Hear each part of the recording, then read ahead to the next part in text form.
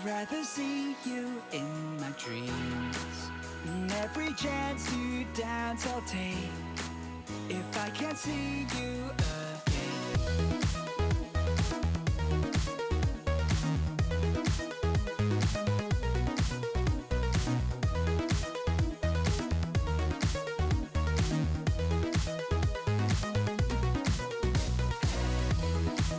And I've got all the time it seems. I'd rather see you in my dreams. And every chance to dance I'll take if I can't see you again.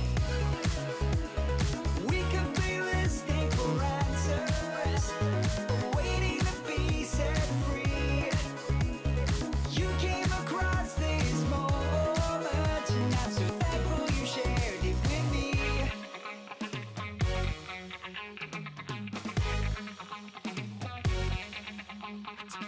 Take it from me, we live to be free. Take it from me, I want you to see.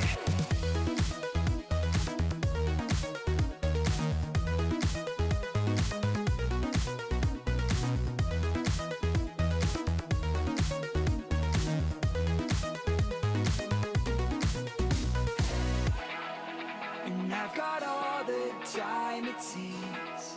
I'd rather see you in my dreams. And every chance to dance I'll take if I can't see you again. We could be listening for answers, waiting to be set free. You came across this moment, and I'm so thankful you shared it with me.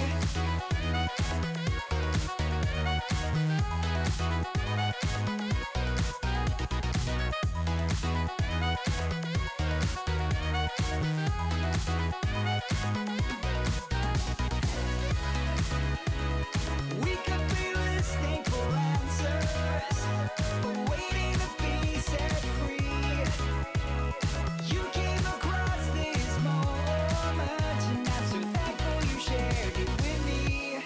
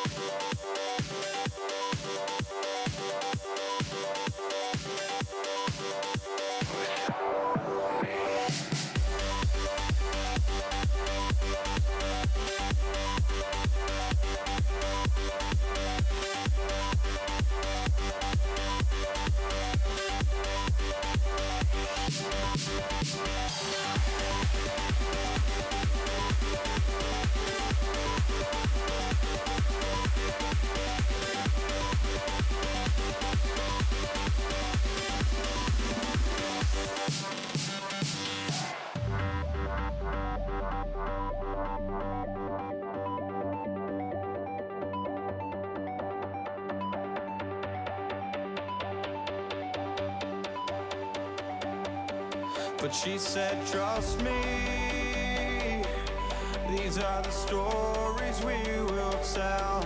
As I stood frozen, infinite, I almost fell, but I got a feeling and my heart starts beating, a sudden rush of feeling alive. This is freedom and I won't change, I won't phase out. I'm no ghost, let me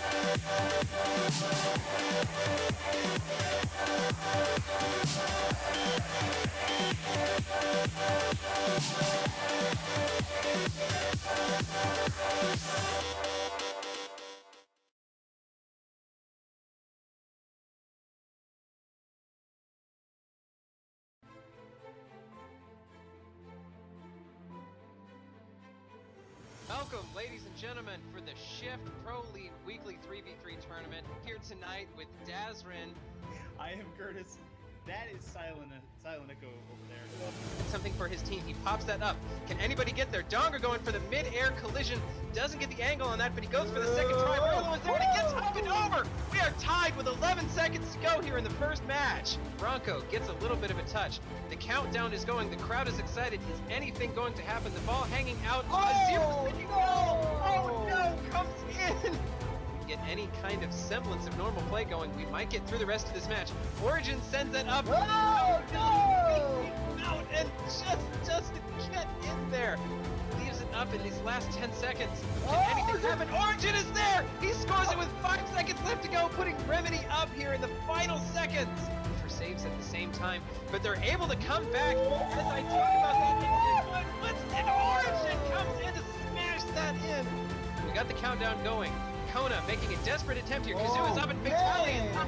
And another sub 10-second goal. Fatality tying it up 3.4 seconds. Lets that go.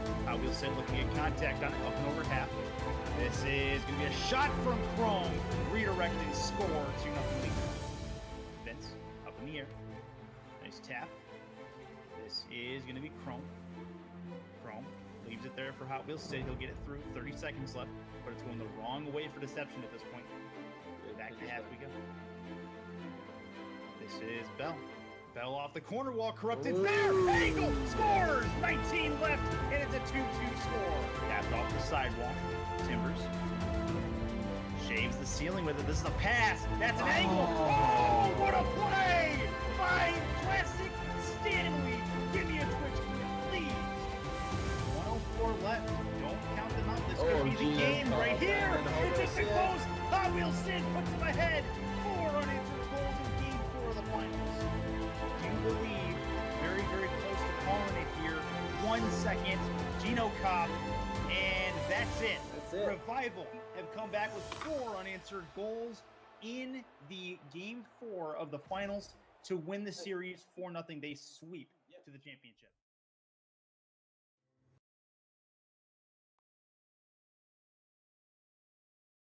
Hello, everyone, and welcome to Shift Pro League's 3v3 Friday tournament. This is our 17th Friday tournament here on Shift Pro League. My name is Tom Kelly, and I'm here with my boy Dazrin. Desert. How are you doing today?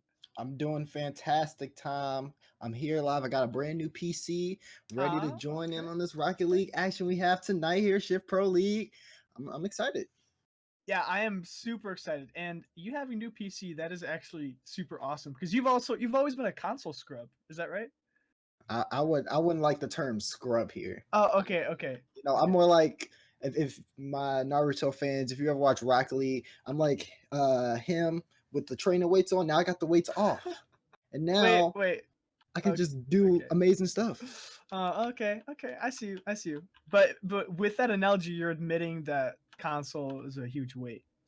Yeah, it Yeah, is. I mean, I could go onto it for like days about the differences, but we're not about to talk about that right now, Tom. We're actually going into a good Rocket League match.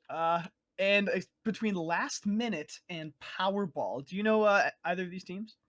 I've seen Exposia before. I've heard of Wizard. I haven't seen their new teammate in Last Minute called Akimi before, so it's gonna be interesting to see. I've also seen Oreo that is on Powerball. So never seen all of these guys as a collective team. I never have seen them established before, so that's going to be like an interesting look up for them. Yeah. My sources are telling me Akimi is female, so that's also going to be like, I guess, something interesting for us to be looking at today. Yeah, but all in all, it's always great. It's always great when we get some female Rocket League players in here because we have a lot of guys, but it's fun to see the diversity coming in and everyone getting a piece of the action. As soon as we get all of our players into this match, we will be getting ready and getting right into it. I'm really excited to see what these players can do. We've seen some of them so far, but with these new lineups, this should be really exciting. Yeah, absolutely. I'm loving the new lineups. I'm loving the off-season mayhem of the roster changes happening. Oh my gosh, yeah. It's just everyone. I swear, every day for the past 2 weeks, someone new has been LFT. Yep. Oh my gosh. Well, and looks like we're about to get started soon. Teams are joining in. And just for another recap, Last Minute is going to be Akimi, Exposia, and Wizard, Powerball, Rocket Power, Shortmeister, and Oreo. It looks like there's one that hasn't joined on Powerball yet. Oh, a nice shot coming out from Shortmeister already. Now it's up to Rocket Power to pass the center, but Exposia is able to get in the way there just in time. Also takes the boost and goes to the clear. But Wizard tips the center. Now it's Shortmeister bringing it up the field.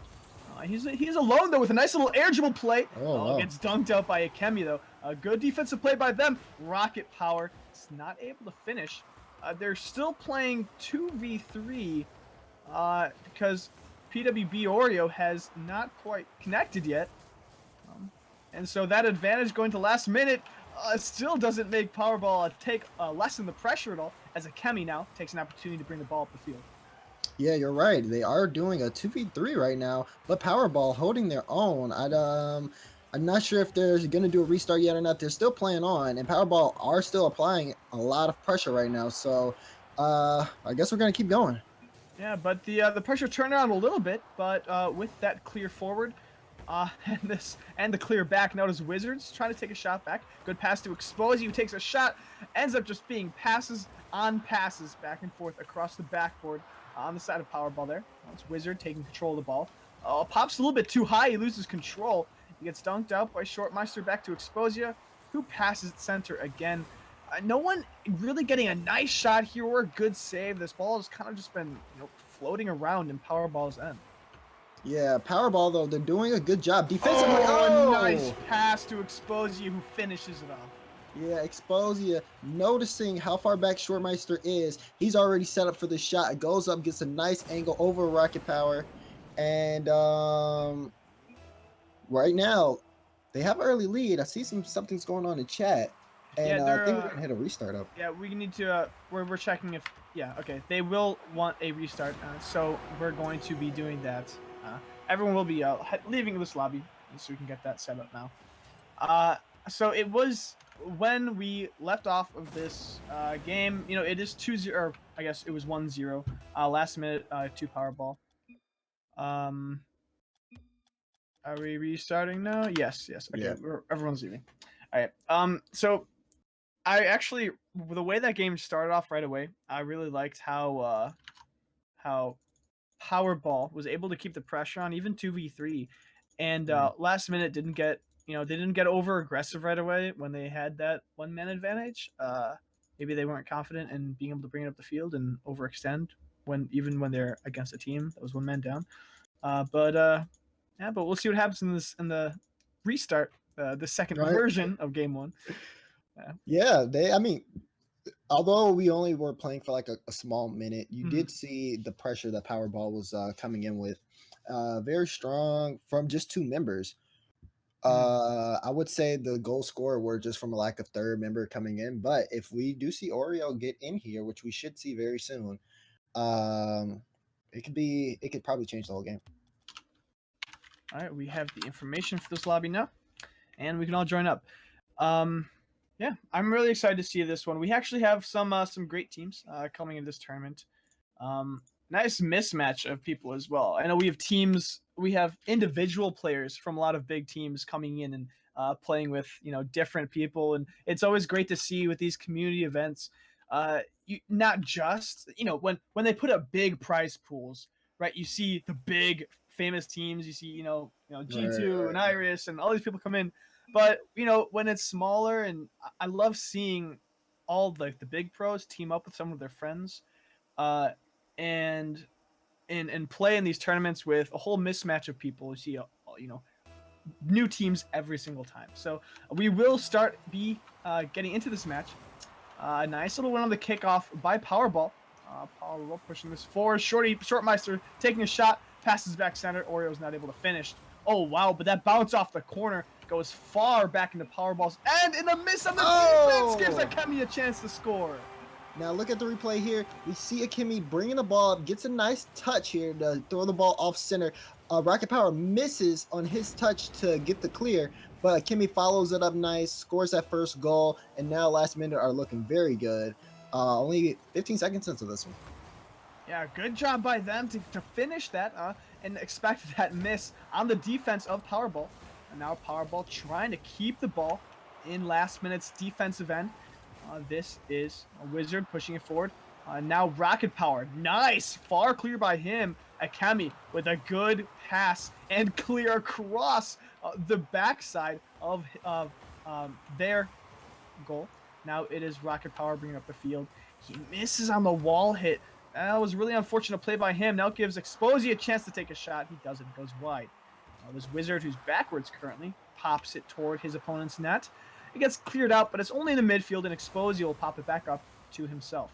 Now his teammates are following up here. Wizard is on the ground waiting for the clear, but he decides to rotate back as the ball is kind of just floating around in the defensive end. Akemi, though, going for that off-the-wall touch.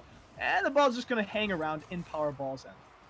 Yeah, right now there's just a lot of back and forth play here. You seeing both teams get oh, that was actually a great shot. One of the really on target shots we've seen so far in this game. But going back, yeah, so far a lot of whiffs been coming out from both teams. Not a lot of capitalization on plays. It's been mainly a ground game focused play. You see a couple of air plays here and there, but it's just both teams just kind of getting like a feel for each other and a feel for the game. Mm-hmm. And that's what a lot of first games are in a series is, people just getting used to each other. And then the later games in the series are the explosive ones. Akemi almost making that play. Solo carrying that ball into the goal. But it is now Shortmeister with an opportunity. Oh, he misses the goal. There's a good pass to Rocket Power, who's not able to find the finish. And now it's Oreo bringing it back in, applying the pressure. They seem to be turning up the heat here with Oreo making a great pass down, but none of his teammates are there to follow up yet. Rocket Power keeping it in. Akemi now taking control. Gets dunked out by Shortmeister. Now Exposia gets the clear. Exposia to Akemi. Passing it down mid, but no one is there yet. Wizard doesn't challenge yet, and it gives Shortmeister an opportunity to pass it toward his own goal. Rocket Power! Oh my God! Oh no! Akemi needs to get there. Akemi's able to get in the right position and wait patiently and not hit it into her opponents. Now, last minute, very good defensive play by them. Barely able to get the ball out of their end. Now it is Wizard bringing up the field. Dunked, cleared out by Rocket Power. Now Exposia to Oreo. This ball going back and forth. No one holding possession for very long. Yeah, and I know for Powerball, they need that possession. They were so close to scoring a goal just a few seconds ago, and they're trying to knock one down because although this has been a very tight match, last minute still have the lead. And with last minute with that lead, they can just slowly drain down the clock as long as possible and win this game just through that. If you are Powerball, you need to be taking possession by the force, pushing that ball down the field, and turning anything you have into a goal. Yes, yeah. Exposure now bringing this forward. Shortmeister looks to get the clear, and they will. They need to open this up, like you said, for an opportunity here, since they are down one. Any amount of pressure that doesn't result in a goal is very Oh, bad for them. Good pass oh, down to Shortmeister. He's not able to find the finish. Oh, but Akemi misses the clear. This is Oreo now pushing this forward. He needs to find this pass to his teammate. It is Rocket Power missing it. Now it is Shortmeister getting a good pass to Rocket oh Power my with the God! beautiful redirect into the corner of the goal. Beautiful is absolutely right here. You see Shortmeister get this touch, and Rocket Power sees Akemi go up. He gets that one touch that redirects the ball right into Blue's top right corner where Wizard wasn't expecting it to go to. Great shot from Rocket Power. Beautiful redirect, and now this game is tied. Yeah, really good passing play by them. And now it is tied up. 1 minute left into this match. They now can look for the winning play and not the equalizing play. The demo onto Rocket Power opens up the goal Oh, for Exposure wow. to take the lead. You're right. That demo on Rocket Power opens up the goal. No one's in net at this time. All three members of Last Minute can actually afford to go up for that shot. Takes a shot. By the time Rocket Power is back, it's already too late. And Last Minute still keeping this game in their favor. 50 seconds left, though. Enough time for Powerball to score. Oh, definitely. We saw what they did before. That very quick play is all they need to make that goal. They just need to set it up properly. Wizard, apply more pressure, trying to push this forward. Oh, a nice pinch by Oreo.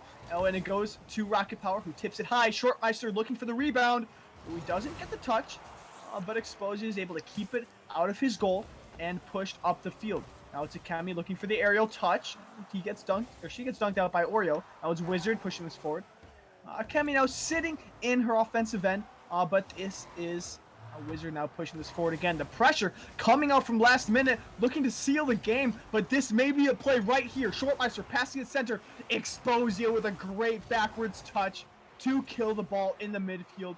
That looks like it will be game one of this best of three series.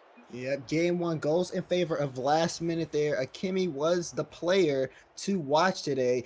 You have the 7 saves. She obviously scored the first goal. 2 shots, 2 saves coming out from her.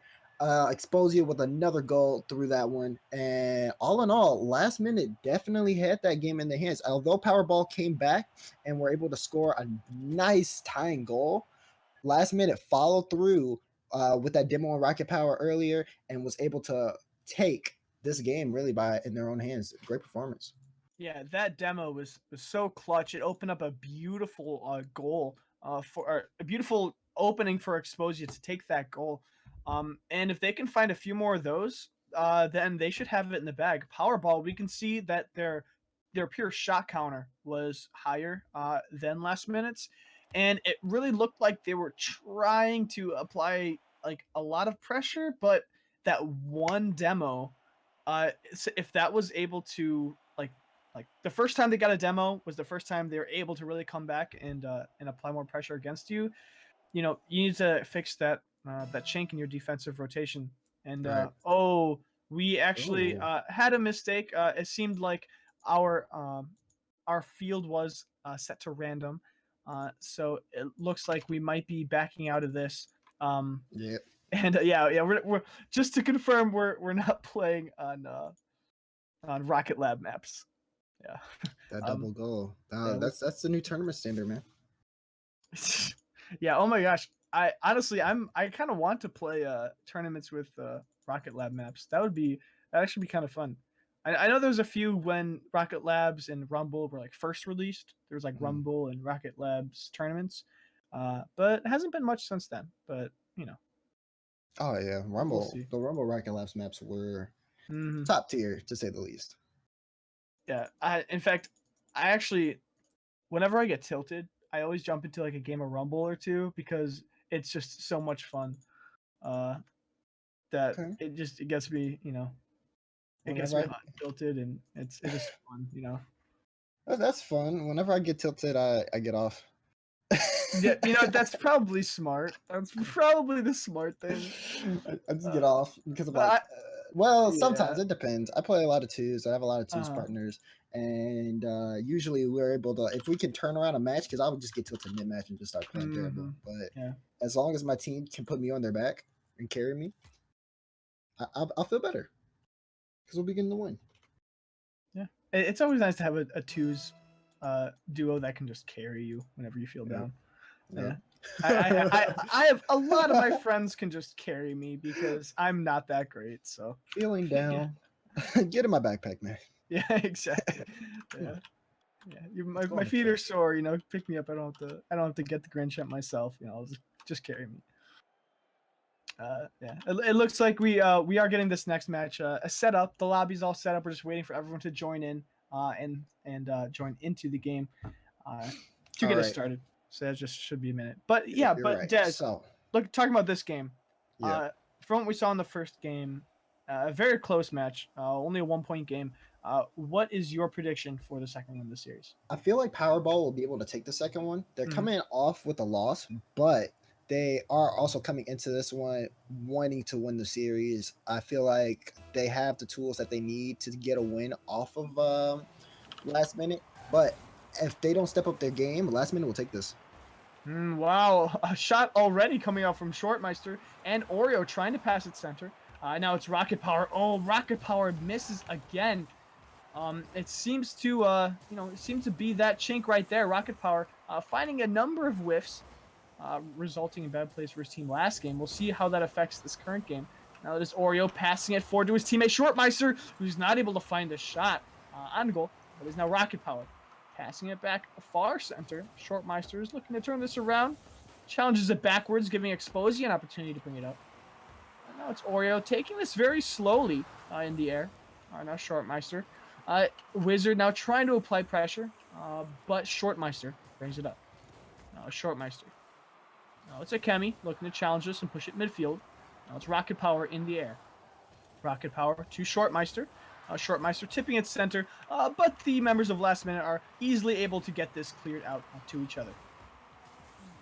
Ooh, this is Shortmeister bringing up the wall for himself, but they end up leaving it.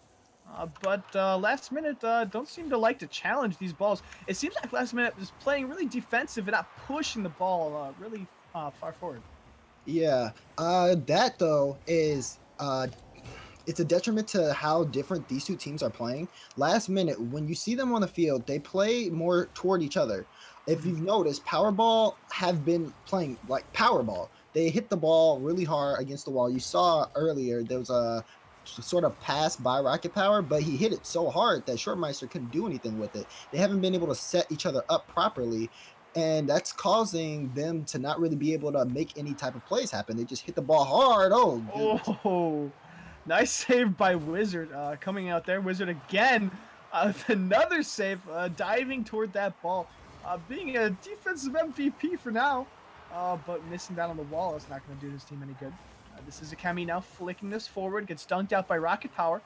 Rocket Power just trying to keep the ball in, and like you said, just going for those hits no matter where it goes, going for those power hits, trying to apply that pressure. Hasn't really worked out for them yet. Shots on goal, but not points to their name. Now it is Oreo pushing this forward, and Akemi both going for the air play, but nothing really working out for these players. Yep, nothing working out right now. They need to play to each other. We saw a great redirect last game with Shortmeister to Powerball, where he was able to get a nice redirect. It was a great setup, but we haven't seen any of that so far this game. Also saying that same thing from last minute, they haven't been able to set each other up properly either. They've been playing a lot more slower than Powerball, but regardless, you won't be able to outplay your opponents by yourself. You need to set up your teammates, get good plays, get good shots, and break out of the standard rotation pattern.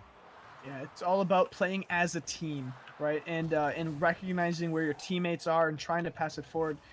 If you're not playing like a pro and always trying to pass it to your teammates instead of passing it forward to no one, you're not going to find anything. And that seems to be what Powerball has been doing, just constantly applying pressure, which is good, passing it forward, which is good, but you need to work on placing those passes. This is Akemi now, trying to get this clear forward. They have been seemingly playing really defensive this game, but the clears they have made have turned into some pretty good offensive opportunities. This is Akemi now looking for that double touch in the air, does get it. That means Exposia and Akemi are in the air, and a shot for Shortmeister will be short-lived on that point. Wizard now pushing this forward to Exposia, who has the boost, who's going to take over. Exposia with a good pass center, but Wizard and Akemi are both sitting pretty far back. Weren't able to capitalize. Shortmeister now with the flick toward the goal. Akemi with the bad kill to the center, to the opponents. Now Akemi looking to push this forward. This ball is moving very slowly. Possession is in no one team's favor. Oreo now killing it down. But Wizard, he misses. So it's up to Akemi to push it up again. Gets the dunk. So it stays fairly midfield. Exposia trying to push it forward. Gets dunked out by Shortmeister. Wizard again is looking for this clear in the corner. Can't quite find it though, as Shortmeister misses an area. Oh, nice shot on goal by Oreo. No, I'm looking at a weird angle. That was not really a shot on goal at all. Wizard now pushing this forward. Gets dunked up by Shortmeister again. Shortmeister's been diving across that defensive line of last minute, trying to keep the ball in their end. Oh, we got 10 seconds left. It's looking like this one's gonna go into OT. Yeah. It's been a very uneventful match so far.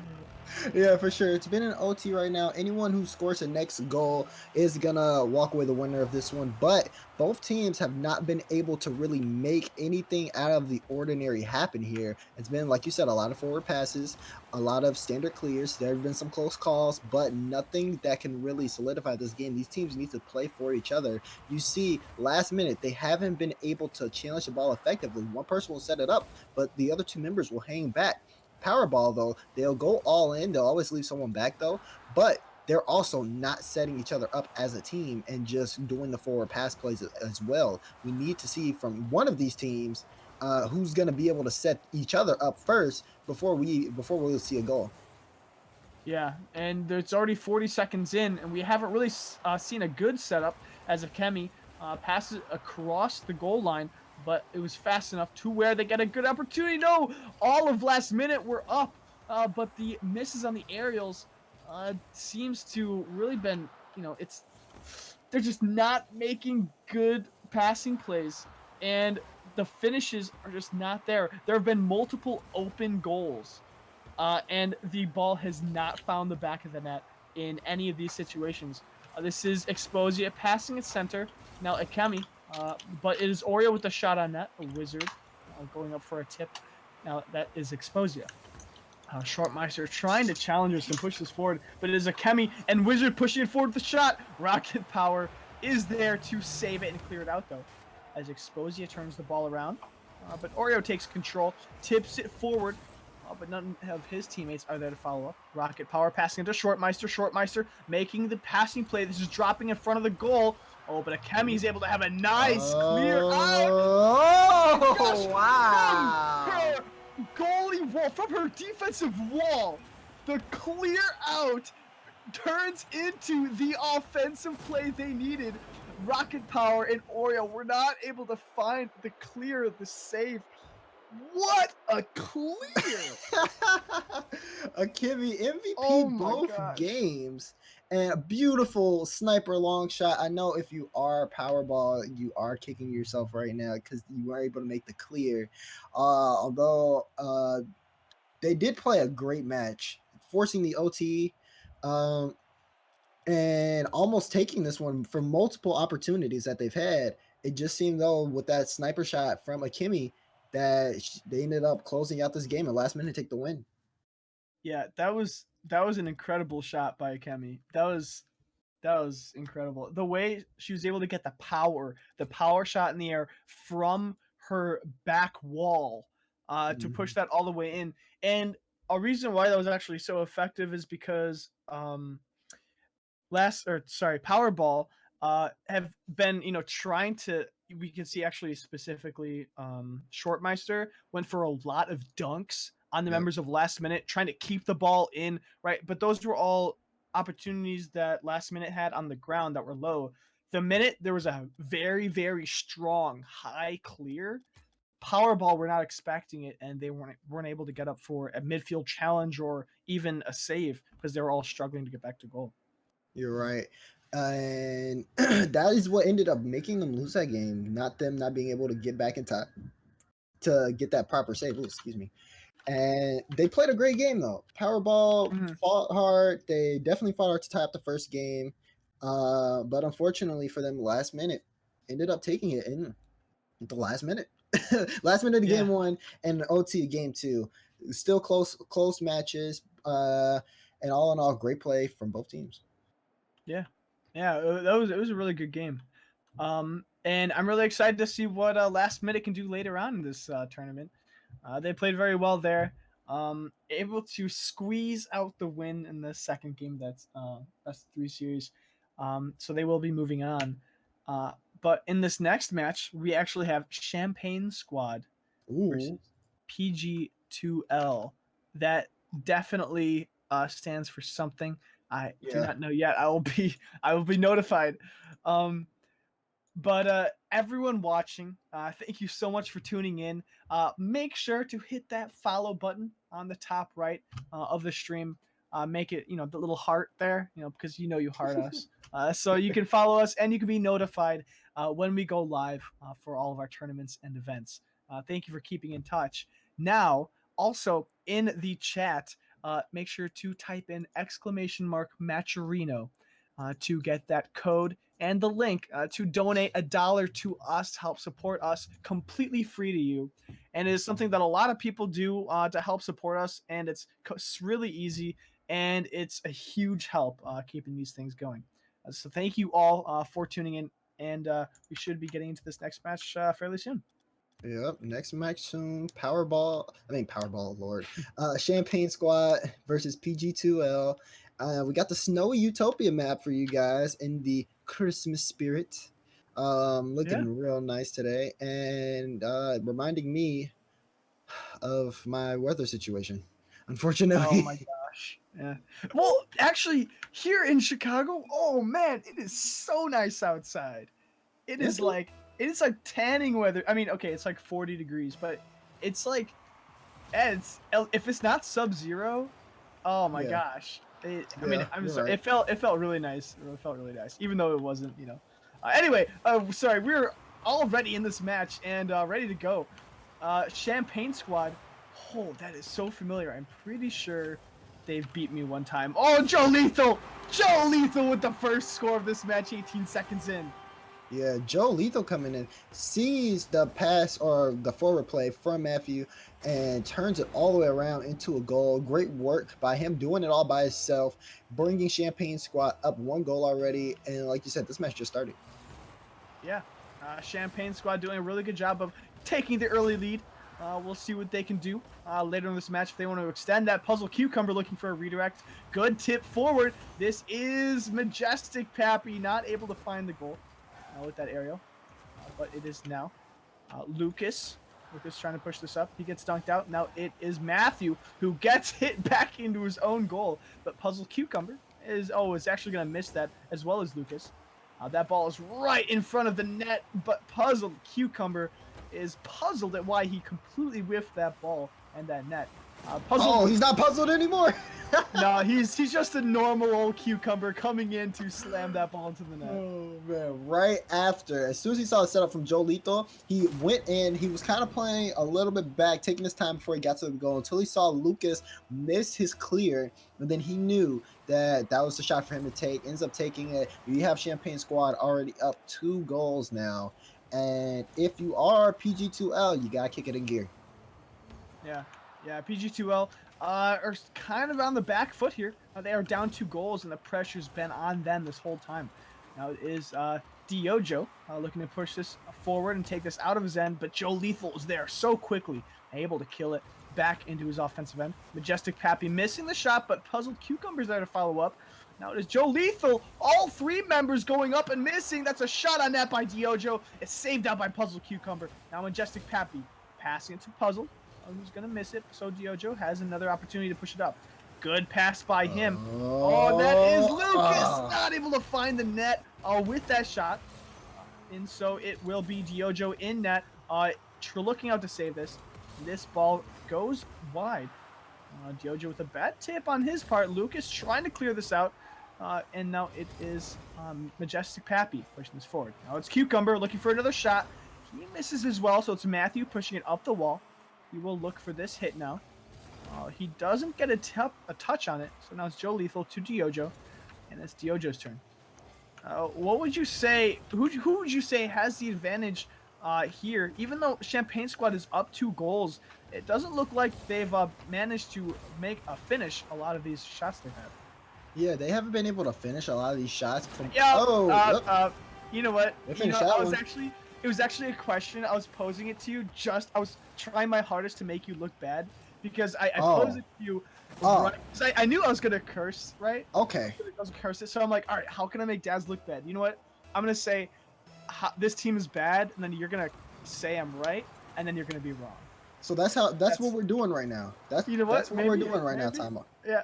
You know what? We're gonna 1v1 after this. All right. You know what? let's do it. Let's do it, dude. I know your rank. All right, let's go. This is Majestic Pappy looking for the clear. But it is Matthew killing it to the side here. Diojo now pushing it forward. Diojo getting another center for his teammate Lucas. Oh, but puzzled Cucumbers there are cleared out. Pass to Pappy. Now it's a pass to Joe.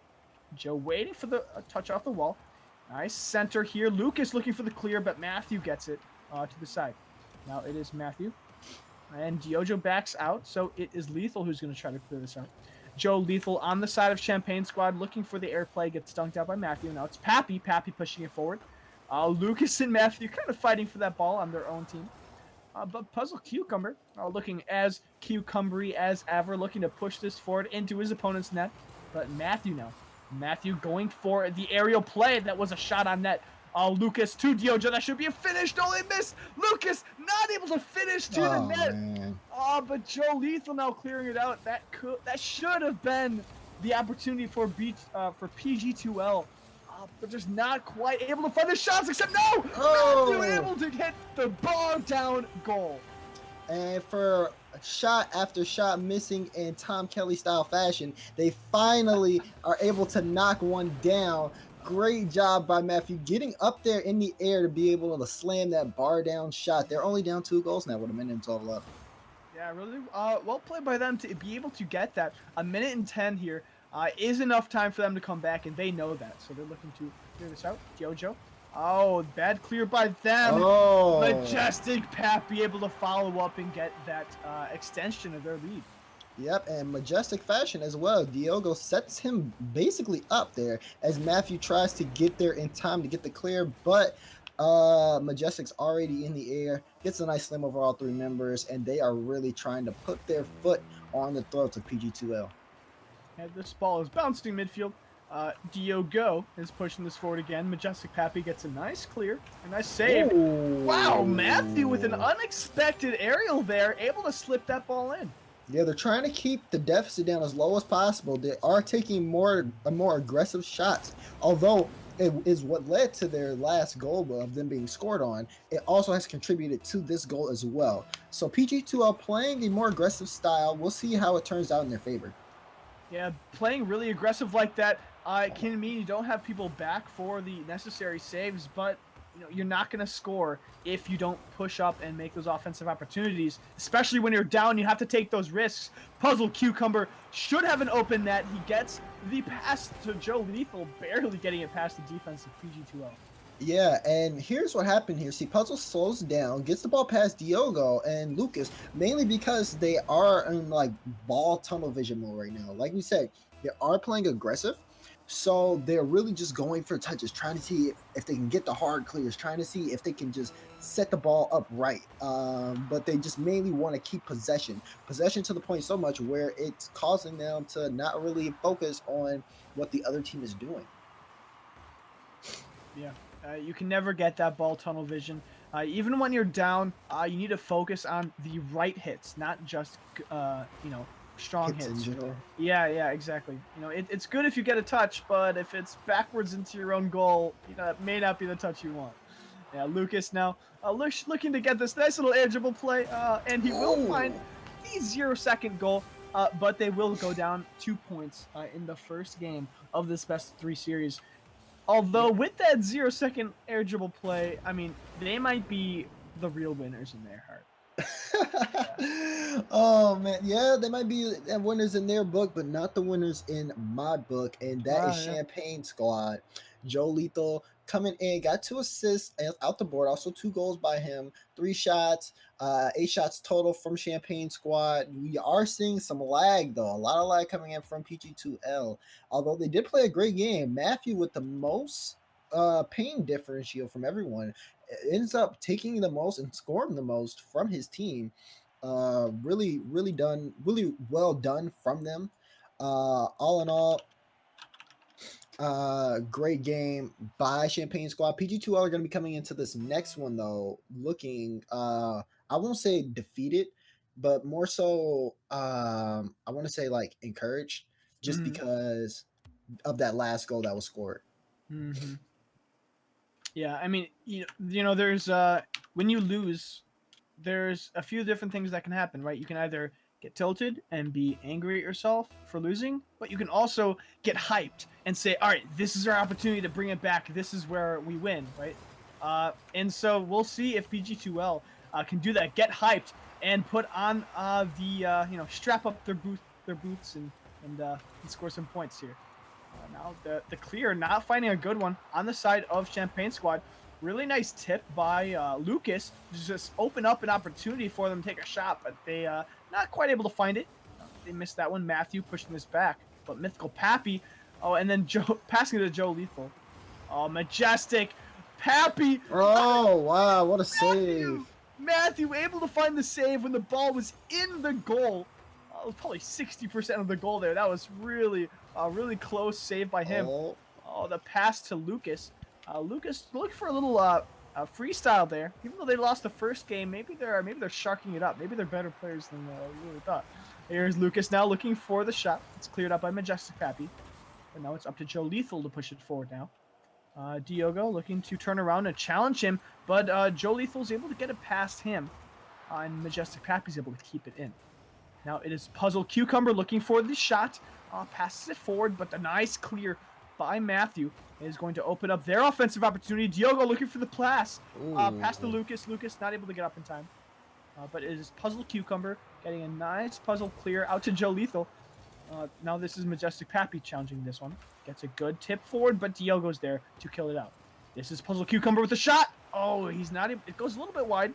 And Joe Lethal gets it dunked out and goes back into his end.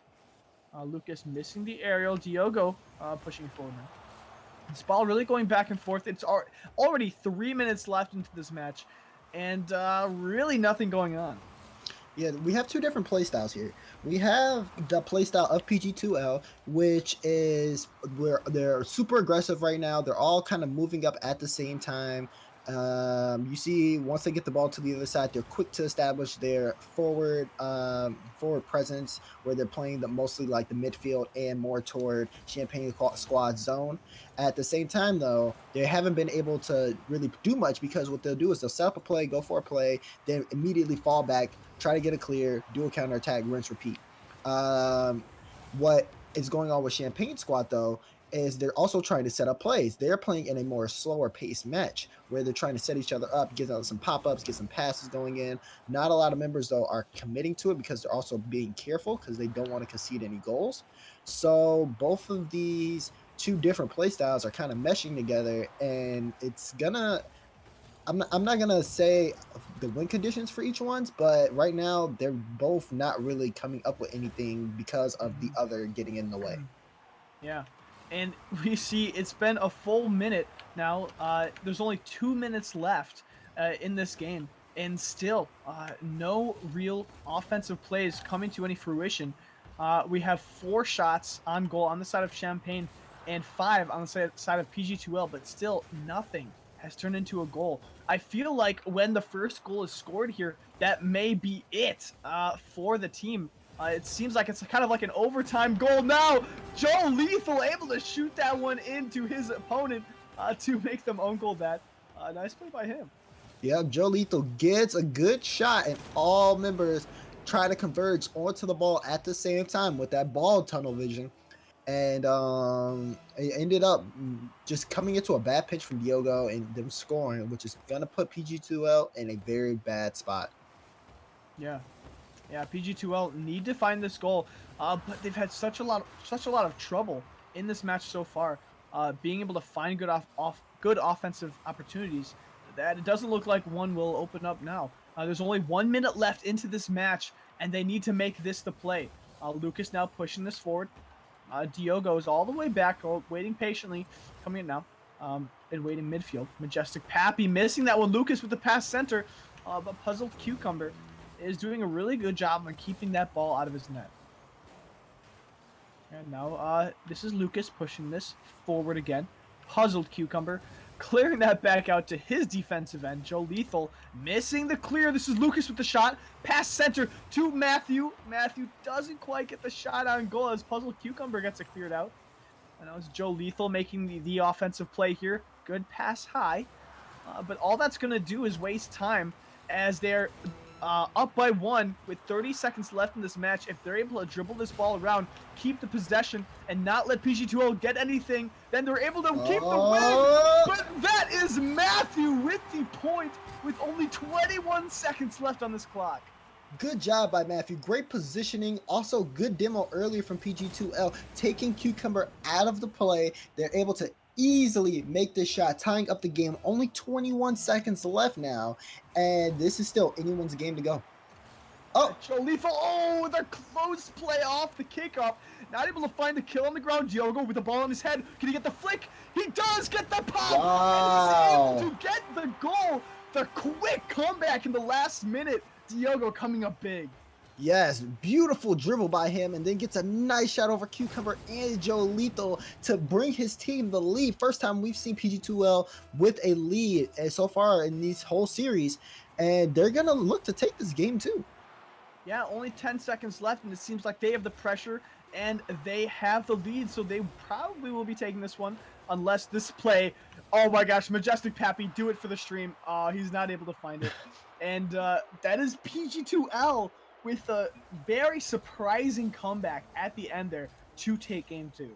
Yeah, PG2L turned the game around and literally in the last minute were able to bring up 2 goals in quick succession, to first tying up the game, secondly winning the game, and now we are going to have a game 3 here. Yeah, I mean, PG2L, they really stepped it up at the very end there. I got to give it to Diogo with that beautiful pop over the defenders. That was so clutch. Yeah, especially nice. and also, you know, to Matthew, he was the MVP this game, able to, you know, really just put the pressure on, put a lot of shots on goal, and find that one to tie it up and give Diogo that opportunity. I mean, what else?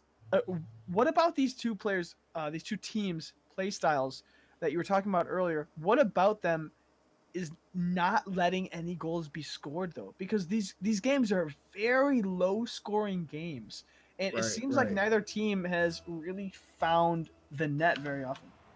Well, when you're playing an aggressive play style like PG2L, you kind of lose focus of the accuracy more so than just trying to force the ball down the field and applying pressure based off of that.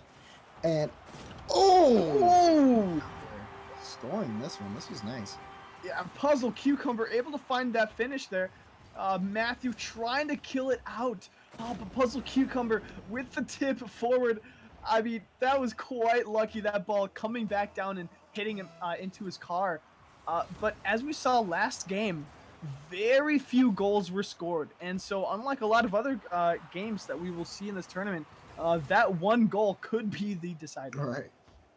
Yeah, you're absolutely right. Both we were only down to like the second half of the game where goals started getting scored, and still a 3-goal match. So not too many scored. We know the main 2 to decide the match were in the last minute. So yeah, both teams playing a very, like, with their different play styles, they're playing a completely like long and strenuous game here. Yeah, this is Puzzle Cucumber making another play, looking to get the pass forward. Ooh, Diogo actually able to clear it out, take his back boost, and push it forward. This is Diogo looking to make another one. I want to see if he can make the pop again. He does get it over one, but Joe Lethal's able to follow up nicely. Joe Lethal looking for the center. Not able to find it as Diogo. Comes up big with another clear, but it is not so far as Joe Lethal takes another shot on goal. Joe Lethal is doing a lot in applying pressure and turning the ball around in the midfield. But with that 1 goal lead, that pressure is just keeping PG2L from making their own offensive plays. This is Lucas pushing it forward. Now Matthew. Now Puzzle Cucumber. Not able to find save. That is Joe Lethal. Not able to get there in time. Diogo with a beautiful shot. Yeah, Joe Lethal not able to get there. He goes forward because he wanted to challenge, but he did not see Diogo coming through. Diogo came through, saw Joe push up too far forward, and was able to get a shot right past him into that corner of the goal to tie this up. Great shot by Diogo. Yeah, really good play by him. I have to give him the MVP of this series so far for his team. His clutch shots and goals have been really on point. It seems like he might be carrying a bit, but Matthew with a good clear forward. Doesn't get the dunk though, but the clear is going back and forth across this field all the way from one end of the goal to the other. Puzzle Cucumber looking to get the clear. This is Matthew now. Matthew bringing up the wall. Majestic Pappy looking for a challenge, but Matthew with a beautiful pass to Lucas. Lucas not able to find the goal though, and Diogo jumps over the ball. Oh, it gives Majestic Pappy an opportunity to pass it to Joe Lethal, who takes the shot on net. That's going to go in. That's a 1-goal lead. That's a lovely shot from Joe Lethal. Lovely, I meant to say lethal. As he comes in and look at how he spins the car, gets a nice back touch there, throws off Matthew and the rest of PG2L, takes the lead for his team. Although this game is halfway over now, but we're seeing a lot more goals scored in the first half. Yeah, definitely. This was the total amount of goals scored total. Oh, Puzzle Cucumber. Beautiful save. Oh, the close play by Matthew as well. Lucas taking another shot on net, but that's not going to find it. PG2L already putting on the pressure, wanted to take this goal back. Joe Lethal looking for the shot on net. Lucas gets it cleared out to Diogo. Diogo passing to Matthew. Good passing plays by them right now. Matthew looking to clear it forward again. But Majestic Pappy takes. Now it is Diogo pushing it to Joe Lethal. Joe Lethal kills it down as Matthew takes it up the wall. Now it is Lucas. Lucas is taking a shot on net. It's going a little bit high. But Diogo is waiting patiently in the midfield. So is Matthew to kill it out. And Joe Lethal bringing it up again. Now in his offensive corner. It is Joe Lethal with a shot on net. It's an open goal. I don't understand where PG2L, why they weren't there to save that. But that's a nice goal by him. Yeah, Lucas, he tried to get a pinch on the goal, ends up running into the wall. And after that pinch, after that failed pinch, I might say, that was the open net opportunity for Joe Lethal or Champagne squad to score. And yeah, it was just a missed opportunity. He probably should have went to net first. It would have had a better angle to get that save, but he did not. So now Champagne squad's up 3-1. This is a pretty high lead for these two teams. Yeah, and especially since PG2L haven't been able to find that many opportunities except for Diogo's beautiful ball control. That seems like that's a 3-goal lead now. And as I was about to say, that seems like that may be it for PG2L as they are down 1 game. Yeah, that's gonna be it. This is the best of 3. We're tied now, so this is game 3, and you're coming into game 3 already down 3 goals with 127 left. We've seen them though make some quick, fast goal runs, scoring 2 goals back to back. It's gonna be tough though this time around because it looks like Champagne squad have this one in the bag. Yeah. Oh, Puzzle Cucumber, just hammering down. Just making it known that he's the only Puzzle Cucumber on this field and the one that can make these goals. I really like his car, actually, the Slipstream and the lime green. Is it the Velox wheels? Yeah, the Velox. Those are actually, it's really pretty. He kind of looks like a cucumber. Lucas now pushing this forward. They have 1 minute and 10 seconds left in this match, but they're down 4 goals. Diogo not able to find that shot, and the clears coming out from Majestic Pappy and his squad on of the Champagne variety. they've done such a great job this game on really just taking complete control and not letting PG2L really take ball control and make the plays that they need. The few times they have, they've gotten scored on, right? But that's only happened once this game. And so Puzzle Cucumber, again, looking for a clear, not able to find it. But it's not going to do much as the 30 seconds left in this match is not enough for PG2L to take this back. Really well played a series by them. But it looks like Champagne Squad will be moving on into this tournament. Real quick, though, before this game officially is over, I would just like to give a great shout out. Thank you from both Nexus. Thank you so much for the host on Twitch, as well as Mason RL, with the host, helping boost the reach of this tournament. Thank you all so much for helping out and supporting our stream on Shift Pro League. Champagne Squad coming out with another goal here. Majestic Pappy coming in. Majestic Pappy, yeah, that was his first goal of the game, actually. His passes have been on point. But Puzzle Cucumber, with these shots on net, he's 6 on the side of him. Really good job by Champagne Squad to take this one. Yeah, Champagne Squad, they went all out in this game. Multiple goals, setups. They were the team that were capable of making proper setups. You saw their aerial plays, their pass plays, them being able to rotate on top of the ball, getting to the ball fast. Although we saw some good clears come out from Diogo and the rest of PG2L, they were also getting caught out a lot where they were ending up making bad choices for clears, and they were getting capitalized on just so much by Champagne Squad to the point where Champagne Squad were just able to take it after a while, and you could just see like, okay, this is their game. Yeah, Champagne Squad, I mean, they, in the third game of that series, they took the game, but they wanted to make it known that they took the game, right? They were Right. hammering down, quite consistently against the side of PG2L. Yeah, really capitalizing really well on a lot of their defensive mistakes as well. Yeah, for sure. And Champagne Squad's gonna be moving on, and that's, I mean, I feel like it's well deserved. Yeah, very much so. We will be moving on into this next series fairly soon, so stay tuned for that. But before that, I'd just like to give a shout out again. Thank you to Nexus and Mason for the hosts for this stream. Thank you very much. Now, make sure to throw that exclamation mark Maturino into the chat to help support us on your end as well. Free to you, $1 to us. Help support the stream, the tournaments, the organization, and everything. I love participating in these community tournaments, not only casting but playing as well, because we see teams like PG2L that we've never seen before, but they come in, they do a great job, and they get the experience of the tournament. Even though they will be going home now, and they can go grind out those ranks before the season ends. I'm sure they played very well, and it was a great experience for them. So I highly suggest anyone who is currently watching to play in these tournaments if you're not already. I know there's a lot of us, a lot of you guys in here that aren't actually playing in the tournaments, and it's such a great experience. It's a lot of fun. Yeah, for sure. Yeah. Des, have you actually ever played in a Shift Pro League tournament, I have or not. have you only casted? I've only casted Shift. I've never played it because I like casting it. Yeah, And yeah. although I want to play it, I'm like, but then I won't be able to cast it.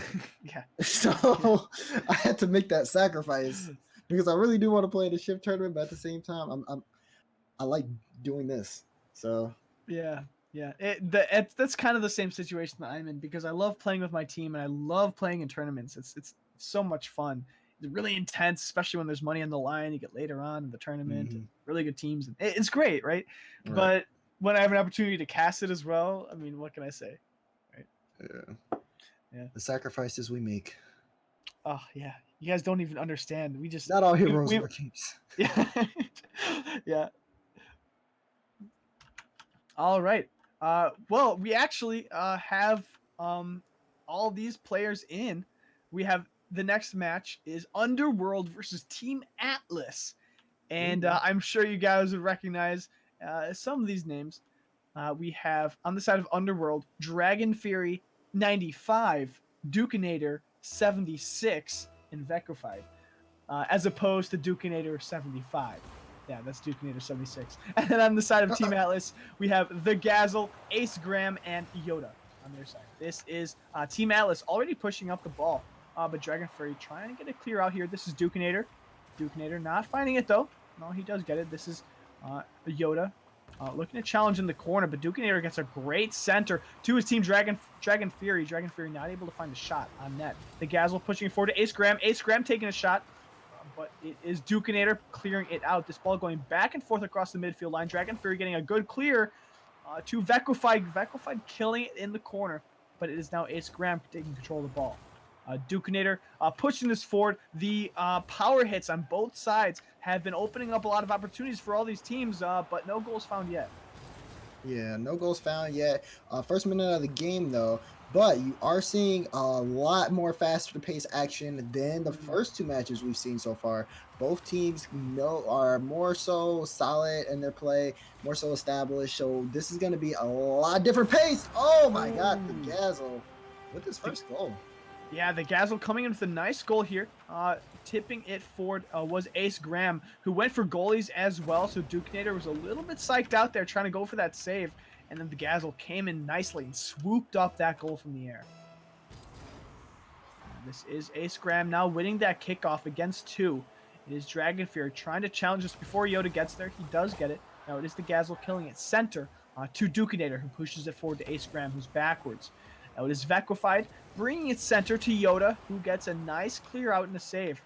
But Dragon Fury is trying to keep it forward for his teammates, but they're not able to find a shot on net as Ace Graham gets a good clear and an open opportunity to try to bring the center for his team. This is now Yoda now bringing it center here.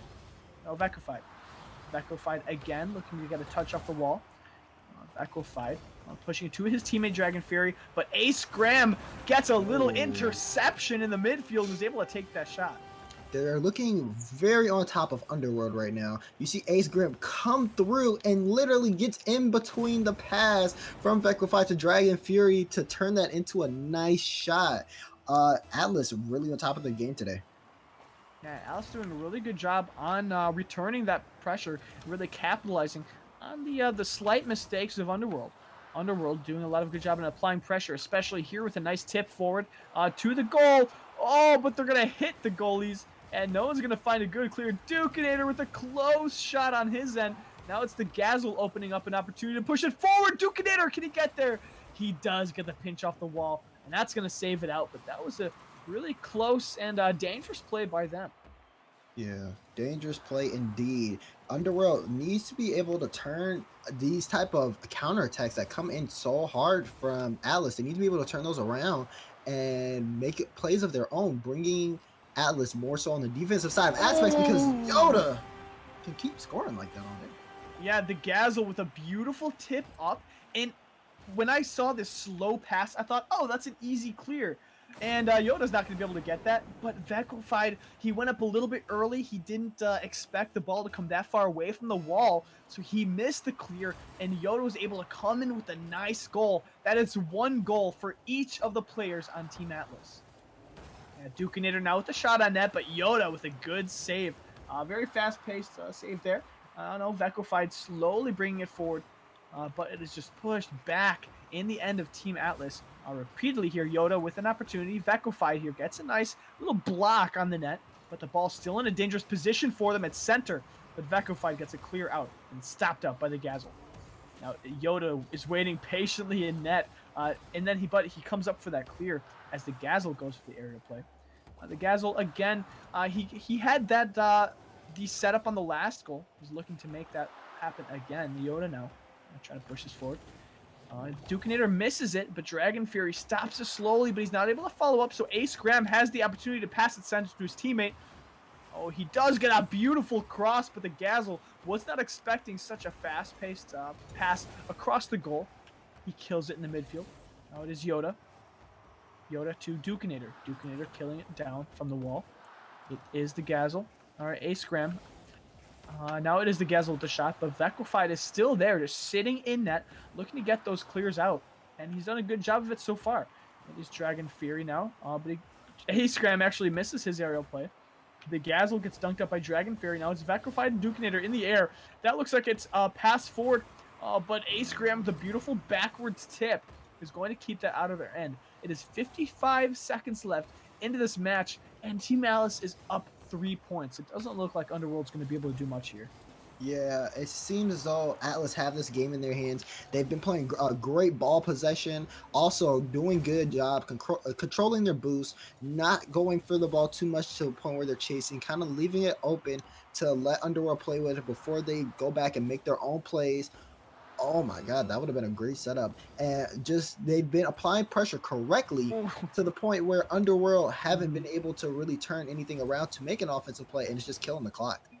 Yeah, especially Ace Graham and the Gazzle have been able to set up. There's another shot on goal by Ace Graham, able to bring that up to a 4-0 lead. But at the end of the game, when that clock runs out, there's no difference between the 4-goal lead and the 3-goal lead because you're still moving on. Exactly. Ace Graham and the Gazzle specifically have been doing such a good job on the passes center, and Underworld have just not been able to find the clears they need to really turn the pressure around against Team Atlas. We see a number of shots on goal from, especially from Dukinator, who is 4. However, it just hasn't turned into anything positive for them. Yeah, I want to say though, if you are Underworld for the next game, there's a lot. Well, for these two teams specifically, there are a lot of things happening outside of the ball screen. I mean, well, before that, Atlas, congratulations on the win. They're gonna be up one game out of this best of 3, so they only need to win one more. But like I was saying, there's so much stuff happening outside of the screen. You have a lot of people just like they're really focused on maintaining boost control. So these two teams are really good at managing boost. They're also great at like setting up plays for each other. It's just the fact that Atlas are so much better at playing on top of the ball and making better counter plays, and also just keeping Underworld on their toes to the point where Underworld hasn't hit any control this game. Their lack of control is the reason why they weren't able to turn anything around. You see, they have 4 saves coming out and 7 shots, but not too much. They weren't able to score any goals, anything like that. You see 4 saves and 8 shots coming out from Atlas, almost very similar, but the possession was more so on Atlas's side to where it was their game all the way through. Yeah. And really, you can have the pressure and you can be trying to pass it forward. But if you're unable to transition a lot of those shots on net and passes forward into actual, goal plays, then you're just not going to be able to find the win. And that's exactly what Atlas was able to do last time. They're able to turn a lot of the good passes by Gazzle and Ace Graham into the goals for them. And if they're able to do it again this game, they will be moving on into this tournament. Really good plays by them last game, but Underworld, they did have some good plays. However, their control, like you said, just wasn't quite there to take the W. So we will be starting up this game in just a second. It doesn't seem like everyone's joined up. It's just 2 members of one team is joined up in this match. I guess we will be leaving and starting a new server. But yeah, for me, if you are Underworld, it is a very more so control aspect of it that you have to have coming into this one, because Atlas were playing all on top of them all the way through, and they weren't able to convert any plays because they would try to convert a play, and next thing you know, they would end up getting caught by an Atlas counterattack and then end up getting scored on. So it's more so just keeping the ball on top, just keeping them and the rest of their team on top of the ball, playing a lot more faster. That's really what separates these two teams right now. Yeah. Yeah, both these teams, honestly, the play was so much faster than our previous series, and these teams, like from the actual play, it looked like they were playing very evenly. Yeah. The ball was never in one team's possession for very long. What they did with it wasn't as similar as Team Atlas was able to take the win and able to get 4 goals against Team Underworld.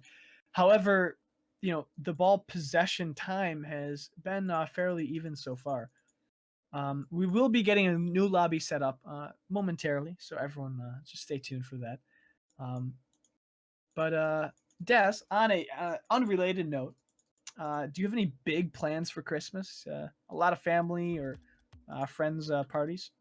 Uh, Let me see. Well, for me, not too much going on. I know I have a family breakfast, and I know I have a couple of places. I'm gonna Oh be yeah. very full. I'm gonna be very full. A lot of Oh family gonna yeah. be able to eat. I know. No, you've had some big plans though, Tom. You wanna talk to us about your big plans, Tom? That's true. I actually have some big things going on. I just got engaged this past week.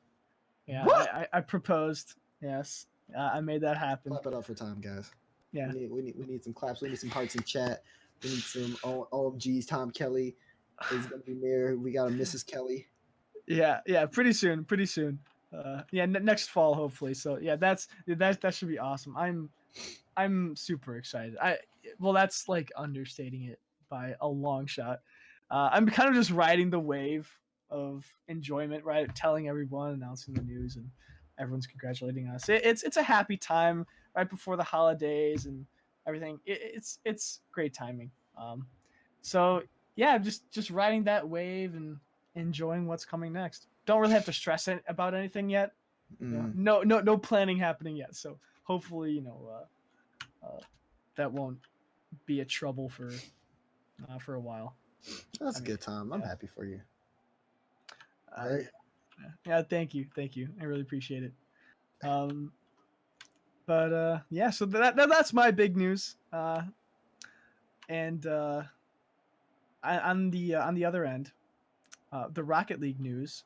We actually have a lot of big stuff in Chicago coming up. A lot of Rocket League lands in Chicago. We've had a few at the Emporium Barcade, and then one coming up in January for Ignite, the gaming lounge. I'd highly suggest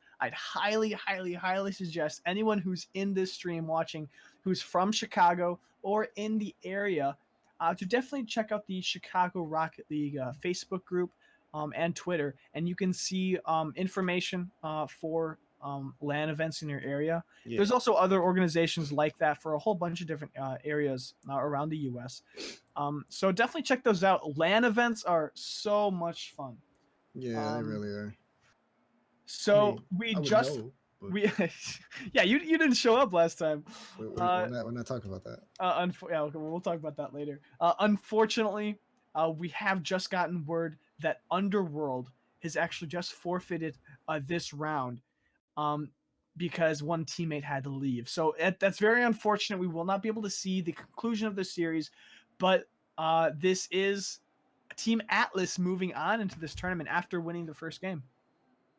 Okay, well, that's one Yeah. way.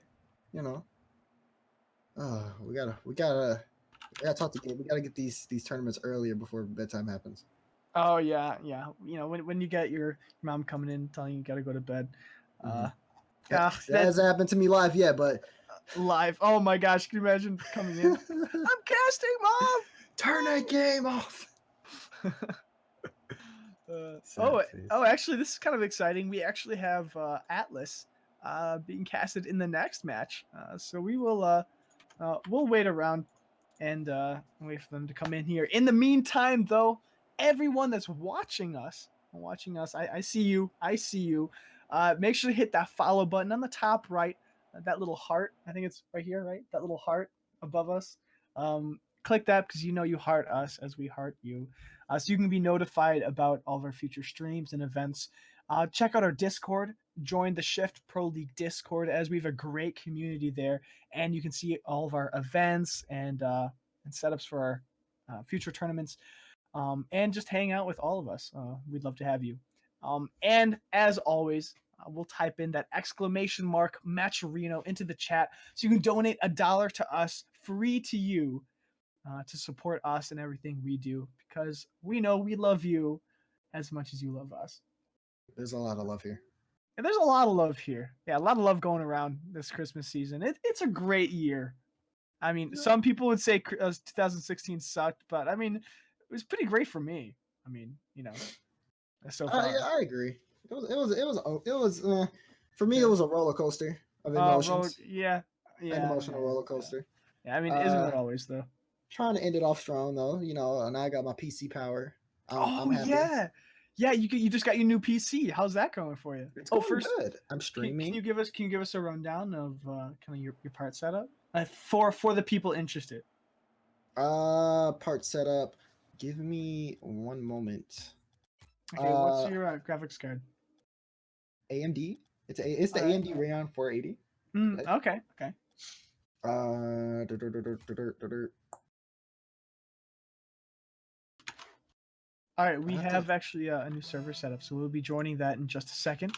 Mhm. But yeah, I'm stuck. I'm stuck with an old 780 on my um on my computer. So a GTX 780. Mhm. That's Yeah, not- I mean, it can run Rocket League and max graphics. So that's all I'm really looking for. that's all you need. Yeah, that's all I did. Who needs The Witcher on ultra settings when you can play Rocket League at high graphics? Yeah. Right? Oh Yeah. man. But Uh, yeah, it's nice. Starting to get some streams set up soon. mhm. Gonna have some good giveaways and stuff, especially with the sales coming out for Rocket League. Probably be giving away some Nice. copies of those. Doing some charity work, giving away the gifts of Christmas past. Yeah, that should But be great. we have a gift today, and that is this tournament. It is a gift I am so happy to have every week. Yeah. Um, And we're just getting started into the next series already. So we have Team Atlas that we just watched one game of. Moving on into the next round. This is that round. Team Atlas versus Strong Team Name. That is a very strong team name. that team name is so strong. I feel weak. Oh my Like gosh. Just in that's a strong comparison. team name. Like that team name makes me feel intimidated because of how strong it is. But they better hope that their play is as strong as their name, I mean, because I'm it's gonna be actually gunning. kind of funny because the what was it, the Greek god Atlas, the one who like Mhm. it holds the globe, right? It's like a representation of strength. Team Atlas versus the other strong team name. I don't know. These are some pretty strong team names. But I'm just excited for these teams to actually join up into the game so we can cast them and get this thing going. Because we know their names are strong, but we'll see about their play. Those are Yeah. two completely different things. You're right. We know Alice is a good team though. Mhm. They definitely took that game one by storm. Gonna be interesting to see how strong team name is gonna fare against them. They made it this far, but they are on different sides of the bracket, so the games could have been easier for one team or so the other. All in all, though, I'm excited to see the matchup. Tom, I know you're excited. I know Chad Oh is yeah. excited. I think we're all excited, and we're about to get this going. Yeah, strong team name. We have on their side Birdman, Pepiope, and Rays. Those are names you guys recognize. Good save coming up from Pepiope on the Batmobile right now. Versus Team Atlas, and those are our good old friends, the Gazzle, Ace Graham, and Yoda. Now, this is strong team name pushing this forward again. Birdman with a nice shot on goal, saved up by the Gazzle, but Pepiope's there to finish. Oh, nice follow-up shot here by Piope. He ends up going up and getting the shot over Ace Graham right before he's able to get that touch off of the backflip off of his own goal. And all in all, good shot. Strong team name coming out strong in the beginning of this game. Yeah, strong team name. Doing a good job to push it forward here. This is Rays in the air. Ooh, Ace Graham and Rays both missed the aerial play, but this is the Gazzle now. Ace Graham pushing it forward to the Gazzle, but they weren't able to make that offensive play. Pepiope dunking him out in the midfield. Good clear by Rays, but Ace Graham's going to return it. The returns back and forth across this midfield line haven't really opened up a nice shot for either of these teams. But it is Rays now trying to push it forward, but Yoda stops him. Back and forth. It is Yoda. Yoda hitting it high across the goal. Ace Graham getting a touch on it. But it's Birdman now. Birdman to Rays. Rays now clearing it out. Nice shot on net. Yoda's able to clear that out with the save. Yoda, the great tip forward. Wait, that's not going in the goal. Man. Close clear by him. That could have been an opportunity. No, it's Birdman. Now to Yoda. Yoda not able to get down in time. Pepiope with a shot on net. But it is the Gazzle trying to get this forward. He does get the clear. but Birdman turns it around high, and he's going to get the double touch, maybe the triple with the shot. The Gazel's able to make that save, and Rays is pushing forward the pass center, not able to find the dunk. But the clear comes out, and the clear is returned by Pepiope. Oh, the demo on the goalie is going to open up an opportunity, but the defensive rotation by Team Atlas was there to make up for it. The ball is right in front of strong Team Name's net, but Rays will be able to clear this out with the area play. He's waiting for it to hit the ground, so Birdman picks it up. Ace Graham now looking to get this clear. The 1-goal game so far, and it's kind of unexpected to me because I thought when I saw the players on strong team, I thought they would have taken this one handedly. Yeah. Although strong team name have been able to. Good pass center. Birdman actually faked going for that ball so that Pepiope could take the shot. Very good play by them, and that's going to bring them to a 2-goal lead.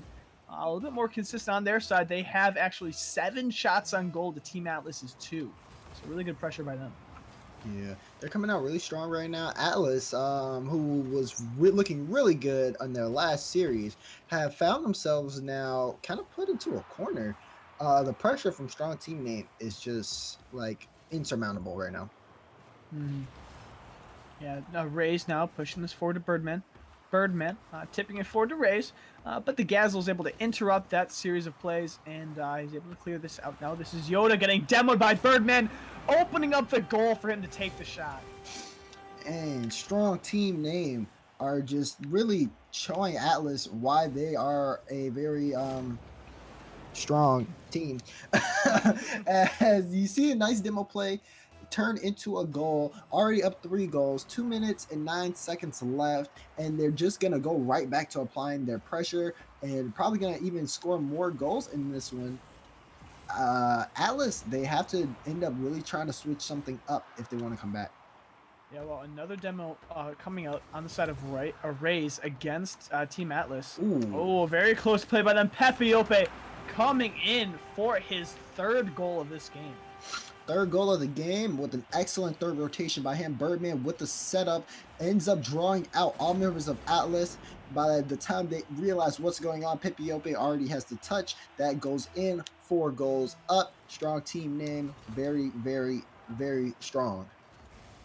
Yeah, and they're doing a really good job on keeping the pressure and not giving Team Atlas any opportunities to bring it back. Especially, Pepiope with the pass to Rays. Another good play by them. That's up. They're up 5-0 now with 1 minute and 37 seconds left. A very strong showing by them. But like I was saying, they haven't been giving Team Atlas any real opportunities to bring it forward and make an offensive play on their own. We see Team Atlas only with 2 shots on net. That says something. Yeah, they haven't really been able to get any touches on the ball, if you've noticed. And the ones they do get are off target. They're really forced almost to say. It's just more so them trying to challenge the other members, not really having these touches turn into any type of plays. That was a nice play from the Gazel. But as we look into this replay, he did it all on his own. You have Yoda all the way back by the time Gazel is here for the touch. He's just now making it past midfield. And then you have Instagram. He does a good job here because he ends up making a lot of tactical bumps that throw off strong team name. But it was really mostly Gazel who scored that. So it's really going to be tough, especially with just 1 minute and 10 left. Yeah, I see you, dude with the nose. Our little guest analyst in the chat there. He's saying how Pepiope has been sitting back as the 3rd man, and Atlas's defensive rotations just haven't been quick enough to get back to the goal by the time Pepiope takes the shot. And we actually see that a number of times here. Oh my gosh, Pepiope with the angle, able to slip that one in. Yeah, we've seen him. This is his 4th goal of this game. An absolutely smashing job by him against Team Atlas. Yeah. Pepiope, he's really just taking this game by storm. As Chernobyl has said in chat, the rarest of Pepiopes is here. And I'm loving it all the way. He's just been great with that Batmobile. I haven't seen anything like it. I mean, I saw that RLCS Kuxer was repping the Batmobile. I think ever since it came out, he was a huge promoter of the Batmobile. He absolutely loved that hitbox on that car. And ever since RLCS, he's been, people have been picking it up and trying it out, and that's becoming more popular now. It's nice to mix it up when all you see is Octanes every day. You know, I love seeing things like the Hot Shot and the Gizmo come out into tournaments. It's so much fun to see those. I haven't seen those yet. The Gizmo? Yeah, You've I haven't the- seen a the hot Gizmo, shot right? or a gizmo in a tournament before. Okay, well, I've played against it. I don't think I've ever casted a game with a Gizmo. I mean, although I would love to. I would love to. Hey, players. I would love to cast a game with a Gizmo. If any of you are listening, I'm just saying. I'm just saying. Strong team name though, coming out with the win against Team Atlas in the first game by a large margin. Oh, yeah. 6-1 in the first game of the series. Super large margin. They were able to take that game on by storm. Absolutely just came in, said, yeah, we're strong team name. Our name isn't that like creative, but we are with as many opportunities and ways we'll score on you. So I mean, that's what they did. They just scored multiple times. Pepe Ope came through so many times just on a third Yeah. rotation and just through the rotations. And Atlas got caught out so much to where they weren't able to get back in time, like dude with the nose said in chat. They weren't able to get back in time. They were off balance, and the one goal that they scored was based off one player's super crazy efforts with good supporting Ace Graham. And they're going to need a lot more than that if they want to take a game out of them. Yeah, able to slip that one in when your opponents are getting it past your defense repeatedly. All it's going to do for you is set up that Brazil, right? So you need to have a much more consistent defensive rotations and trust your teammates, especially when they're going up for a clear. You can't be double committing into clears or offensive opportunities, because if you dive past a ball or try to dunk an opponent with your teammate and miss, that's two of you forward, leaving one back against Pepe Ope, who you know is going to put it in your net. Oh, this is Ace Graham already with an opportunity to push it in, and the Gazzle scores off the kickoff. The Gazzle coming in already. They are thirsty to take this game too, as you can see. Comes in, jumps right over Birdman, scores the first goal, only 5 seconds, and they are looking to shift the momentum. Yeah, already, right off the bat, the Gazzle saw that opportunity and he took it. He wanted to make sure he took that early lead just for opportunities like this when Rays had an opportunity to score, but he wasn't there in time. He had no boost. The Gazzle now pushing pressure on, taking a shot on that from the wall. Good play by him. It didn't turn into a goal, though. Oh, a bad defensive mishap on the side of the Gazzle. But the Gazzle now bringing it forward. It's dunked up by Rays, but Gazzle's still in control. But we actually decides to leave the ball. So it's tip center. Pepe Ope gets dunked out in the midfield. This is Ace Graham hitting it too high, but Rays killing it in the center of right in the center of his goal. Oh no, is that a clear goal? Pepe Ope with the long goal from his defense. And the Gazzle, he saw the ball. He got drawn in by the fact that the ball was so close in front of strong team name's net that it drew him in. And by the time he was close to even thinking about challenging it, Pepe Ope set that right over his head. Ties up the game now, and their once was lead is now gone. Yeah, unfortunately, it is equalized though, which is good for strong team name. And to be honest, having such an even scoreline is good for Team Atlas so far, because of their pretty bad loss in the last game. They're looking to equalize this series and force a game 3. Notice Ace Graham pushing it forward. A shot on goal, but Birdman pushes it forward now. Birdman to Pepe Ope. He was stalling in the air, looking for that pass in the air, but he wasn't able to find it quite. Rays pushing this forward. It gets dunked out back into his end. Birdman clearing it out, putting pressure on the Team Atlas. Pepe Ope getting dunked out by Ace Graham. Rays now taking a shot on net. That's going to go wide. Birdman to Pepe Ope. Back to Birdman. They're going to push the center to Rays and Pepe Ope, but the Gazzle's able to get there in time and get a nice clear out. The defense by Team Atlas seem to have tightened up a bit, and they're not letting as many goals in. Yeah, definitely a tighter defense. I'm liking what I'm saying by their defense. They have members like Pepe Obe not being able to take shots, shutting them down early, and then also making good kind of plays on their own. Two saves coming out from Atlas so far, one from Rays. So both teams are kind of still like pretty evenly tied up. Gonna be interesting to see how that changes though as this game approaches the halfway mark. Yeah, a good clear out, but it gets dunked back out by Team Atlas. Team Atlas looking to get a clear and a single offensive play. Yoda getting back at Birdman for all the demos in the previous game. Now Pepe Ope actually fighting to get another demo there, but that's going to actually just distract him. His Ace Graham had a close opportunity to take another shot, but he missed. And the score line is still tied up at 1-1 more than halfway through this match. This is really good news for Team Atlas, especially in comparison to the scoreline from last game. This is Yoda with an opportunity. Oh, right off the post. Now Rays gets a clear out to Birdman. Birdman taking the aerial play. Will this be a shot on net? This will be a little bit wide, but Atlas, the Gazzle, is able to push this forward again. Dunks out Pepe Ope in the air, but Rays takes a clear off the high part of the goal, and he's gonna dunk it down back into the goal off the rebound. Rays with a beautiful shot on net. This was a great play. After the 50-50, Pepe Ope was already on the other side by the net, gets a disruption on Yoda to where Yoda can't get up in time after Rays makes his touch off that backboard, and they wasn't able to make the save. And that gives strong team name the lead. This is not what Alice need right now. They need to score another goal if they want to tie this up, keep their momentum in, because for them, they were on the, okay, let's see if we can really try to beat these guys type of vibe. That's what they would have needed to get into the third game. But if they get shut down here, it's going to be all over. Yeah, and they've been looking to turn this around. You can actually see 3 shots on net already since you were with that little bit of analysis. Another shot on that, and the Dugs back and forth across the defense. Ace Graham able to tie it up with 1:25 seconds left. And both teams are really kind of almost fed up with the other right now. Atlas, they want to win this so bad. That first loss kind of drove them like, okay, we're gonna kick it in overdrive. And you see strong team name kind of like, no, we're gonna take this into our own hands. We're gonna do this. But Atlas aren't gonna give up that easily. And it's seen so well just by how smart but yet aggressive they play. And it's gonna be like I can't even call this one just because although we have a minute left, this could be anyone's game.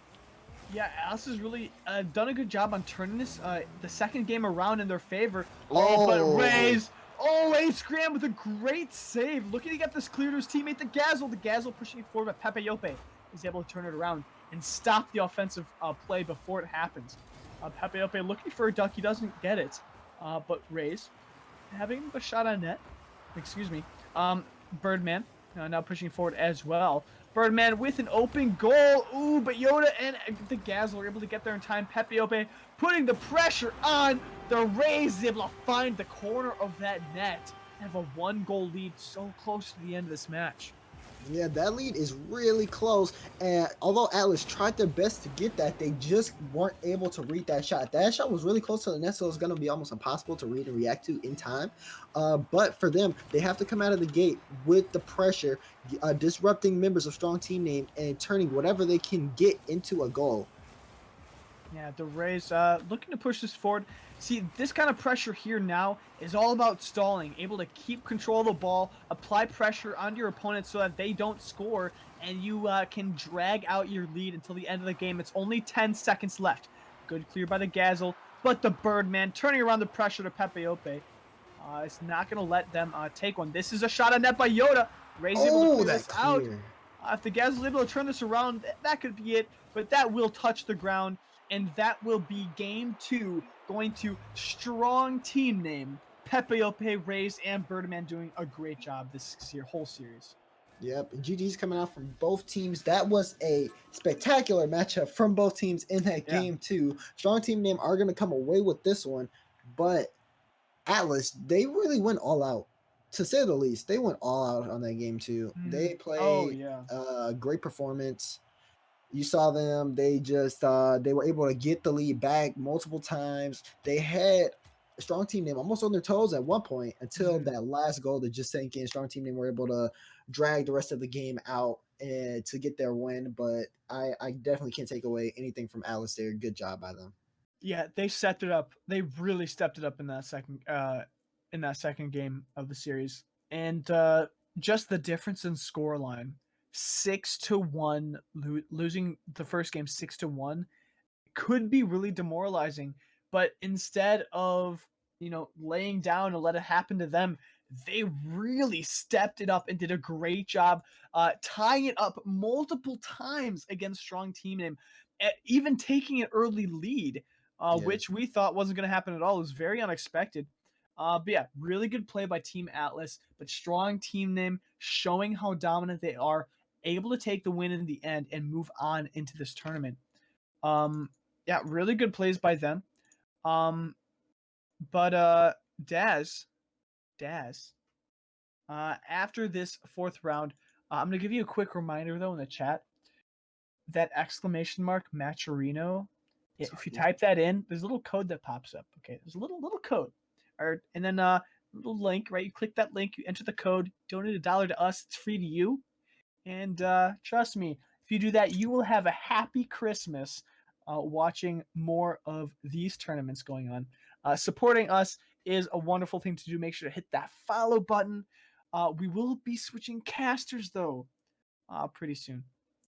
So Yeah. that's always unfortunate. I hate leaving you guys. Gotta go. Yeah. Yeah. Well, But yeah, it's been a really good tournament so far. A lot of these series have been really close. Even this last one, even though it seemed like Atlas was crushed in the first game, they brought it back and they put up a great show. Yeah. Yeah, I was really excited to see the second match, regardless of how the first one went. The second one was just really high action. Both teams played great. All in all, in the tournament, so far the matches we've seen have been really, really tight, to say the least. Like a lot of low scoring games. That the first game in the series was very high scoring, but the second one was very tight, and that's how it's been for so far most of the tournament. So a lot of great competitors coming out today. Yeah, and I'm really excited to see the later rounds of this tournament, the semis and the finals being casted by our great friends Curtis and Silent.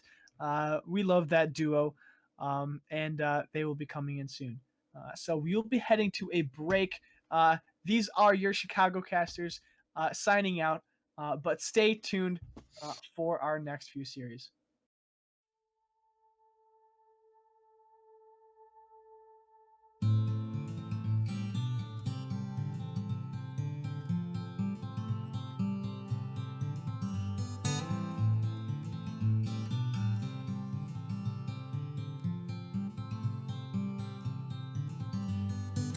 Maybe you're tired of the waves that come and knock you off your feet. I'd long to see you on a day when you won't drown. The constant dragging and deceit, your hands been tied and there to greet a life that's bounded to a world that keeps on taking every day.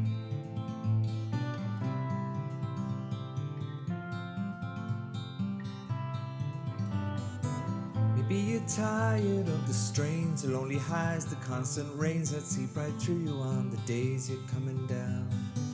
Maybe relying on horizons where the skies they fill with diamonds. Ain't surprising that the love that you have lost is in your mind. Where we go, we'll take the highs and lows with us while we see, forever free from here. Maybe you're tired of the waves that come and knock you off your feet. I'd long to see you on a day when you won't drown. Maybe the answer lies beneath these scattered words. They flood our streets and now the lights without the power flicker on into the night. Where we go, we'll take the highs and lows with us while we see, forever free from here. So if we go, we'll take the highs and lows with us while we sing, forever free from here.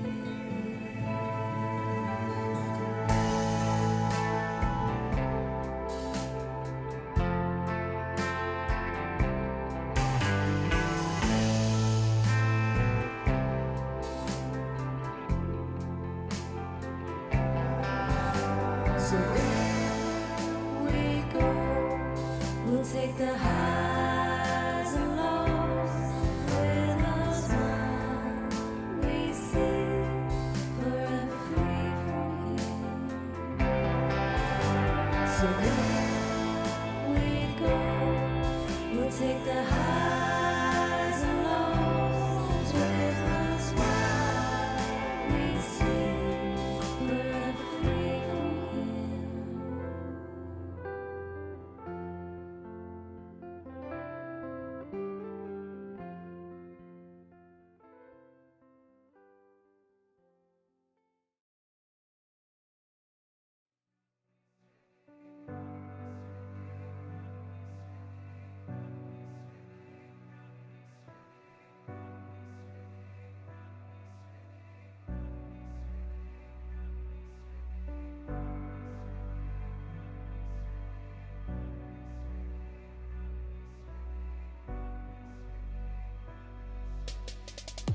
I'm standing all by myself in the shadows,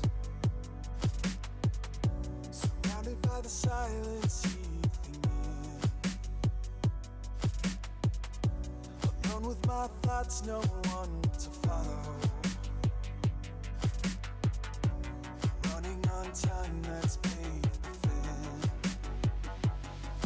Can someone hear me screaming at the top of my lungs? Tell me that I'm only dreaming. Can someone take away this feeling? Feels like I am barely breathing. Come and save me. Tell me that I'm only dreaming. Everything around me spinning. Need someone to wake me up before it's too late. Up before it's too late. Up before it's too late. Up before it's too late. Up before it's too late.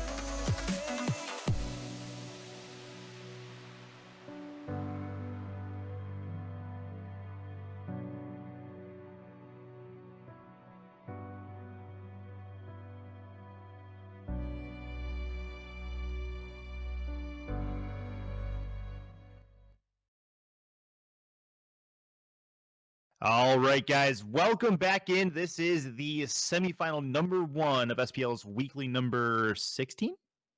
17. Feels good. Okay, so counting is a thing. Anyway, we are good, and I am Casters Curtis. I'm can't along. I'm is known. along with Silent Echo, who took a mini vacation, into the rest of Europe, as he's taken kind of a travel tour among I have the been Rocket League around for a faithful. while. Like, I will say something. Going around Winter Wonderland in Hyde Park with Leaf was a blast. There you go. There you go. Absolutely. Yeah, good to have you back, Silent. Had a decent time while you were gone. Now that you're back, it's just kind of back to the same. No, I'm just kidding. We love you. Oh yeah, Okay. yeah. Now we're just back to the hard slog. It's like it has been Here we go. exciting, and now He's it's not. back. All right, here we go. Anyway, we have pretty good semifinal up for you first. It's going to be Selfless +1 and Strong Team Name. Literally the only member of Selfless playing in this game is So actually it's going to really be Selfless Neo. +2, right? Yeah, Selfless +2, indeed. Yeah, exactly right. So Selfless plus player math. Player math equals caster math. Easy. Yeah. Okay. But we're going to get Nobody these associated teams. with Rocket League can count. We are going to get these teams going and get this first semifinal underway. It's Selfless +1 and Strong Team Name, and we will get it going very, very quickly. Teams are joining now, and Snowtopia, beautiful map. I get to see the. It's interesting because we actually get to see when the boosts happen based on when they draw on the snow, so that's a little bit of a different element. But it looks really, really good. They did a great job on this map. Well, let's not forget as well that this map has given rise to the first ever draw in Rocket League when two guys played tic-tac-toe on the snow. Easy. Nice work. We are underway with game number 1. It's going to be, as we start off, Birdman going to take this into the offensive end, taken away as it'll be sent away by, I believe that is, it is actually Dapper. Okay, so Dapper is in, Miho is not. So less Miho, more Dapper in this series, which will be an interesting substitute. But Lethem are going to get this away, over half. Puts it in the air for Raze. Birdman up to try to put it into the middle. Raze is still there off the back wall. That's going to drop off the bar for Birdman and make it a 1-0 lead 30 seconds in. Yeah, they've really come off to a quick start here. We see this slight mistouch, Air not quite getting to it, and then Birdman able to drop it down. Raze gets a little touch, Birdman scores it. I really like the way that this side is looking. I haven't seen Pepiopi and Birdman play with Raze before, so he's doing very well. And we were saying beforehand that he might be EU, but it doesn't look like he is. Yeah, that's interesting because his ping is actually at a good level, so he might Mm. not be EU. I think you're right. This is going to be right in front though. Race puts us in the air. It's a shot at the net from Dapper. It's going to be Lethimer who gets the touch. Put that one in. We're tied up at 1. I've been waiting to see Lethimer actually play in a tournament with a decent team for quite some time. Dapper throwing that pass right down into the box. Lethimer reads it perfectly, gets under Birdman with that one. We just haven't seen enough of Lethimer recently, in my opinion. Yeah, 50 seconds in, 1-1, as we have an even game to start with here tonight. Dapper, it's going to go over his head as Birdman gets the first touch. Up is Raze, but taking that away is Lethimer. They're going to put it up to Lethimer. Lethimer with a tap back to Air to Dapper, redirected into the corner. That's gorgeous from Selfless +1. And I think we're just going to see these guys just light up now. What a great 3-man play that was. Lethimer popping it up for Air. Air able to get it over the defense, and Dapper able to put it away. And with, we're just under 4 minutes left. It's looking like a very strong start. 3:52 left in game 1 of semi number 1. Dapper going to put this one on net, and they got the offense rolling here, make it 3-1. Yeah, Raze goes up for this. It's not as good a touch as he wants. I think he wanted to put that more forward for Birdman. Dapper's able to get in and get a great angle before Pepiopi's able to get himself set in goal. And I think a little bit of error might have helped him get to that one, but Battenville, big as it is, not able to stop it. Play towards the offensive net this time for strong team names to try to get something going, and Ray's able to put one in the corner. That's a nice pass across he's able to take advantage of. Yeah, we see Lethimer actually putting that up, and Birdman able to get up to it much quicker. Ray's able to put it away from that pass. But with Lethimer's touch there, you always want to buy time for your defense to get set for that next attack, but just not really the touch that was needed. An absolute shootout here in game 1. We're not even a minute into this game. We've seen 5 goals already, so defenses really need to tighten up as they start to get their groove in this series. Dapper going to put this up to Air. They're going to get a touch off the back. Coming in is Dapper. He can't quite get high enough for this, and Raze will get it cleared down into the opposite corner. Lethimer tries to get a touch. Raze going to get in front of that. Air gets it across half, get a touch. He's going to go above the defender's head. Drop it off the intersection in the corner. Raze goes over his hood. Gets control of it, but Lethimer going to take it off of him. It's a shot at the net, another crossbar. Rebound coming out to Dapper. Air going to chase this one down on the sidewall. Nope, he waits. And it will go back to the halfway line where it's redirected by Birdman off the sidewall. Chance for Birdman. Shot at the net. You see a demo there from Pepiopi as it will be taken away. Lethimer. That touch does go back towards the net. Goes to the sidewall for Raze. Raze drops it into the middle. Shot there by Birdman. Not able to get contact. Air with the play into the middle. And it'll go to the sidewall where he's able to take it off the oncoming offender. Lethimer loses it to Birdman. Tried to get it directed by Raze towards the net. Birdman's still there. Cleared above the crossbar. 2:15 left over halftime. So we play 3-2. Things have started to tighten up a little bit here. Off the sidewall. Birdman keeps it. Tries to pinch it off the wall. It does drop, but drops too quickly, and it'll go back to the other way. Pepiopi with it clear again. And a little bit of not really anything directed at the net to this point. There's a play for Birdman who can't quite put it on target. Minute 50 left, and seen a very uneventful couple of minutes of Rocket League. Yeah, it's just been a siege situation going back and forth. Lots and lots of ping pong. Nobody quite able to get the little passing plays up. Every goal we've seen today has been a very, very tight passing play. So that shot, though, Birdman not quite able to flick that backwards, but Pepiopi doing a good job getting off the backboard. Air puts it in the air. Air puts it in the air. Yeah, easy. Okay. Play along from Birdman off the back wall, and it'll be sent into the corner by Air. Pepiopi looking to get a touch. He will. It's taken away by Dapper. Back the other way is Lethimer. He can't quite get the touch he wanted towards the net. We'll follow it up. That's for Air off the back wall. Raze gets up and clears it above the net. and Pepe Ope will look to take control for his team. Once Gets again, it we see around. the importance of the Spider-Man saves there. It's so key in defending those backboard bounces. And there's a backboard bounce there right above the crossbar, but it'll go back hard the other way. Dapper with a play towards the net, and Pepe Ope makes a save as he puts it across to the other side. Pepe Ope looks for a clear, does miss on the clear, but Birdman has some time. Air does challenge, but Birdman will get the better of the exchange through the corner. Pepe Ope long clear. Sent off the corner wall. Air is still there. He will get it across half into the strong team name end. And chase it down is Air. Pepe Ope.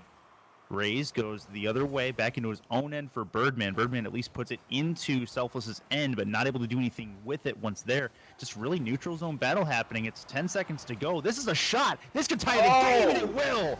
Rays with 7 seconds to go. We hadn't seen anything up until that point. Yeah, it was so quiet there. Dapper with that whiff off the wall, then Race beats Lethamyr up air, half flipping as fast as he can to try and get back to goal, but there's no way he's going to catch that one. 7 seconds to go, and we all of a sudden possibly have an OT on our hands. And the way these two teams have tightened up defensively, we could be in for a long one. This is going to be a play into the middle, and OT is upon us here in game number 1. If this is any indication, it's going to be a good one. Yeah, did you catch that little fist bump between Lethamyr and Dapper? You know, they got this. That's exactly what it was. Ray's going to put this on the ground in front of his own net. Birdman takes control. Has a play on the opposite side for Pepe Ope. Ray's going to put this towards the crossbar and in. A 14-second OT goal. They come back and win game 1. That is such a lovely touch. As clear there, just pinching off Birdman, and then Ray's able to just beat Lethamyr to that one and drop it down, also beating Dapper. And that was a very quick OT considering the amount of siege that we saw in the last game. Yeah, there was just constant ping pong back and forth. Not a lot of direct threats up the last 2 minutes of that game of game 1, and then all of a sudden OT happens, and strong team may be able to take advantage of the first opportunity they have. So good work from them. Really, really tight game, even given the score. We saw 5 of those 7 goals in the first minute and a half of this game. Yeah. Then just things really slowed down from there. Well, it's very even between both teams. We saw 8 shots coming out from both sides, but one thing to note is that Selfless actually only reading as 1 save against 5 from strong team names. So without a doubt, strong team names defense is what was able to just keep them, get that just last second goal to take them to overtime, and then able to just wrap it up very quickly. Yeah, very, very good work as we go into game number 2. If this is any indication, in for a close one by all stretches, as Selfless +1 played a good game, just unable to weather the storm of the oncoming strong team name. So we'll see if they can do so in game 2. And do you think we see the same offensive start we had? Do you think it's just to remain tight all the way through? I don't know. It's going to be interesting to see. That's for sure. Have we lost a player? I think we may have lost a player here. So might have to. Yeah, I think we're remake gonna the need lobby. to. We're gonna raise our hand for a technical here, and I Yep. think it is actually Dapper. Hand is raised. So Yep. So we're missing a Dapper. So we're gonna go ahead and give it a second here. We will get a restart in, and get this game 2 underway again. Oh, they're back. Are they playing? Okay, no problem. So we're good to go. We are going to go ahead and play it. They're not asking for a restart, and we're going to keep game 2 going. As it's going to be Air into the corner. you're gonna have to hold the fort here. Chance, no, does not quite go in as he couldn't angle it in. 30 seconds in, still scoreless here. They survived the 2v3 on a short stint. Play into the middle. Lethamyr's there. Raise over the net in the corner, though. Birdman going to follow this up. Pass into the middle off the back. Rays tries to get contact, will not quite get it uneventful anyway. Air puts one off the ceiling. Still in front. This is an offensive chance. Birdman keeps it on the ground. It goes off the post. Rebound to Pepe Ope. He'll put in the first strike 58 seconds in.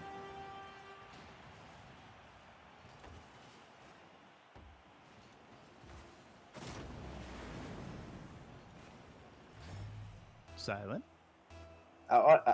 I'm here, but I am currently not in the match, so because I'd already left and I don't have the lobby details, so I'm trying to get those, and I will be back with you in just a that moment. is fine. I was not aware of that. That'll work. Yeah, no worries. All right, so 3:53 left, 1-0 in favor of strong team name, as it'll go off the floor. Over half. This is a chance, and it'll be sent in towards the sidewall by Air. Raise. Follows this into the corner. Bounced into the middle. Dapper with a good long clear. Sent off the sidewall by Birdman. Lethamir. Now Air. Air going to put this into the corner. Loses this, but Lethamir is there to make it happen. Air puts it into the middle. Up is Dapper. Going to try to angle this. Can't quite hit it on the angle, but Air is there for the rebound to clean it up. 3:22 left. They tie it up. And I'm back in the game as well, so I just caught this play. Dapper throwing it down off the backboard. Air able to put it in. Very, very nicely tie this up. And you'll have to remind me, was the first goal exciting? I definitely saw it, guys. It was a goal. It was a goal. It was about as exciting as that one there. Pepe Ope off the kickoff this time. 3:19 left. They take a 2-1 lead again. So very quick off the kickoff here. Birdman stalling it perfectly in the middle. Pepe Ope cheating very, very quickly. And Dapper and Air both gone for boost. Neither of them able to get back for it. Minute 41 into game number 2. Currently, the leaders in the series lead this game 2-1. Strong team name up 1-0 in the series after a 14-second OT goal. Rays loses this off the corner. Pepe Ope is going to put it in his own corner for Rays, and Rays will work to take control. Gets it past 1. Now gets it over to Pepe Ope past 2. Shot at the net that Dapper has to come across for. He will take it into his own corner. Pepe Ope was looking for the corner of his car on that shot and didn't quite get it, so there wasn't as much power as he would have liked. Towards the near post. Birdman is there. Towards the half wall. Half line, anyway. Lethamir tries to get it up above Pepe Ope. Can't do it. It's going to go off the corner wall for Dapper. Tilt the bottom wheel backwards. It's practically touching the ceiling, so not really surprising. Over the halfway line. Pepe Ope going to follow this off the back wall. Can't get the angle he wants. Rebound from Birdman coming off there, and a great save raining from the ceiling is Dapper. Taking that one away. Still a chance. This time Air will take it from the goal line. 2:19 left. That's an opportunity gone by for strong team name. Yeah, we saw a very close attack there. Dapper actually with that save where he just sort of fell into place. It worked out very nicely for him. It looks like an opportunity coming off there. Very, very close for Dapper. Couldn't quite get the angle on the far side. 2-minute mark. 2-1 score for strong team name. Birdman over half. Ray's going to get a third touch here, it looks like. Tries to get the pinch. Can't do it. Dapper over half. Oh, that's Air with a pass play into the middle, but a little bit too far, it looked like. Goes off the backboard. They're going to try to keep the offensive pressure in. Pepe Ope loses this ball. This is towards the net, off the crossbar, and that was a play from Lethamir trying to get it dunked home. Could not do it. Air is still there. Can't get the angle he wants. Minute 27 to go. Still 2-1. Look at the pressure that Selfless are putting on right now. They're just keeping a strong team name just locked in their backfield. And that's a great shot from Lethamir. Taking it off the corner of his car and burying it right in the middle. Needed that too. Tie game, minute 17 to go. Don't leave it to the last minute if you can help it. They don't do it here. Selfless with a great play, and we have ourselves back square again. Hey kids, if you want to know how to put power in your shots, just do exactly what Lethamir did. Seems easy, right? Yeah, that's all there is to it, right, guys? Right. Just be good at Rocket League, no problem. Yeah. 2,000 hours later, still no good at Rocket League. And this is going to be towards the net. This is raised the other way. Ray's going to get a shot off the post, put towards the goal line. That's off the post again. There it Pepe is. Ope still can't put it home. It is not going to go. They're still pressuring. Going to try to get it home. The chances are lessening that they're going to get this in. Still not going to happen. All three bunched up. They need a clear. They're going to finally get one. Lethamir back the other way. Going to try to turn something out of nothing here. Air is there. Go over to the bar. Tries to put it in. And a crazy back and forth sequence for the last 30 seconds. 37 to go. Still tied. No, finally we buy a little bit of time with that touch into the corner, but Pepe Ope just rushing the ball a little bit there. Let's Dapper get through. These plays are just so tight at the moment coming out from both sides when they're on the offense, and it's we're not really seeing any kind of a breakaway right now. Yeah, no, the control, they're not even getting control in their own end before it's getting cleared out. That's a shot. They need to make a save, and Rays does get up in time to take that one away. Rays 10 puts it seconds off to the second Dapper overtime. Needs something here. This is going to be off the corner wall. Overtime looming, as you alluded to. Lethamir leaves it for Air. through the corner. Ray's gonna put it back to half. It stays in the air. Oh. This is dangerous. Dapper needs to be smart with this, and he will be.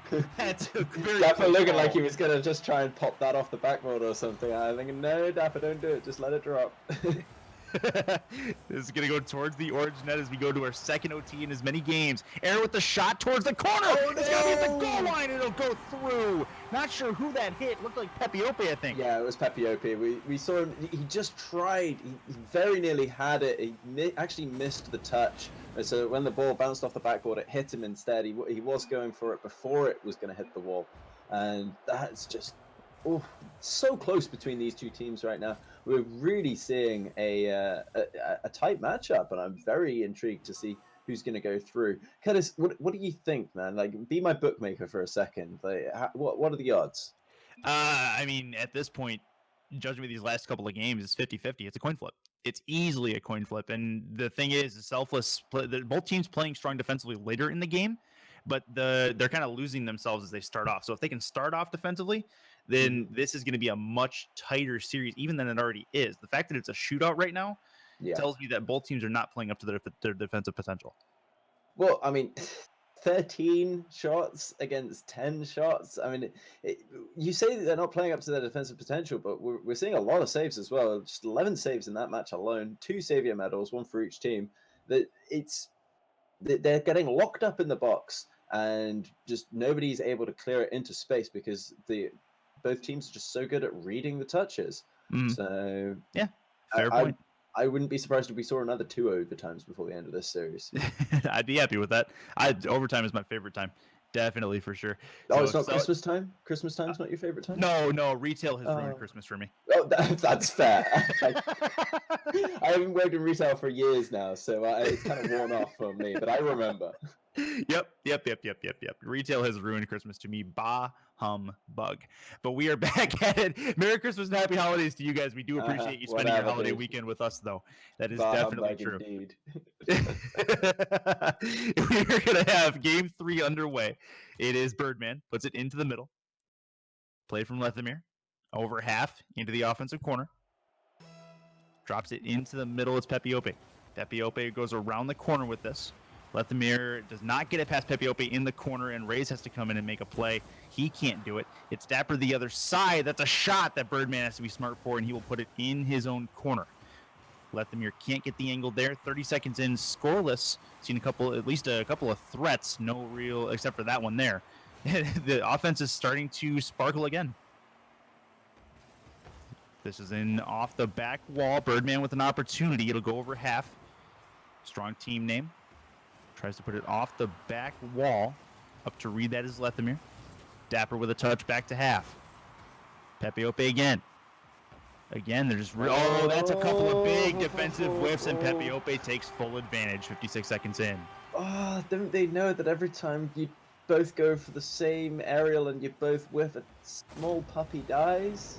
It's so unfortunate on the defensive side there. Lethamyr and Air, I haven't actually seen Lethamyr and Air play together before, so possibly they're just still working out the kinks. Anytime I've ever seen Air play with Dapper in an actual tournament, they actually played with it was Dapper, Air, and Miho. Mm-hmm. And I remember the last time I saw them, Air and Miho were going for a lot of the same reads because they're basically trying the same things. Yeah. So without Miho in the mix, it does make for an interesting dynamic to have Dapper and Air plus a Lethamyr, who I haven't actually seen play much in a tournament. So it makes for something to watch out for. Other than RLCS, obviously. Oh, fair. Yeah, the fair point. In our tournament, how's that? Yeah, okay, that's fair. Yep. So this is going to be off of the corner wall. To the side, over half. Ray's going to try to meet Lethamyr. He will. Dapper up the side. Loses that to Birdman. Drops it on the floor. Air going to try to get this back to half and over half. Up to meet it is Lethamyr trying for a second touch. He will get the second touch, but read well. Birdman the other way. Drops it off the corner for Ray's. Shot towards the net. Good save there by Air, who gets in front of it to take it away. We approach halftime, still 1-0. Oh, such a classic, just perfect clinic on how to block lanes from Air up with that save. Really, really nice. Off the ceiling. Across the goal mouth. Pepiope off the corner. Birdman up for this. Goes off the ceiling with it towards the goal line. There's no way that was calculated, but nice shot. Make it 2-0. Lethamir actually had a really good block on here. I think that he was either right on the end of his dodge or he just needed to do it ever so slightly later, because the way the front flip works when you're upside down like that, it actually did ping it up off the ceiling a little bit for Pepiopi, which it results in that goal. So just a slightly later touch would have been the nose of his car, would have been a great block. Birdman tries to get it away from his own goal line. 2-0 strong team name as they look to try to seal the deal in game 3. Rays puts it up, gonna follow it, get a touch off the back wall, angles right back out, and Dapper will take it away. Lethamir over to Dapper, has to get it past Birdman, can't do it as he'll meet it. Dapper looks for the play right in front. Oh, that's a cute touch by Dapper, and Air gonna take advantage of this, make it 2-1. They cut the deficit in half. That is definitely the adjective I would use. Cute touch. That tiny little backflip, just flicking it in towards the post. Pepiopi with the reflex block. It just pops it up for Air, and Air's able to get a nice touchdown on it. And that's, it's almost just one of those shots that's so common to miss on, because you just never get opportunities that perfect. That's going to go off the crossbar. Dangerous stuff. That's going to go towards the middle of the net. Birdman had an opportunity. Air gets in front of it. He's been a defensive catalyst of sorts for this team, able to get in front of the balls going towards the goal line. He's been really good at that. Oh! That's ridiculous. Just as you say that, Air not quite able to do what we've just been praising him for. He's coming off the wall, though. Very, very close. Just a little bit too quick as he was going along the wall. With too much momentum. Your momentum just carries you forward, and Pepiopi finds that gap. Really nice shot from him as well.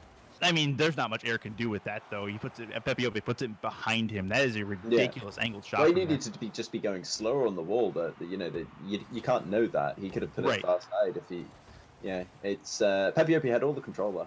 Oh, that's a nice. Oh, another cute touch. This one to Dapper, and Dapper's the beneficiary. It's a 1-goal deficit again. This was a lovely little touch. Air doing his best helicopter impression, just goes straight up, sits there, drops it. It was really identifies nice. as an Apache helicopter, confirmed. It's okay. Yeah, that's it. He's looking for his M305 grenade launcher, folks. Hit him up. Minute 27 to go as we have a 3-2 scoreline in game number 3. Winner of this one has the clear advantage as they'll have the other team on match point. Air tries to get it away from his corner. Dapper gets a touch for Air. Air off the side.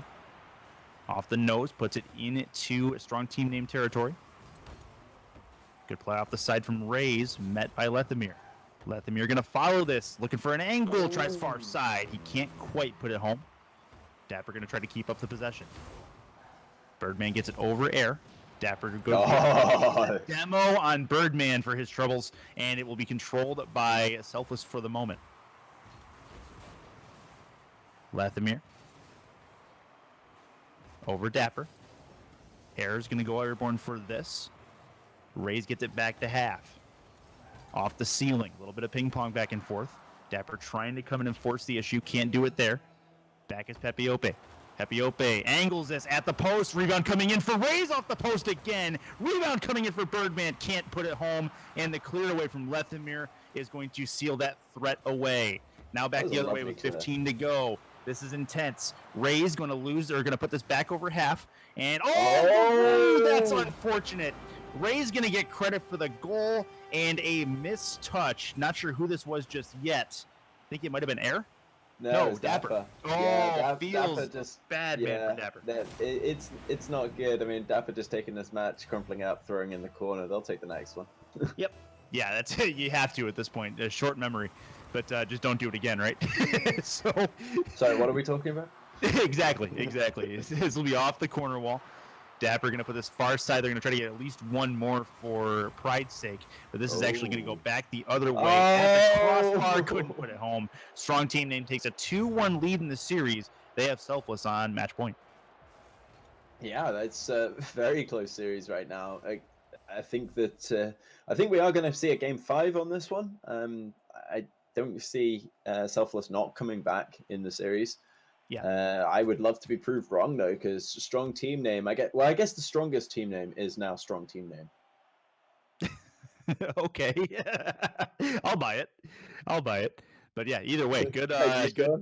You're not going to take it back afterwards? Get a No, refund? no, I'm sure you've seen a lot of that. I mean, return period is January 15th for holiday. Oh, sorry, retail. Yeah. I'm so glad now that this computer I bought from Best Buy, even though I live in the UK, Right. take it back by January 15th. Who knew? Easy. Selfless +1 and Strong Team about to do battle in game number 4. We are going to see if Selfless can come back and tie this series, force a decisive game number 5, shot at the grand finals on the line as they await the winner of our second semifinal, which I don't have the bracket in front of me, so I can't really give you a team preview at that point. But scoreless game in game 4 as we start it up. Let's see what happens as we get it going. Oh. I once again, I'm no longer connected to the lobby, so give me a second. Oh, excellent. Okay, so Birdman going to put a first one in, 5 seconds in. Pepe Opie goes off the sidewall for the kick, pass off the back wall. Birdman comes straight in, knocks it off the top of his car. No defense can rotate fast enough to cover that 5 seconds into the game, and it's a 1-0 lead. I swear I'm the Blitz. I miss all the exciting things. This is a play again for Pepe Opie towards the net. Air this time will rotate back in time to take it away. Birdman towards the sidewall. 50-50 ball in the Selfless end. Pepe Opie will get the better of that exchange, though, towards the head crossbar and taken away by Dapper away from the goal line. Air going to go for the dunk here. He'll get it to Lethemir. It's going to go off the sidewall in the Strong Team end. Air drops it. I'm not sure if he tried to angle that towards the net or if he just tried to kill it. I'm not sure why he's called Air and not Elevator, to be honest. He just keeps going straight up and reading touches. It's really quite nice to watch. Elevator. Oh, man, that's original. I like it. Elevator. I like it. That'll work. Elevator. Yes, I like it. Okay, easy. This is Dapper off the corner wall. Air towards the net, and Birdman with a save. He'll get it back to half. Lethemir. Raise off the sidewall. Ooh, this is not a touch. This is going to go off the crossbar if he's not careful. Pepe Ope does get up and take it away from the goal line. Air around the corner. Rays puts it up the sidewall where it's met easily by Lethemir. Air is up trying to angle this, but Birdman gets up first. I swear he's just an elevator. That's all he does. It's great. This is through the middle into Rays, and Rays shoots one on net. Not going to happen here, Lethemir. Dapper goes across. Air through the corner. Drops it into the middle. Taken away by Rays. Dapper goes off the corner again, trying to tap it into a scoring zone. Not going to happen. It's Lethemir around that corner. Tries to get it near post, but Rays going to meet it. And I think they had 2 defenders going up for the same ball on that one, and they do live to tell about it. Oh, that pinch there, that's scary. It's going to come down. Rebound coming in, and Air will take it away. Sidewall follow. Raises, puts it up off the bar. And Lethemir does get contact, puts it towards the opposite side. 2:49 left approaching halftime. Things have tightened up a little bit, but it could be also a moment where Rays and the rest of them just not able to take advantage of opportunities he does there. Yeah, it doesn't look like Selfless are going to get back to, just being Selfless instead of Selfless -1 at this rate. They need to take this game and tie up this series right now, otherwise they're going to be out. 2 minutes 45 left to go. Really, I think that it's just consistency from them. They're getting some great touches, but they're not providing that sort of consistent team play. We're seeing a lot of double commits. Towards the near post, chance for Birdman, not able to put it home. 2-0. Need to see something here from Selfless as we now have hit the halfway mark in this game number 4. Again, Strong Team name do have Selfless on match point. This is a play that's going to go long. Birdman off the corner. Pepe Ope is there. He's going to put it underneath the bar. Good touch from him. 2:19 left. It's 3-0. These passing plays are giving me goosebumps. This touch from Birdman, just kind of a very strange touch. He flips almost over the ball and it just bounces off his wheel straight down. Pepe Ope reads that somehow and then buries it. We're just seeing them light up. Birdman and Pepe Ope obviously been playing together for a long time, but Ray's definitely fitting in with their rotation. Yeah, he's doing really, really well. If he's not contributing on the offensive, he's definitely helping defensively with a number of key saves. Dapper gets around 1, can't get around 2. That's going to go towards the net anyway, as Lethemir had a cute touch on that. Dapper off the corner. Off the back wall for Air. And Rays gets up and clears this one away. Over half for Rays. Shot at the net off the post. Dapper will take control, gets it around one oncoming, can't get it around Birdman, who comes in like a house on fire, drops it off the ceiling, now the back wall, and Dapper there to clear it away again. Defensive rotations seem fine, but they can't seem to get out of their own end for more than a couple seconds. Oh, that's a shot in the corner. Pepiope puts that one through. Wasn't sure if it was going in right away, and indeed it was. And guys, I'm looking very carefully at my camera, even though you can't see it. This time, Birdman did touch it for the assist. Not like last time, where he didn't. I was wondering if there was actually any contact on that. I didn't really see if there was an assist on that corner one. I was looking at it from a weird angle because I fly around at very odd angles, so it looked like there was a touch to me. It looked like Where I was looking, it looked like there was a touch too, but he might have just not credit for it or something. I don't know. Either way, who knows? Exactly. It doesn't really matter though. At this point, with 1 minute 10 left, strong team name, looking very strong. Oh, what a flick! And I just don't see Selfless +1 being able to score 4 goals in the next minute. No, especially neither do not I. when they're like, they might as well be carpooling at this point. They're so close together. Save fuel, carpool. Exactly. Exactly. Yeah. Why have 3 cars on your team when you could just have 1? You're all going to be that close. This is going to go back to the halfway line here. 44 to go, so it looks like indeed it'll be strong team name. We're going to secure the first spot in our grand finals this evening. Feels good for them. And it looks like we're going to be saying goodbye and GG's to Selfless +1 as they get a 3rd or 4th place finish, tied for 3rd. I think it's because we don't do a 3rd place game anymore. So, but either way, good stuff from them. It's been a close series, albeit the scoreline in this game right up until now. Yeah. It's been a close series all the way through, and all the games have been very close, except for this one where I just feel like strong team name really have the read on Selfless, and Selfless just aren't functioning well enough as a unit right now to be able to carry it through. So I'd be interested to see more of them. I think with a little bit more comfort, a little bit more just that kind of experience of playing with each other at the highest levels like this, I think that they could be a very strong team. But Dapper and Miho have always been such a strong pairing. I don't know if that'll ever happen. Well, and Air did his best Miho impression in this. Just couldn't quite match up to the mechanical skill. I think we can say. Yeah. Air and Miho definitely play a very similar style positionally. So it was good to see them at least make a nice stab at this. It was close series, as you mentioned, strong team and just coming out with a stronger team. Did you see how many shots they had in that game just there? I'm looking at 17. 17 for strong team name. That is 1-7. hemming the other team into their own end. And they only had 6 saves on the other side, so there was a lot of very close moments where nobody really got a touch on it, and that's definitely not what that's basically why Selfless lost. It was just sheer pressure from strong team name, keeping them locked up. I'm still watching these highlights go by, and I'm seeing lots of double commits on defense, and it was just not enough synergy from Selfless. Yep, and I believe we are actually going to go right into our second semifinal here. No waiting time. So. I'm excited about it. Yep, absolutely. Yeah, it's going to be good either way. We are joining up now, so. Sounds like we are actually going to be having a break. So, Curtis, you don't know what you're talking about. Okay, well, we are going to have a break then. That's fine. So we'll get the second semifinal for you. It's going to be Formidable, and it's Pink Lemonade, and it's going to be coming your way next. This is Shift Pro League's Weekly. What? I thought you meant it was going to be Formidable as in really good, not. Oh, no, the actual team name is Formidable. I've definitely got the bracket up, guys. Honest. All right, so Formidable and Pink Lemonade. It's the second semifinal. It's coming your way next. This is Shift Pro League's Weekly number 17 on Twitch. We'll be right back.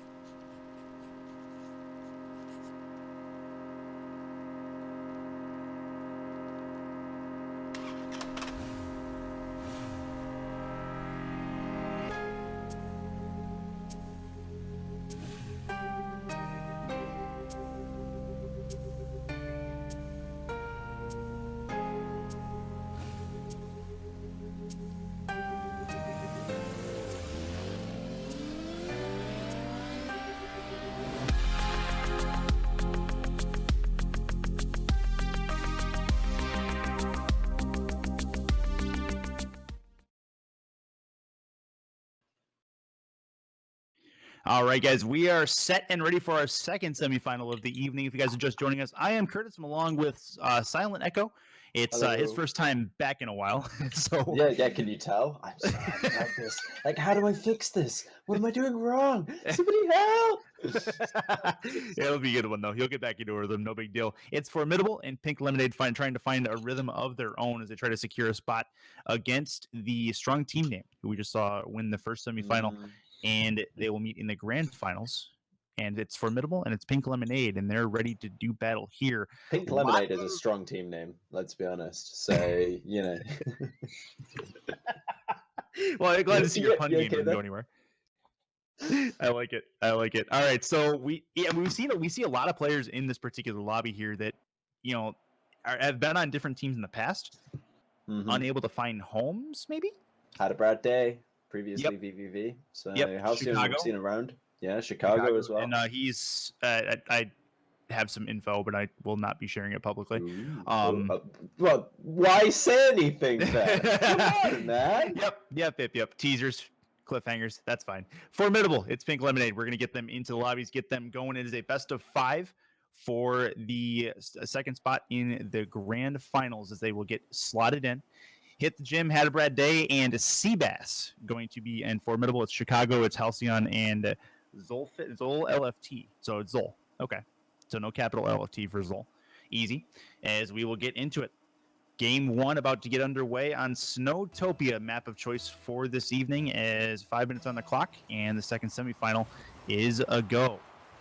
Neutral kick to start us off. Sent into the corner. Formidable try for a clear. Zol puts it into the middle. Off the back wall, shot towards the net. It's Halcyon, and the save there by Had a Brad Day, able to take it away from the goal line. Good start offensively, but an opportunity gone by. Off the sidewall. Zol going to go over the head of Chicago. It's going to be sent into the Formidable end. Chicago tries to get this one cleared. Does not work, and a good save there, I think, from Halcyon. Doesn't get credit for the save, but did indeed get in front of that ball, and he will pay for it dearly as Seabass is going to take him out. Oh, yeah. That's just putting him back on defense and giving him some boost. Hit the Gym, though. Oh, nearly able to do it. We're just seeing initial impressions. Pink Lemonade a little tight on the rotations. They need to spread out a bit more. Had a Brad Day going to get this long. He's going to go towards the goal line with this, but taken away by Zol. Up the sidewall. Seabass puts it off the back, coming in. Shot at the net. Oh, great play. Hit the Gym, couldn't quite hit the net, but Zol went in for the kill, got the kill, and then another opportunity gone by. We remain scoreless. I just realized that we haven't seen any demos from Pepiopi today. That's fair. We haven't. Seabass, taking up the mantle here. No problem. Easy, aggressive Seabass. That's fine. Yeah. I mean, Seabass well known for attacking in the wild. There you go. Chicago going to put this over the bar into his own corner. Zol going to follow this. Touch off the top of his car over half. Halcyon going to put this at the goal line. Taken away by Hit the Gym. Little pinch play on the wall. A little bit of a 50 there, an awkward angled 50. Yeah, Had a Brad Day having a little trouble getting that one off the wall and getting it out, but we're just seeing some very close. Everyone's really close together. We need to see more space. Maybe it's just because it's cold. They're huddling for warmth. There you go. Either that, they're sliding closer together because of the snow. Easy. Right, yeah, that could be it. This is going to be back the other way. It is Chicago. Chicago going to take this in the corner. Tries to get it past Seabass. Not going to work on this occasion. Back to the halfway line. Interrupting that is Zol, then gets bumped from behind by Hit the Gym. Zol going to put it off the sidewall. Hit the Gym works for a long clear. It's up in the air. Doesn't get nearly the contact he wants on that. Seabass is tasked with getting it further into the Pink Lemonade end. Up in the air, it's Had a Brad Day, and the 50 is won by Halcyon. He's going to put this deep shot towards the post, and Zol will get this taken away from him. 2:13 left, still scoreless. I want to see more boost stealing. But one of these teams needs to take control of the boost on the map, and then it's an easy win. Fair enough. That's something that you really ruins a rhythm when you are able to go back and get boosts. You easily get into that defensive rotation rhythm, and you don't have the boost, you can't do that. So good call. If you own the 2 mid boosts, you basically win the game. Like that's pretty much the point that we're at. at the moment. So keeping control of those, keeping it even is fine. But if you can take control of those mid boosts, you've got no option when you're coming back. And that's an opportunity! opening, Psionics oh my post. goodness, Psionics, what are you doing to us? there's big, no big ding, miss. and B doesn't Seabass go gonna in. finally get one in though. Minute and a half to go. It's a 1-0 lead. Yeah, I think we're seeing Strind in chat saying that, or Gushwin saying in chat that Pink Lemon should take this just fine if they get the offense going. And I think that Formidable trying to prove him wrong immediately there with that shot. 90 I want to see second more mark. space and more boost stealing. That's all I want. Like somebody. And a ding. Can we get a ding? And a ding. Yeah. Please. It's been too long, sir. Been too long. Seabass is gonna go over his head Cheap at the labels for play. Christmas, right? There you go. Psionics, please, Christmas present. Off the sidewall. Played from Halcyon. Halcyon going to follow this towards the near post. Gets one there, and it's going to tie the game. A couple of defensive whiffs equals a goal for Pink Lemonade. Yeah, and that's just the closest of all touches from Seabass, and then hit the gym. Also, just having a little shave with the ball, but not actually touching it. 1:03 left. 63 seconds to go. Seabass puts us good off the touch. bar. Tries for a second touch. Can't quite get there in time. Zol in the air. Two members going up for that ball at the same time. Yeah. Sent back You to never half. cross the streams, guys. Zol gonna put this towards the near post. Try to get it to Chicago. Chicago does miss. Zol does not. That's gonna go underneath the bar if he's not careful. Had a Brad Day can't do anything with it. Shot off the bar again. Rebound coming out towards the post. No, Zol can't put it home. We remain tied. What? 30 seconds to go. What?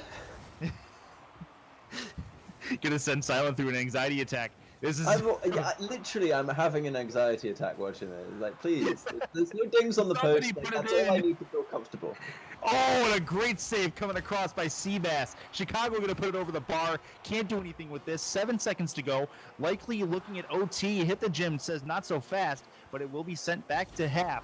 Waiting for it to touch, but it stays in the air. Zol. Scores! Oh! 2-1 winner in 0 seconds, and they'll take game one. Pink Lemonade up 1-0.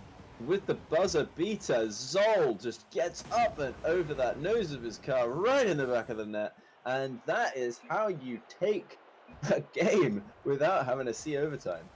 That's a crazy, crazy good shot from Zol, too. It remained up in the air. Good job by Pink Lemonade to keep that play alive, not let it touch. I mean, it sounds easy. But we know It it's sounds not. easy. Yeah, it sounds easy. And credit to Chicago for getting that one into the middle as well. It was just super solid coming out there, keeping that game alive just long enough that they can sneak ahead. And taking the early lead in the series, especially like that's it's a little punishing. Like we start thinking about mentality, we start thinking about the mental game.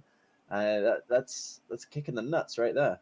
Yeah, Mini Calibre gives Seabass a little bit of BM. He says Seabass had one job. And I'm not sure that was an easy job, but he did have one job, and he did indeed not make it happen. This is going to be off the sidewall as we start up game number 2. 5 seconds in. To play from Seabass off the sidewall, loses this to Halcyon. Dropped through the corner. Chicago puts it off the back. Halcyon couldn't quite get the angle he wanted. Seabass back the other way. Hit the gym looking for a flip. He will get one off the bar, and it's cleared away by Chicago. Halcyon loses this off the sidewall, but this is a play for Zol. He may try to follow this. Nope, he's going to win. Shot at the left post for Chicago. 30 seconds in, they have a 1-0 lead. That was tasty. His touch coming out from Zol, just using that side dodge to just not too much up or down or power, just send it right up at that crossbar. Chicago gets up nice and early. You know, those first takeoffs are important. Get your height as soon as you can, and then you can just kind of float there for a second, figure out where you need to be, and Chicago reads that bounce. Either way, very, very good work. 23 and 4 left in the game number 2. Halcyon through the corner. Shot at the net from Had a Brad Day, and Zol comes through with the goal mouth, makes a nice save to put it to the corner. Yeah, it's Zol making use of you're in his car out to the right just as he goes across. So, jump and just turn your car and then flip. And you can get a very a lot more power than you would otherwise be able to. Played off the back wall. Seabass tries to get it cleared. Now Hadabrat Day is tasked with this. He'll put it off the wall. Good jump into this. Zol going to put it into his own corner, but it'll bounce into and at the halfway line, actually. Halcyon tries to put it on Zol's nose. Can't quite make that happen. And it'll drop on to Hit the Gym. Hit the Gym. Goes past one. Tries to touch this into the middle. The 50 for Halcyon. Good recovery on the wall there from Halcyon. And a demo in the front. Yeah, as you mentioned, that was Chicago that went down, right? No, Chicago demoed Seabass. So okay. Seabass not able to defend himself there. Maybe one would say he's no longer singing. And he does! Comes back in and is singing again, making a 1-1 tie. Oh, Hit the Gym here doing a good job. I've actually seen all the way through this game, Hit the Gym does an excellent job of hitting the ball in the direction of the boost that he wants to pick up, so he can maintain possession and get boost. And you'd be surprised at how easy a game like this can become if you're following that mentality. Seabass then picks up that pass. Minute 44 into game number 2, and we have a 1-1 score. So far, Hit the Gym with a long play into the pink lemonade side. Up, drops it off the intersection. Actually, just went straight back. I thought it was going to come down, not so much. Halcyon, back to half. Hit the Gym does get contact. He goes back towards his own net, and Hadabrat Day will clear it away. That's a big whiff by Halcyon. Hadabrat Day has a chance, goes near post with this, nearly screws it up, but puts it in anyway. Make it 2-1. Just muscling it in here. Starts to go up the wall, realizes he has no boost, goes straight back down the wall, picks up boost, and then sends it right off the post and just doubles it really nicely in, pushing it past that defender. And 2 minutes 40 left to go, and we see, this formidable side take the lead. And hopefully they can hold on to it this time. 1-2-1 game at the moment. It's going to go back over half, followed by Hit the Gym. Off the back wall, and a good touch off the back of the car by Zol. Chicago tasked with getting it away from the back line. Zol going to get the second touch into the corner. Coming up, Chicago, direct shot at the post. Coming off the back wall is Seabass. He will get the clear, and now Hit the Gym will get it back over half again. This is a touch right into the middle. Seabass with an open net to work with. He will put that home. 2 minutes left, 3-1. Seabass just doing a great job again, picking up a pass from Hit the Gym, muscles out the defender. Chicago there just keeps him off the ball just long enough for him to take the shot into that wide, really just gaping open net. Mm-hmm. Yeah. As we approach the 2-minute mark, 3-1 score line. That's an immediate shot at the net, couldn't quite get it home. Seabass going to follow this into the zone. Tries to go off the back wall, not going to work on this play. Hit the Gym is up for this, going to angle this towards far post. It goes wide of that post. And taken by Zol. Zol loses this. Halcyon takes control there. Zol going to get a touch. Oh, that's a good touch towards the near post. Halcyon tried to finish it, couldn't quite win the 50 as Seabass gets the clear away. Chicago still in the offensive end. Good play from Hit the Gym back to half. Chance for Hadabrat Day, but it goes off the nose of Halcyon. Back to Zol again on the side. Ooh, I like these passes. The passing play working out for the moment. This is going to go up in the air. Scoring opportunity. Chicago tries to get there. Hadabrat Day meets him very well, and it keeps it away from the goal line again. Still 3-1. They're having it down defensively. That would have been a cheeky touch, but Chicago were able to take a 50-50 and win it this there against Hadabrat Day. Now Halcyon, he didn't quite get over that, but there was a good chance of him being able to flick that down and just under the crossbar. Not quite able to get on top of it. You're exactly right. It's going to be off the corner. Hadabrat Day going to try to drop this into the corner there. Not quite able to get there. I believe that was Seabass with a chance to put that down. Could not get it done. Hit the Gym goes back into his own end for Seabass with this. Bass going to follow this. Jim, this is going to go towards the goal line. Oh, and it does go wide of that net. It looked like it had a very much sharper angle than it did, and Chicago's going to clear it away. 2 whiffs there. Hadabrat Day going to take advantage. Follows this up. Has enough boost to do something with this possibly. Tries for a double. 2 members of Pink Lemonade are up for it. Shot at the net, and Zol makes a very, very good save. I thought that was it, to be honest, but Zol just got up so fast to meet that one. Oh, and the angle off the wall. It is taken away by Halcyon, but a 3-1 game 2 win now as Formidable are gonna come back, yes, and win game 2, series tied up at 1 apiece. I'm not gonna say it, guys. Not gonna say it. Not gonna say that they played formidably. I did, didn't I? I'm sorry. Head desk. Yeah, it's just fail fish everywhere. Fail fish everywhere. Everywhere I see fail bass. But Bass taking the win this time. 11 shots coming out against for Formidable against 5 from Pink Lemonade. Pink Lemonade really just got hemmed down a little bit. When they got into space, they found it difficult to sort of get touches going. They'd have nice passes, but the passes would just kind of fall off and not be as good the closer they got to the blue goal. So I do see a request for a new server. Are we we can make a new server. Are we making a new server, or does he want to switch servers? Because the default is definitely US East. Let's find out. We'll let. Yeah, Gabe we're gonna do some can investigating here. Yeah, I mean he has to do something other than just sit there and watch us. Like there you go, Gabe. There you go. Get yourself involved. So. Okay. So yeah, they're gonna get a new server. We're switching servers. Yep, server switch incoming. So we'll go ahead and get that done. While we're doing that, I'll try to party up with you, so you don't have to do the whole lobby switching thing again. That's a good idea. Let's do that. Let's do that. All right. Yeah, we're pro at this. Man, yes. I'm so out of practice. Like I'm like seriously. In case anybody is wondering, it's way easier to be on TV where there's like production people to take care of this stuff. There's that. There is that. Just sit down and talk into a microphone. Easy. Nice. But I mean, I guess at this point, just to remind everybody, this is Shift Pro League. Yeah. We're doing weekly tournaments. We do weekly EU tournaments as well now. Indeed. So check those out. Indeed. Yes. I mean, it's just gonna, we just got all kinds of stuff going on. So do we have our Christmas schedule? Can we let people know what's happening? Are we just going to be continuing business as normal? I'm not really for sure on the schedule at this point, other than I think we are doing a Friday tournament like normal next week, Thursday tournament like normal next week for EU or NA and on Friday, EU on Thursday.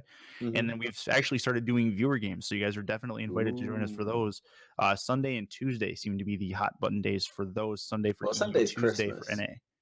Indeed. So we'd have to probably adjust that. So watch Twitter. We'll definitely have some announcements. Yeah, pay attention to Twitter. Follow everybody. Everybody you see on this stream, follow everybody. Yes. Easiest way to see what's going on. Mini Calibrate, you can have pink lemonade if you go to the store, buy the mix, grab some water. Don't grab water from Flint, Michigan, though. That's probably not a good idea. You guys can't just buy pink lemonade? Yeah, definitely. But you can't just buy a bottle of pink lemonade? I mean, you can. That's definitely a thing. Well, there Arrow you Hearts go. is like the great value version of Colonel Sanders. Here's the normal lemonade, and here's the pink lemonade. You just pick up the pink lemonade. What's this, mix it yourself? I mean, what's that about? Arrow Hearts, I love you. Just letting you know. Free great value chicken for you. That's good stuff. Great value, Silent, for those that don't know, and for everybody in EU that doesn't know. That's the store brand version of Walmart. So it's Walmart chicken, Walmart fried chicken. So okay. Yep, that's what we're looking at. So we're the only ones in this lobby. I'm not sure if there was a change in lobby info, but I need to find it. Yes, there was. Okay, so we need to get in there real quick. So give me 1 second here. So Silent, if you could back out. I thought it was the same info. I was not aware. Oh no! Oh, Curtis, what are you doing? It happens. That's what I'm talking about. Production people. Honestly, can't praise them enough. There you go. There you go. And I only said the Flint, Michigan thing because I literally mini calibrate. I live 10 minutes from there. So all right, we are in the lobby as other players. We will go ahead and get this one underway. Formidable and Pink Lemonade about to do battle for game number 3. And we are ready to go. 1-1 series tie. Winner of this has the stranglehold on this series. So we'll see what happens in this one. Going to be good either way as the kickoff about to happen as we speak. Silent, quick prediction for this one? One of the teams is going to win. Fair enough. Okay. Unless, of course, they have a gentleman's agreement to all sit in the corners while 2 of them go up against it in tic-tac-toe, in which case we could see a draw. I mean, if we see a tic-tac-toe, I'm willing to call the winner of that tic-tac-toe game. Brad Day with a ridiculous tic-tac-toe wall carry here. Great play from him to start us off. Yeah, really nice work. I can't believe that the touch he took there didn't put it off the crossbar, to be perfectly honest with you. I mean, it was right on the line. If he'd hit that from any lower on the ball, I think it would have missed. As our mutual friend D-Pants would have said, if it's not Bardowski, it doesn't count. So He says it's gonna that? I've never heard him yes, say he does. He Yeah, okay. absolutely does. It's been a while. You've been a miss recently. I suppose so. you have a PlayStation, so I haven't been able to play with D-Pants all that much. Oh, he got a PC. I know he did now, but Yes, he's had one for previously. about 2 weeks now, and that's the most I've played with him. So This is quality casting here. Look at this. Yep, So happened. close to hit the gym, taking that touch. Seabass up the line. Off the sidewall, coming in is hit the gym. He's gonna drop this towards Hadabrat Day. Can't quite get it over the defense, and it'll remain a 1-0 score line. Zol gonna get this towards the goal line, stays away. Hadabrat Day what gets a it around touch. 2. This is a chance. Going to try to get it into the middle here. It does go behind him. He can't quite control it in the offensive corner and loses the opportunity. You know, Hadabrat Day has the same policy that I used to have when I played actual football. You hit it random one way, drive round the other. Or in my case, I ran, 'cause football with cars.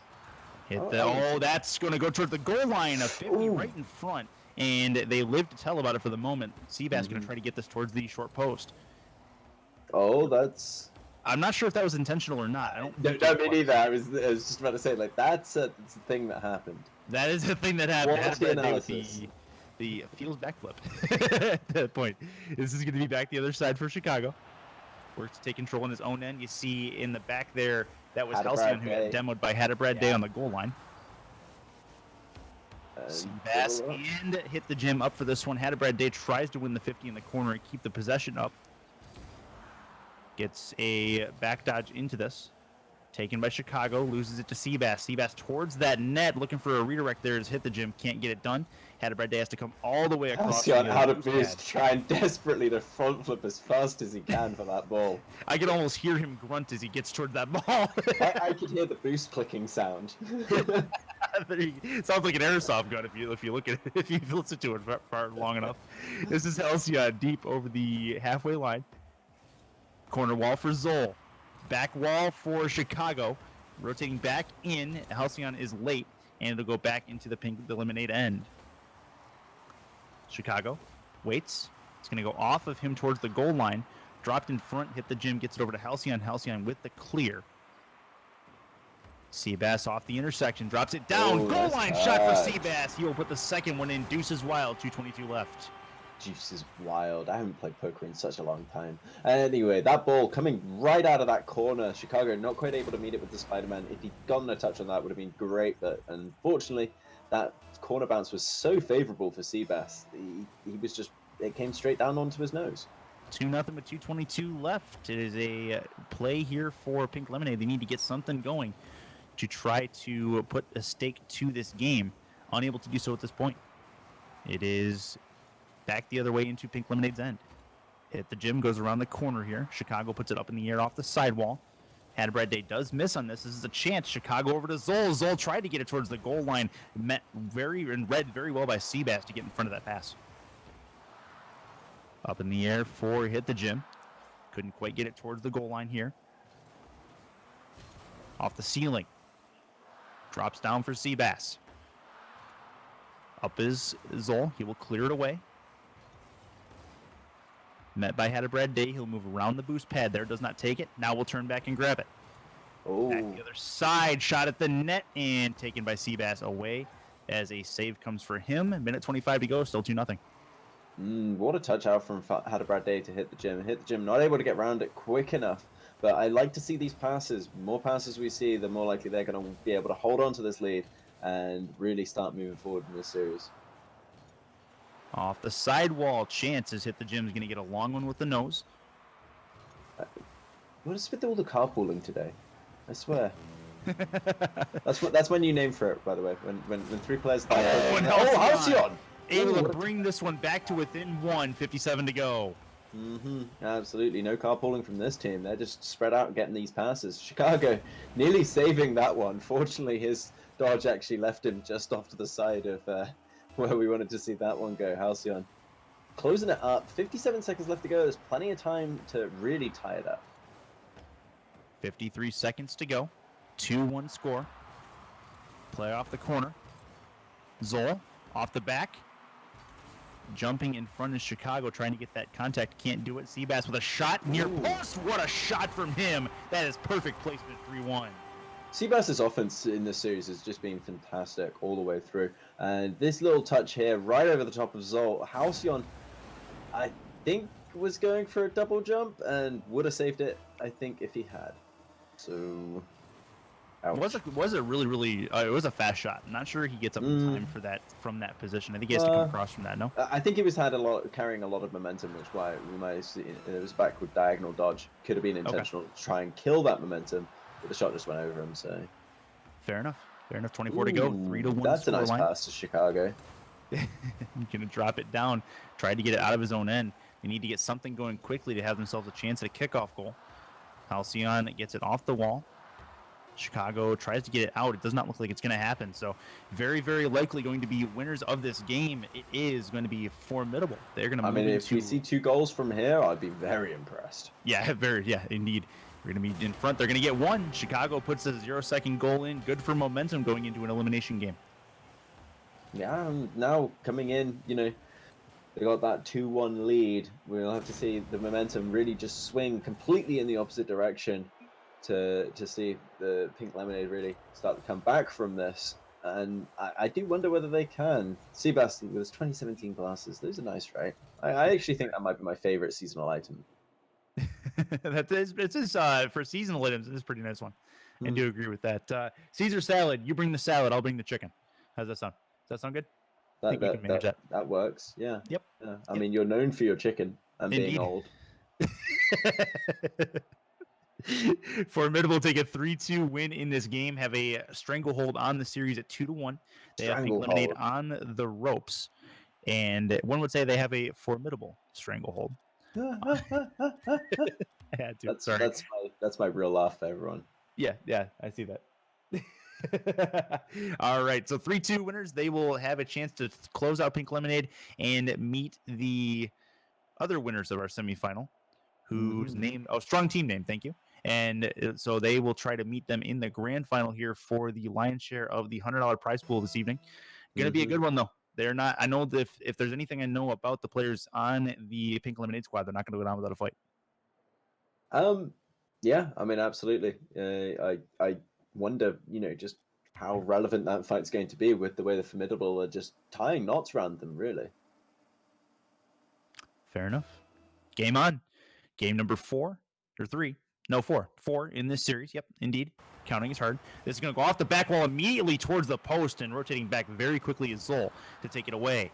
Halcyon with a shot off the wall. That was a very good shot. Couldn't quite get it underneath the bar, and a nice save regardless. And it'll be Chicago who plays it off the side. Hit the gym. Puts it in the offensive end. Halcyon will get this towards the halfway line again. Jim looking for a pinch. He actually gets contacted away from him. Sent towards the right wing side. Through the corner. Play for Zol. Zol going to carry. With a little flick possibility. Wasted too much time there. Hadabradde takes it off his car and gives them a chance to clear it away. Halcyon forces the issue, though. Zol is here. He's going to angle this towards the net. Goal line and a save. Hadabradde literally sitting on the line, able to keep it away. Zol had a bad day, that's for sure. Hit the gym. Misses on this. Zol back the other way. Hadabradde tries to get it up the wall. Taken by Chicago. Touched by Seabass. Round the corner. Halcyon with a touch off the top. Into the middle. Is Seabass going to drop it off the intersection, it looks like? Nope. It actually goes straight out. Back wall for Hadabradde, trying an angle. Can't get it off the bottom of his car towards the goal line, and it remains a scoreless ball game. We're a minute and a half in.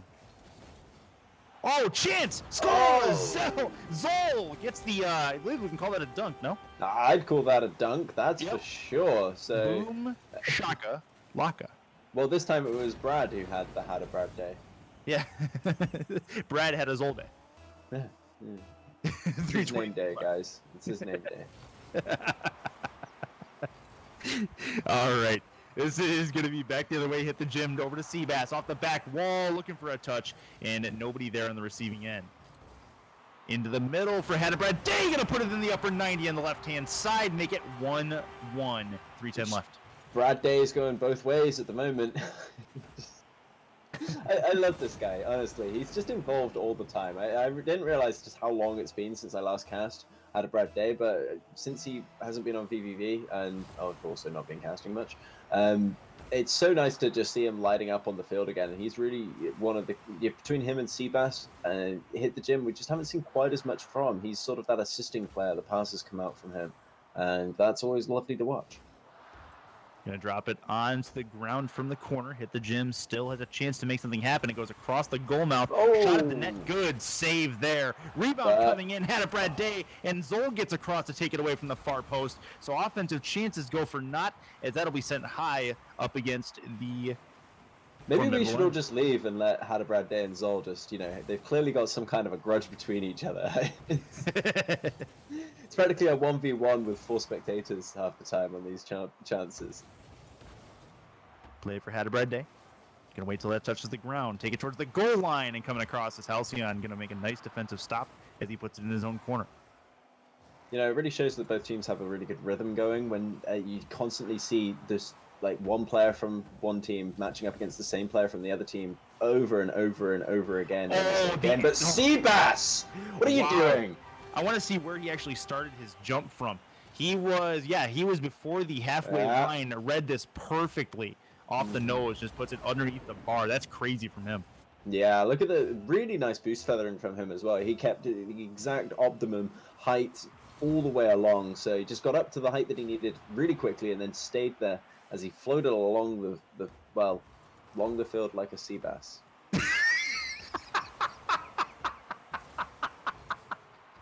I'm not sure how that's how that works. I could be wrong. I mean, it is now. In before flying sea bass. Easy.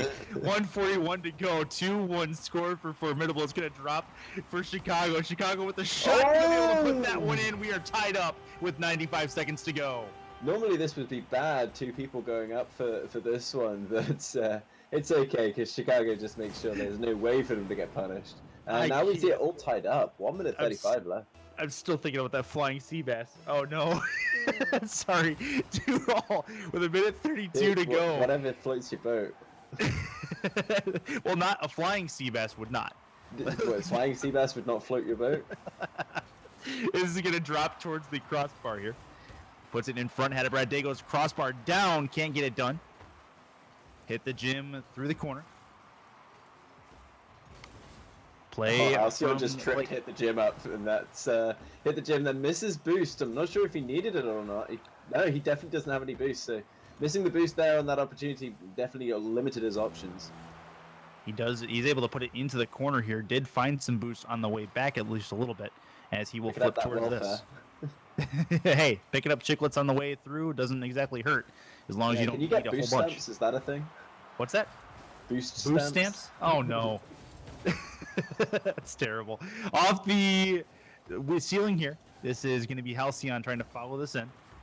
Near post, tries a shot. It'll go off that post. Chicago up for this, reads it well, but the 50 for Hadabrat Day will go back the other side. Hit the Gym. Hadabrat Day, this is the pass off the back. Hit the Gym, trying to get there. He's trying to flip because he has no boost left. And is boost management becoming an issue, or just finding boost for Hit the Gym at this point? I mean, it's...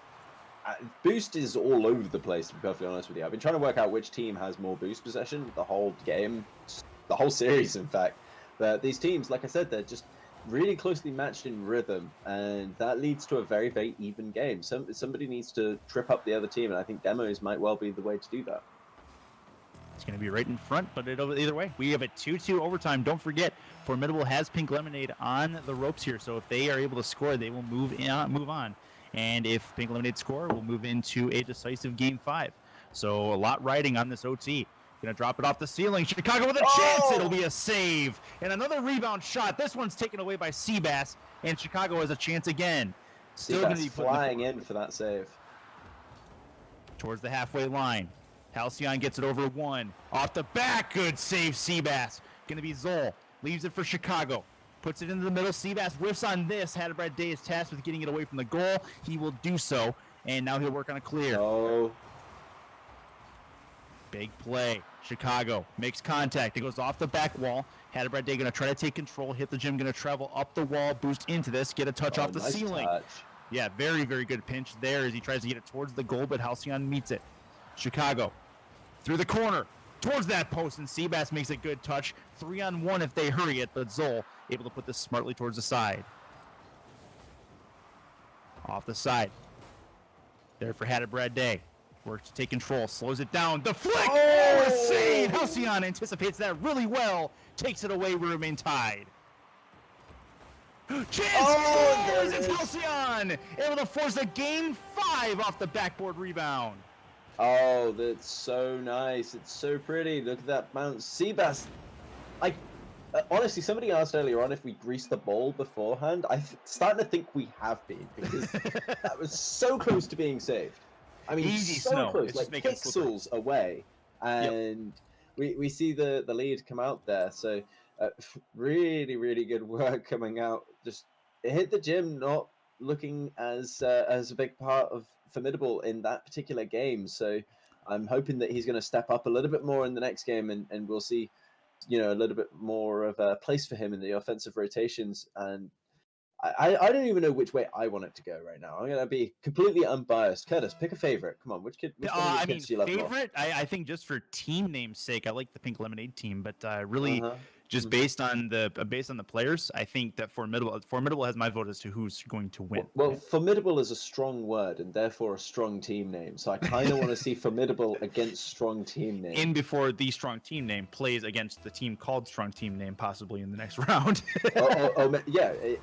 Maybe in the future we need to see an amalgamation of these two teams to Formidable team name. All right, game 5 underway. Get your iPads on, folks. Want to see some predictions from you guys. Would love to see it here as we have a Formidable Pink Lemonade contest going on I've already right got now. my iPad. It's a Rocket League one. That's fair. I've seen it. It's good stuff. These guys Everyone's have as seen well. it. We have Hit the cameras, gym. remember? You're on camera, Indeed. Curtis. Off Yeah, the but- back, it's going to be a play from Zol. Taken away by Halcyon. Halcyon follows this up. Going to wait. Into the middle. Off the backboard. Coming in. Shot at the net is Chicago. He'll get first strike. 4:20 left. Tasty backboard pass coming out. Halcyon trying to get that into the middle. Seabass actually helps, puts that in the path of Zol. Zol chips it up, and Chicago reads it off the backboard. And then once again, we see just how important it is to have somebody on the wall for those backboard bounces. It's just too difficult to come up with those from inside the goal. Hadabrat Day going to try to get up for this. Seabass going to follow it as well. Hit the gym, going to try. All 3 members went up in the air in a very short amount of time. He's going to go off the sidewall towards the goal line, but rotating back is Seabass. Put it towards the corner. Gets it around 2. That's a chance. Didn't get it around 3 for the moment. Off the corner. Chance again. Hit the gym. Can't quite put it home. As Seabass tries. Can't get it done. Halcyon. Shot at the net. Direct shot at Seabass. He'll put that away. Chicago works for a second touch. He will win an awkward 50, as it'll be in the Formidable end for the moment. Seabass misses on this. He gets put towards the goal line, off the bar. This is a chance for Chicago trying to angle this. He can't get it done. And Hadabrat Day will clear it towards the side. 3:28 left, 1-0 score. If you guys are just joining us, this is Game 5, semifinal number 2. Both of these teams trying to meet for a strong team name in the grand finals of SPL's Weekly number 17. It's going to drop into the Pink Lemonade end. Hit the gym. Tries to get it towards the net. Can't get it done here. It is Chicago. That's a play off the backboard. Needs a little bit of help. Doesn't have any coming as Halcyon stays at half contently. Yeah, just chilling. Yep. He's fine. They're already in the lead. No need to overcommit and potentially let a breakaway through. And to be honest, I don't know whether I agree with that conservative play. I think that one goal is not a big enough lead in this matchup. No, he definitely had a chance to attack that ball and just didn't do it. I think he was more Oh, cautious that's a watching. touchdown. And Hadabrat Day makes Oh. Chicago watch that one cross the goal line. We're tied up. Yeah, that's a lovely touch from Seabass actually, but Hadabrat Day just dinking it just past the nose of Chicago. No way for Chicago to catch up to that one. He just needed to be already going much, much faster than he was when Hadabrat Day took that touch. We approach halftime in this decisive game number 5, and we are no closer to choosing a winner. It's going to be a play from Halcyon. Over the halfway line, Zoll drops it off the back. Had it Brad Day going to boost off the wall. Gets a second touch. The 50 will go his way. This is a play off the backboard. Chance here for nice. Brad Day, has to rotate back and hit the gym. Will take control at half. Great touch from Zoll there. He slowed the ball right down and just gave his teammates who were already in defense a great opportunity to get a big clear. Off the back. Good play from Halcyon, getting a long clear. Touch from Zoll off the backboard. Halcyon has a chance. Couldn't get the angle he wanted to. Now Zoll will try to restructure in the offensive end. Touch by Chicago. Halcyon off the ceiling on the 50-50. Play from Zoll. Back to Halcyon. Good touch off the top. Halcyon again. Looking for Zoll right in front. Chicago. Oh, the waits, mind game. The patience. Oh, the wiggle. That was the most aggressive wiggle I've ever seen. Aggressive wiggle? Yeah. I like it. I mean, that was like a full 45-degree like angle between those two wiggles there. So, you know. I like it. Normally people just give it a, a little wiggle. That was more like a all caps wiggle. Could we call it a shiggle? No. Oh, it's Zoll! Able to put that one in 2-1. That's what Zoll thought of that. He had to interrupt you the only way he knew how. 2-1 lead. This is a very, very clutch situation for Formidable to try to come back. We see how important it is to be on that wall already, flying up to it. A lot of the time, you just can't get to the right place. It's very difficult to land on a specific spot on the wall when you're flying up at a steep angle, and you've got to be very precise when you're taking those balls off the backboard. It's going to be a play that's Zoll far side, just wide of that right woodwork. Who moved the goal a foot? It's a play for hit the gym. Tries to go through the corner. Zoll gets it past him. This is a 2v1. This is a chance. And this is going to be a play for Seabass. Now we get it back to half. Had it Brad Day with the touch. Hit the gym is up for this. Going to have a hard time getting the angle. And it'll go in the corner instead. Chicago off the backboard. That's a shot at the bar. Rebound coming out. Nothing happening here. You need to see something from Formidable very quickly. They have a chance to lose this one after being up 2-1 in the series. Had a Brad Day. Off the corner. Oh, a save there. Rebound off the post. Rebound again does not go. With 15 maybe seconds. their last gasp. 2-1. Chicago loses this to Had a Brad Day. They're going to at least give it one more stab. Shot there from Seabass. Great read from Zoll. 2 seconds left. One, it's up in the air still. We've seen a 0-second goal already in the series. Don't count it out yet. Halcyon keeps it in the air. Why are they keeping it in the air? It's still in the air. Why? I don't understand. This is a play now that will touch, and Pink Lemonade will win. And very, very close, but Pink Lemonade will take the series, and a little bit of a strategy, interesting strategy at the end of that last game. It's strategy? It was madness. Madness, I tell you. It's a bold move, Cotton. Let's see if it pays off. You're right. So let me just do something entirely unnecessary for no reason at all. Oh, it's okay. We still won. But wow. Yeah, absolutely. So we're going to see at this point if Pink Lemonade wants a break before the grand finals, because otherwise we will move right in to the grand finals as long as all the players are there. It's always a debate, isn't it? It's one of those things that it's different for every team. Yeah, you're never gonna find every team wants to do one particular thing. Like, do you take a break, have a moment, breathe, woosah or something, or do you go straight into it and just come in real hot? So, I think a break is fairer because one team doesn't have the option of coming in hot. No, and that's fair. That's fair. We had an issue. You weren't here for the last week, but we ran through both semis and and into the finals without doing a break. So we figured we're going to ask the team to see if they want one in this case. So that's like the idea.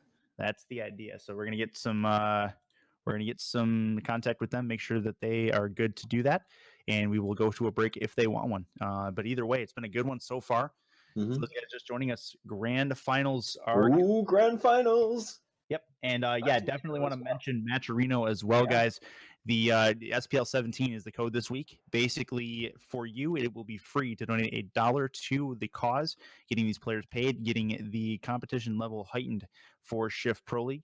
And all you have to do is put in that code, SPL 17, at the Maturino website. And It's like as I Geschwin mentioned, says in chat, if you haven't already done it, just do it. There's no reason not to. exactly. Schwind is the real MVP. No doubt about that. So good work from him. And I believe no break. We are going to not give a break to the teams. That's fine. We're going to get the lobby going. And we have that info right now. So we're going to get it going right away. So no rest for the wicked, as they say. No rest for the wicked. Yeah, well, absolutely. I mean, I would like to say that this is the most exciting thing that I've watched today, but it's Well, not because I you've been saw watching Rogue the back of One your in eyelids 17. for the last 8 hours, haven't you? Sorry? Well, You've no, been I've been watching. asleep. Yeah, I went to sleep. But this morning I was in London. I saw Rogue One, 70mm IMAX on the largest cinema screen in Europe. This is close though. I mean, this is seriously close. Like, I had a lot of dopamine through my system today. I think I'm gonna have some kind of like a withdrawal problem tomorrow. So Should be fun. everybody, yeah, I'm just gonna have to play Rocket League all day. It's the only thing that'll keep me sane. All right. Well, here we go. It's Pink Lemonade. It's strong team name. Ooh, It's the yes, finals, it and is. Is spring it a has final? come upon us. What's that? It's a final, and the snow is gone. Somebody's not Yes. in there. Somebody's not feeling the good cheer right now, are they? Curtis's bomb humbug has spread. Apologies. Yeah. Well, I mean, All right. Snowtopia is unique in the way that you can see where your where the opponents are driving to. Yep. The tracks are on the ground, gives you technically a little bit more awareness. Well, the awareness is gone. We're back at DFH regular at this point. The awareness is gone. The awareness is gone. Obliviousness has set in. So game on. Default Strong camera team settings for the name. win. Strong flavored pink lemonade, I think is what we're gonna call this series. Strong team name and pink lemonade gonna get it going for the finals. This is a best of 7 for the lion's share of the $100 prize pool as we are underway in game 1. Starting us off is Birdman. Birdman seeing, I believe, I'd have to check history, but I think his 3rd SPL final. Rays. That's more than Goes up that, for this. surely. Classic What's Sandy have made it more than twice. Oh, that's a play for Whoa. Halcyon. He's gonna get it through. 20 seconds in, they have first strike. Yeah, straight off the bat, this Pink Lemonade looking very strong. And Pink Lemonade, of course, a very good team name, but we shall see whether it continues to be a strong team name as we move through the rest of the series. I'm sorry. Now, interesting dynamic here because one team is playing warm, the other one wondering what their activities were while they were watching that second semifinal. So interesting to see if the Pink Lemonade team is the warm team at this point, or if strong team name is just going to take a bit to get going. I don't know. Semifinals, best of 5, went to game 5. They probably snuck in an episode of some TV show. They could have done 30 it. minutes simcom, no problem. It's going to be off the ceiling, dropping in front for Pepiope. Crossbar. Chance Ooh. going across the other way. Birdman can't get it done. Oh, Chance no. in front. Not Oh, gonna that bump from... Birdman just took Chicago out of the path of that ball. Taking the pressure off. Nice play. Physical play coming to roost here early. No real demos yet, but a nice bump out of the way is going to be just as good. It's going to be Reyes, drops it off the intersection. Good read from Air. He'll get this long, and it'll be back into the strong team amen. Off this ceiling. Birdman loses this. It's going to drop in front. Reyes gets it deep into Pink Lemonade territory. Off the corner wall. Reyes shot at the net, and a good play there by Zoll to keep it away from the goal line. Remains a 1-0 lead. Minute and a half gone. Reyes goes off the sidewall with this. Does meet this. It'll still drop in front. That's a chance. It'll go wide of the left post. Reyes is up for this. He's going to put this off the sidewall. Plays it laterally. Help coming, but late. This is still going to be an opportunity for Halcyon. Off or above the crossbar is Birdman. He'll put it into his own corner and finally get it back to half. Reyes loses this, though. 3 minutes left. Still 1-0, and it looks like Pink Lemonade doing a really good job of hemming strong team name in.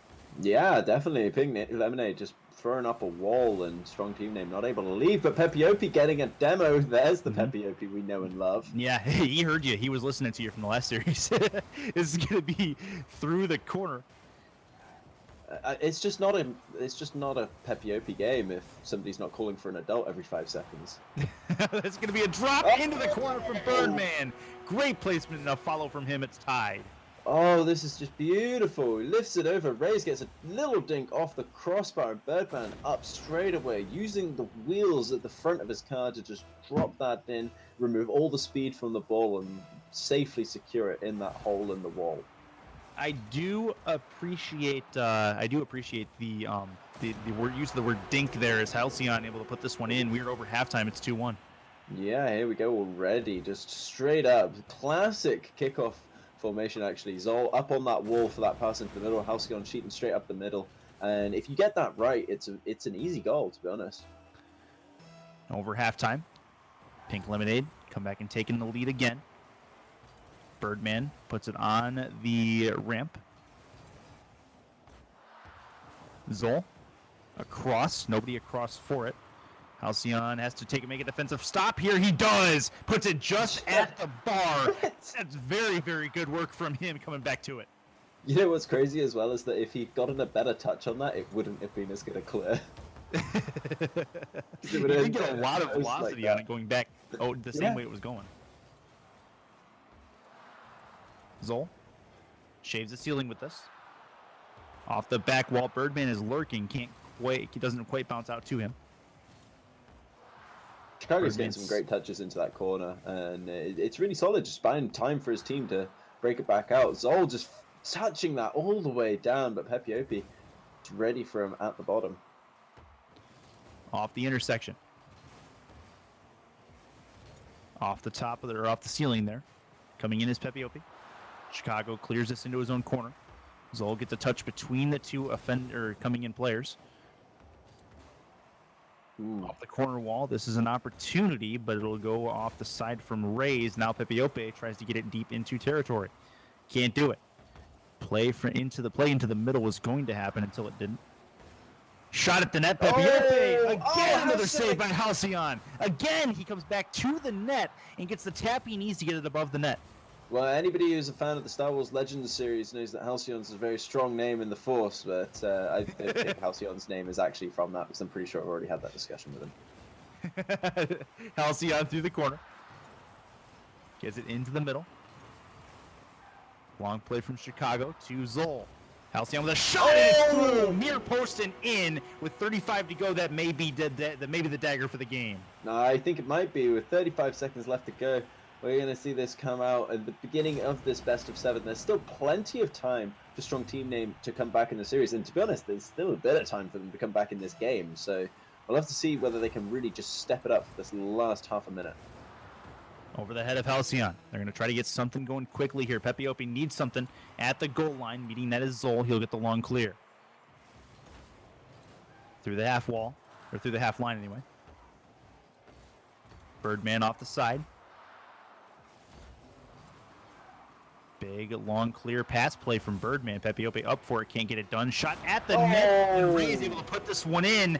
9 seconds is enough time, however improbable it may be. I mean, it could happen. It could. I'm kind of scared in case it does. I don't know if I'm going to be able to handle it, guys. Like, 9 somebody seconds to dial go. 9-1, you know? Like, don't put Just the in last case. number in yet. Just have it ready, right? This is a play. They need to get one back offensively here. 2 members are up there. This is a clear from Halcyon. Need to keep it in the air. It does stay up. This is a chance for Birdman. No, not going to happen. Pink Lemonade do take the first game win. They lead the series 1-0. Okay, panic over, everybody. Panic over. I'm not going to have a heart attack. Birdman making me feel like I might right at the end there. But all in all, Strong Team Name coming out very, very solidly. And you know, you asked, is it better to come in warm or not? And clearly not is the answer. Maybe. Well, Pink Lemonade do come in warm after that second semifinal, and they do win the first game. Strong Team Name are the ones that had the break. So either way, I mean, it was a close game either way. I mean, the shots were clearly in favor of Strong Team Name, though.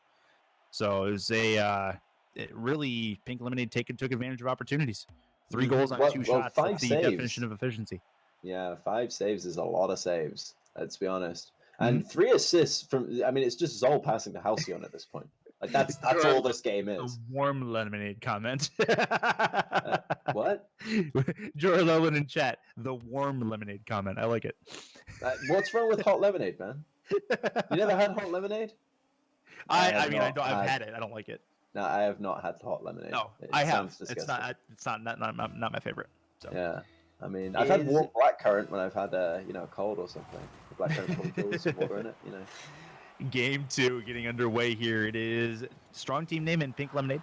Pink Lemonade in the blue if you guys are just joining. That's a shot off the bar. Rebound. Halcyon puts that one through. And he's been a really consistent player in the couple of series we watched him. Well, I mean, so far, once again, we're seeing a great pass coming out to Halcyon from Zol. So is that all it is?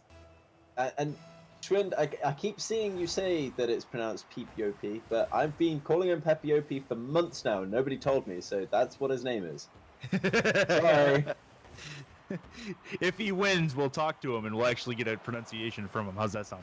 He probably won't talk to me. We'll see. We'll see. It'd be nice. He'd be It's going to calling be his wrong through... name the whole time. Why would he want to talk to us? All right, this is a play into the middle. Pepe going to get a long play towards the goal line. Up in the air is Zol. He'll get it cleared away for the moment. That's a shot at the post. Birdman just a little bit wide of target, and it remains a 1-0 lead. We're 45 seconds into game 2. Off the sidewall. Halcyon. Through the corner. Ooh, what a touch. This is a play carry, and it'll touches. get up. Zol makes a very good defensive play on it to keep it away from the goal line. Now he needs to make a second one, and he will. 2 saves in the span of not very much time there, as Zol taking the defensive catalyst position. All I could think as Raze was coming down with that air dribble was just touching intensifies. Through the And corner. another touch, and another touch, and another touch. Halcyon going to get this into the offensive end. Chance there for Pepe long towards the net. This is still an opportunity. Right wing side, going to bounce it. And delivers a Pink Lemonade right there for that.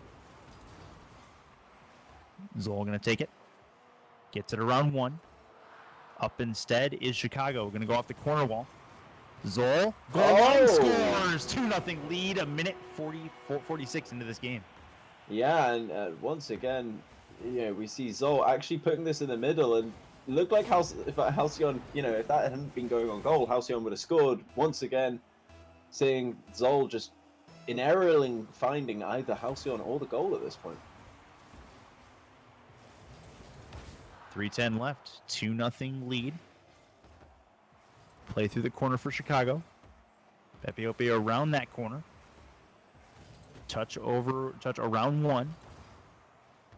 Off the side, off the corner wall, going to drop it in front. 2 members of Pink Lemonade. They keep doing the double commits in air. They're not paying for it yet, but that could be something later. Yeah, I mean, it's always something that you don't want to have happening. But Raze, I thought he was going to get a touchdown, but he doesn't need to. Yes, and actually, good thing he didn't make a touch because that would have ruined the Birdman shot coming in. 2-1 score as we approach halftime. I think that still would have been a snipe down the Birdman, to be perfectly honest with you. I think with the touch or without the touch, that was a goal. That was a great pass. Distorted has your online dating profile as a snipe right now. I mean, that's technically all correct. I will dispute the older term, considering I'm casting with somebody who's 65, but... Hey now. That's Raze. Ties the game up as we just get over the halftime mark. Oh, this is actually a really interesting goal. We see Raze come up, and Chicago actually pushes Raze, which gives him just a little bit more speed. He might not have been able to make that touch. I think he probably still would have, but potentially Chicago giving him a little helping push up the butt there. Very good work from Distorted and from Raze there, as Raze ties the game and Distorted makes the meme of the night. So thank you very much, sir. I'm just kind of copy pasted that into my Tinder. I'm not gonna lie. That's gonna be off the crossbar. Good play off the sidewall from Raze. Pepe tries to get there, can't quite get it, and it'll go off the side. Ooh. Halcyon with a play around the corner. That's dangerous. They need one. They can't get it. Pepe with a long play the other way. They're going to try to keep up the offensive pressure. Angle coming in. Scores. It's Zol. 1:47 left, and they have a 3-2 lead. And this is just beautiful. Look at that backboard hit. Just hit it really high up there. And Halcyon just saying he had to Peep-Yo-P the Peep-Yo-P. I'm not saying it like that. I'm just going to call him Pepe-Yo-P. Yeah, it's much easier at this point. Yeah. That's a shot at the net. It's going to go across. Just put a lamp on him. Take it away. Halcyon. Zol. Zol going to get a third touch here, or second touch, not going to get it happening into the middle. Halcyon rotates back, goes over the head, and that's a play there for Rays. Birdman off the back wall. This is an opportunity. It'll get sent towards the sidewall instead, and three members in the same place on the carpooling into field. that corner a little Yep. bit. Yeah, I was just noticing that myself. Play off the side ramp. Chance for Halcyon. That's going to play towards the goal line. He's got it. 4-2 lead with 1:04 to go. Chicago saying, hey, look, I can pass to you so you can score goals too. It's not just Zol. Love me. But that's a really nice touch from Halcyon, actually. Just getting the side corner there. So side on, getting the little corner touch, just tilting, pushing it down, getting that bounce. Oh, everything. Picture perfect. 60 seconds to go. 4-2 lead for the Pink Lemonade squad. Chance for Chicago. Halcyon up, going to try to angle this, and meeting him there is, I believe that was actually Pepiope, and this will be back the other way. Pepiope off the ramp. Birdman misses on this. Halcyon back to the other side. It's Rays. Ray's going to stay in midair, gets a second touch. It's going to go off the intersection, drop down, and Birdman cannot get anything on it. Chance for Zol to put this one away. He will. 27 to go, make it 5-2. I believe Zol might actually be a she, by the way. This is what I've heard. You But think- a great okay. touch. So great touch coming in, and honestly, at this point, you have to wonder what strong team name are actually going to be able to do about this. It's beginning to look like a little bit of a whitewash. 23 seconds to go. 3-goal lead. Very likely not going to be a comeback here unless Pepiope can make something happen now. It can't happen there. They're not going to come back in this game. It's Nope, it's not all gonna about the happen rest of the series at this point. Yep, All no, about you're the right. rest. You are right. So- 5-2 winners likely, as it is going to be strong team name going down by a score of 2-0 in the series, regardless of what happens on this play. And really, the first game was close. Second game, not as much, as the offensive chances may still be in strong team names' corner. But Pink Lemonade just more opportunistic. Well, we've got some armchair analysis going on in chat actually regarding strong team name. Night in You saying that when they get the ball, they just slam it as hard as possible towards Blue and Prey. And Kai99JR saying bad tactic. If they have time, they should take it. And I agree with them. Agree with them to an extent. But let's remember that we're at the finals now of what has been a pretty close tournament at every round. Yeah. We really have done the real sieve and filter down to the best of the best. Certainly in the terms of who's signed up and whatnot. So it's it's difficult to maintain possession. Like taking time can be a lot more dangerous because it opens up potential dunks and that kind of Counterattacks. thing. But I have noticed a few times with Pepiope particularly that he will take a harder touch than is necessary, let the ball get away from him, and then there'll be a clear. So that's happening on the attack. Maybe if they just need to put the ball into space where the other team's not. And sounds simple. It's not so hard, not so easy to do in practice. Once again, though, they had a lot more shots. Yeah, maybe the law of averages will actually come to help them out eventually. I mean, the amount of shots they're getting is absolutely absurd. Some of those And shots eventually are from clears, though. That's Clears fair. registering as shots. So, I mean, it puts a little bit of truth to what Night and You is saying, that's for sure. Yep, and with a game 3 looming, this is one that the strong team have to have. This is a clutch one here. If they lose this one, we very well could be looking at a sweep. I don't see them coming back if that is the case. So one they definitely kind of- should get. Yeah, it's definitely an interesting narrative for the tournament when it's been so close all the way through, and then we see a sweep in the final. That's not on my wish list for Sansa. No, So not at all. Not at all. That would And, be my lump of coal. Definitely would love to see competitive Rocket League as long as possible in this one. So as we get into it, Chicago going to go at the goal line and get takeout Rays. It's going to be a shot play towards the goal line. Goes across the mouth for Chicago, but he can't quite angle it in. Off the sidewall. Great dunk. 50, Another 50. great dunk. Yep. All the dunks. So many dunks. Up is Pepiope. He's going to What get a is long this, play. NBA? Good touch. That was a good touch there by a Birdman. Not able to get it in. as up for the save in the clear with Chicago. Zoll is there. Puts this around the corner. Rays boosting through this, going near post. Reading it well is Halcyon. Touch from Halcyon. He gets it over the halfway line. Birdman going to put it to Rays. Rays gets it around 1.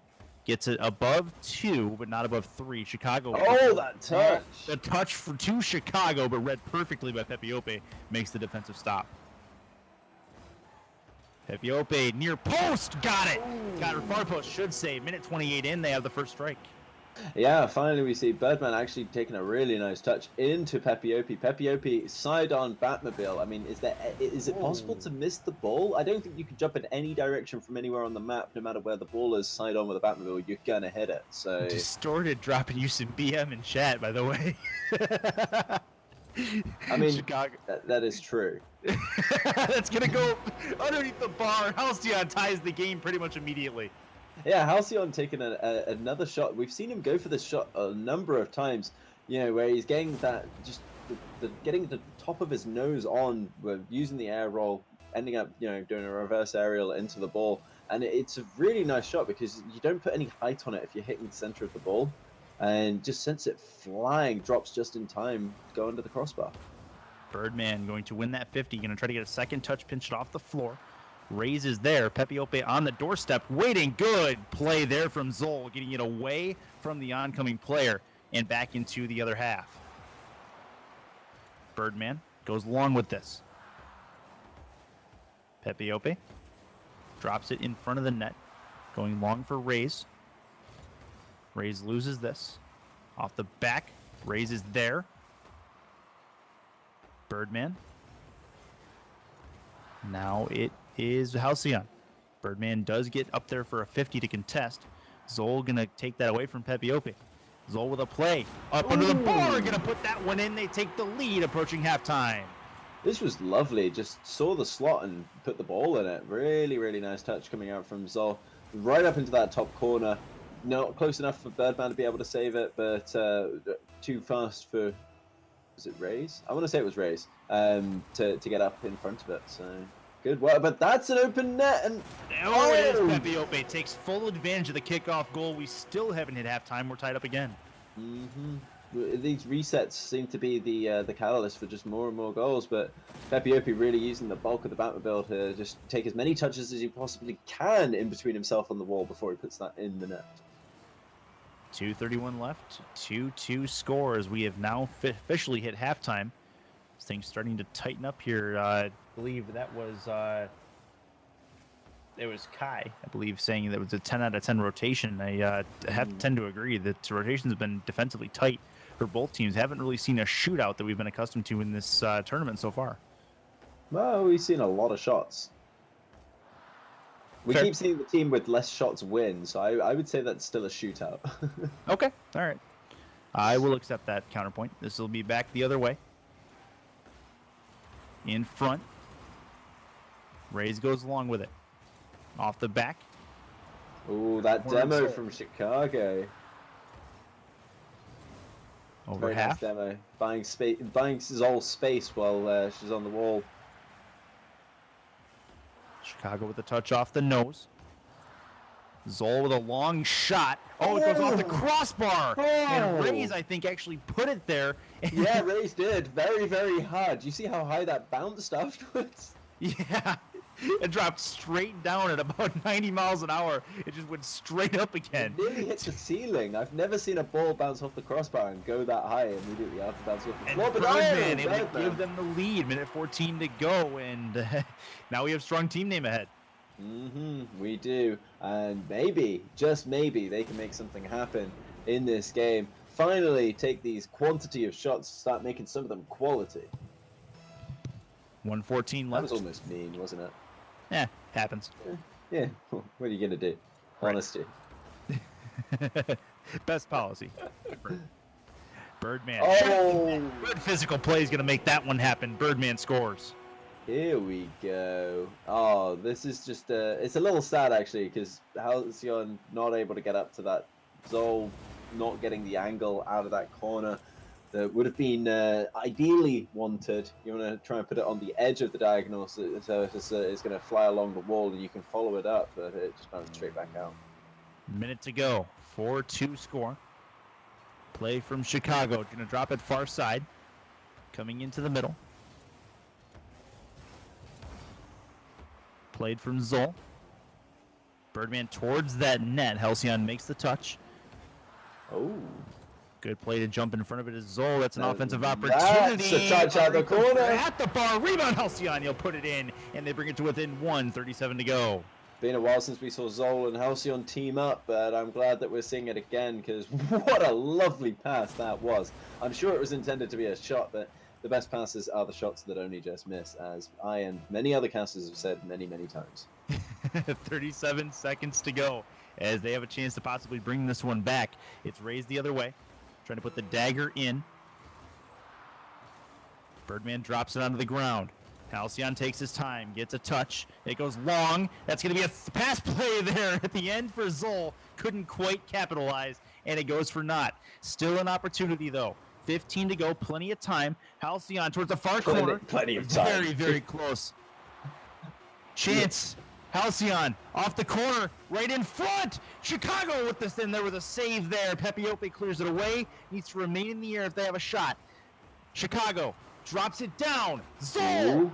Not gonna work. Didn't quite get the velocity on it or the height. Strong team name. Take game number 3. I mean, we have to talk about what plenty of time means. 15 seconds is not plenty of time, Curtis. 15 seconds, plenty of time for them to set up an opportunity. 1 minute's barely plenty of time. all right. Yeah, Strong team then, though. Good win for them. They come back and they bring this deficit back to 2-1. Well, it's about time we saw some orange on that scoreboard. Yep. And interestingly, now this actually is interesting. Pink Lemonade had more shots and lost. So all the way through this series, the team that has more shots loses.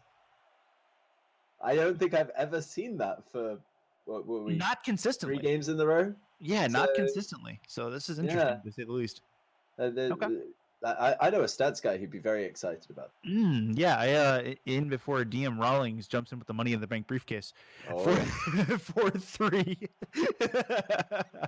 And strong team name does bring the deficit back to a 2-1 scoreline.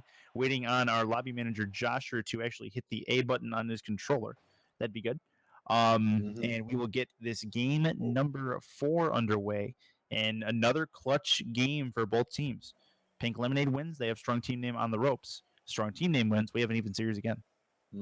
Well, I mean, it's just a very, very, it's a very sticky point, isn't it? Really, because when you think about it, in anything else, like this 2-1 situation, like you kind of feel like you got a good solid chance if you're in the lead. But in a best of 7, there's so much space left in the series, so many more games that could happen, that it's very difficult to feel comfortable. Off the sidewall. Hits the ceiling with it. Ray's going to get a long play into the opponent's end. Up is Birdman. Pepiope trying to finish this, but Zol going to put it over him. Birdman back into his own end on a pass back to Rays. Going up to meet this. Halcyon gets there first. Birdman long. Trying to get a second touch. He will win the 50 while remaining in midair. Yeah, I love it. Just let me fly into this 50 real quick and win. Shot there from Halcyon as the rebound comes to him. Zol going to rotate back. Ooh. Going far side. Good contact from him, getting it back to half. Yeah, any worse, if that touch had been any worse, like, well, I mean, I'm not saying it was a bad touch, but just it needed to be that touch, or else that was very scary. Oh, off the bar, rebound Like coming in, chance there. Not going to work. And it will be sent back the other way, 3:49 left, still scoreless. Chance off the back wall. Play for Zol. Chicago. Halcyon. Through the corner. Drops it to the halfway line. Birdman. Play towards the crossbar, and it's a save getting up to Chicago. Second touch for him. Third touch goes to Zol. Zol going to follow this through. Back to the halfway. Halcyon goes up to meet this. He will boost off, but Rays gets there first. Zol, back the other side. Gonna follow this. This is gonna go to the goal line. One-on-one play. Oh, a good touch by Halcyon at the goal line. 1-0 lead. Papiopi taking the demo on the guy he thought was going to go for it, and then it wasn't because that little jam up in the wall. Halcyon able to just slip round the side of it, and any kind of a touch is going to put it in the net from that.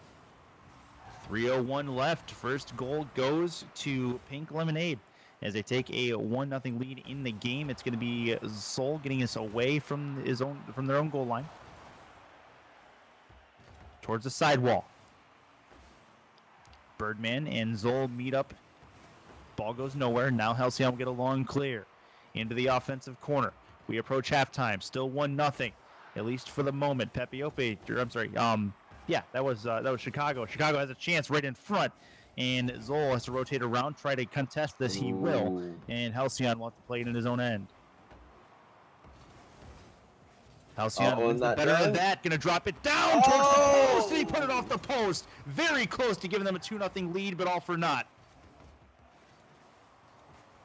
Zol off the boost off the wall. Papiopi with the steal. It's gonna go towards the goal line. Up, putting it off the crossbars by Halcyon. That's a shot. The post couldn't keep it out. Ray's gonna get credit. 1-1.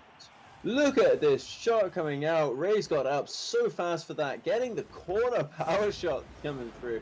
No dodge, but still as much power as you can get with your car at that angle, and that was just solid. And Curtis, you're getting pulled up. Yep, I just saw that. Yeah. I just saw that. If that's the case, I'll take care of it. No problem. And this is going to be through the corner. Yeah, you never listen to me. I start talking, you switch off.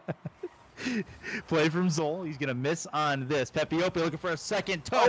Not going to work. Rays going to put that one into an empty net. Looking for the second touch, but it was found by Rays. Yep, fair enough. I didn't say that. That was just a beautiful little shot into an open net. So, strong team name coming back. Pulling it right now, tying up the series. Zol going to try to bring them back immediately. Puts it in front. Halcyon tries for the touch into the net. Not going to work. It goes back into the Pink Lemonade end. Off the ceiling. Zol goes up for this. Touch by Chicago. Rays. Back to Chicago. Off the backboard. Going to drop it to Halcyon. Halcyon can't quite get there. Off the sideboards.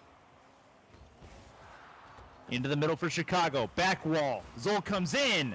50-50 ball right in front. Goes the way of Papiopi this time. Ooh, no. Thought for a second we might see some fancy juke, but nope, just straight up tackle. Chicago off the back. Zol with a chance. Another save. Papiopi with a save back out to Halcyon, who's going to put it in the upper 90. We are tied up again. Halcyon does not miss those. We've seen him find the corner of the net so many times, and he's just coming through, doing it once again with the pass from Zol. Zol and Halcyon, they got some kind of echolocation or something. They just know exactly where each other is all the time. Halcyon, I've noticed, if it's the same person I'm thinking of by Halcyon, was a former console player who may have gotten a PC recently. That would be my understanding. I assume it's the same Halcyon. He's been talking in chat. Okay, if that is the case, then yeah, it makes a difference, guys. If you have not gotten on the PC bandwagon yet for Rocket League, definitely do so, because he's played a lot more consistently off of console and on PC. It's going to be up the sidewall. Zol right out in front. Rebound coming in. Good save. Birdman gets the save. It'll go back to the halfway line. Chicago. Over half. Off the back. 7 seconds to go. We remain tied. Overtime looming. 7 seconds. 5, 4, 3. This is going to be back to the halfway dot. Birdman off the back wall. This is an opportunity. Oh! 0-second goal for the win. And that's a big one to get for strong team name. Series tied. Yep, I called it. I told you what would happen. And that touch actually coming off Zol there. Just that pinch just throws it straight in the corner. And we have, well, I mean, I'm just saying, called it. Called it. Told you so. I did it. Hey guys, I'm not a total finalist after all. I've just been away. Woohoo! That's very, very good work, as that was actually a pinch that ended up an own goal. We didn't quite see who it went off on, but it was definitely a all. blue trail. I just said who it was. Come on, Oh, okay. man. Like, you really don't listen to me. I thought you No, were I blind, definitely not not. deaf. Come on. Confirmed. Either way, strong team take the win. Series tied. We have a best of 3 now We for do. the championship in this tournament. And Oh, it's tense. it is. Yeah, absolutely. Shots still coming out really high in amounts for both teams. Yeah, and again, we see the team with the most shots lose. This is just weird. I'm not used to this. This is an anomaly. I have to call Yeah, it this an is. anomaly. We're moving further and further away from coincidence to is somebody messing around with the Matrix. We're in a simulation, guys. What are you doing, Dave? Oh, you guys didn't hear that, but rip mine and Caddis's headphones. Yeah, we had our camera guy Gabe come through and basically just scream in our ears for no apparent reason. Either he was being murdered or he was memeing us. I'm not really sure which one. So we're back the other way. It rolls up the ramp into the near post, make it 1-0. Pain. Like, that was a. I think that was how that post bounce is supposed to happen, but it certainly didn't look like that was what was going to happen. I can fully understand not being worried about that and then all of a sudden being very, very scared. Zoll gonna turn around, get good contact on this. Met well. Play from Birdman. Chance in front, taken away by Chicago. Birdman again. This will drop near post. Rays up the ramp. Haven't called his name much recently. Wide of the post. Zoll will take control. Dribbles around 1. Side wall. They're going to keep them hemmed in for the moment. Watch the boost activity here. Chicago does get up, has more than enough boost to get to that. That's still going to be a shot at the goal line. Save it there by Zoll. Halcyon loses this. Epiope does go and steal that boost. Ray's going to put it off the backboard. Chance in front for Birdman. Can't quite put it through. Pepiope still keeps the attack on. Birdman off the back. Pepiope with the physical play, but it will go for not. A Chicago up to Halcyon. Halcyon off the back. Chance for Chicago to make the play happen into the middle, and it'll get taken away by Birdman. 3:35 left in game number 5 of the 7-game set. Gonna drop it down. What a very good read there from Halcyon, getting in front of that pass. That pass was crazy. Yeah, he sniped him from way up near the ceiling.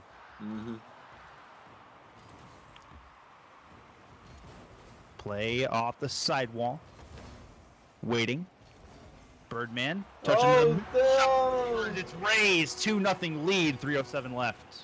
We see, almost another just like slow development there. Zoll nearly gets it out there, but Rays just puts that touch in front of her and just sends it straight into that bottom corner.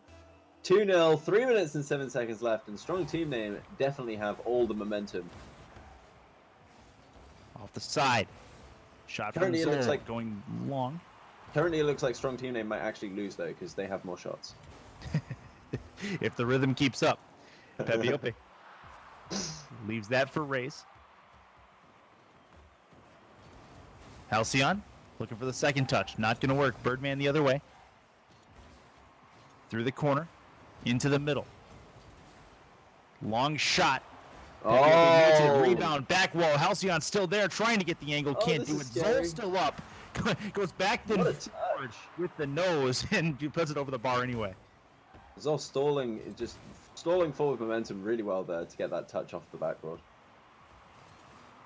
Zoll will take control on the wall. Good play into the middle. Birdman takes it away. Over the halfway line. Zoll goes for the physical play on Birdman. Stops Birdman from getting it control, but it will still be sent into the strong team name end.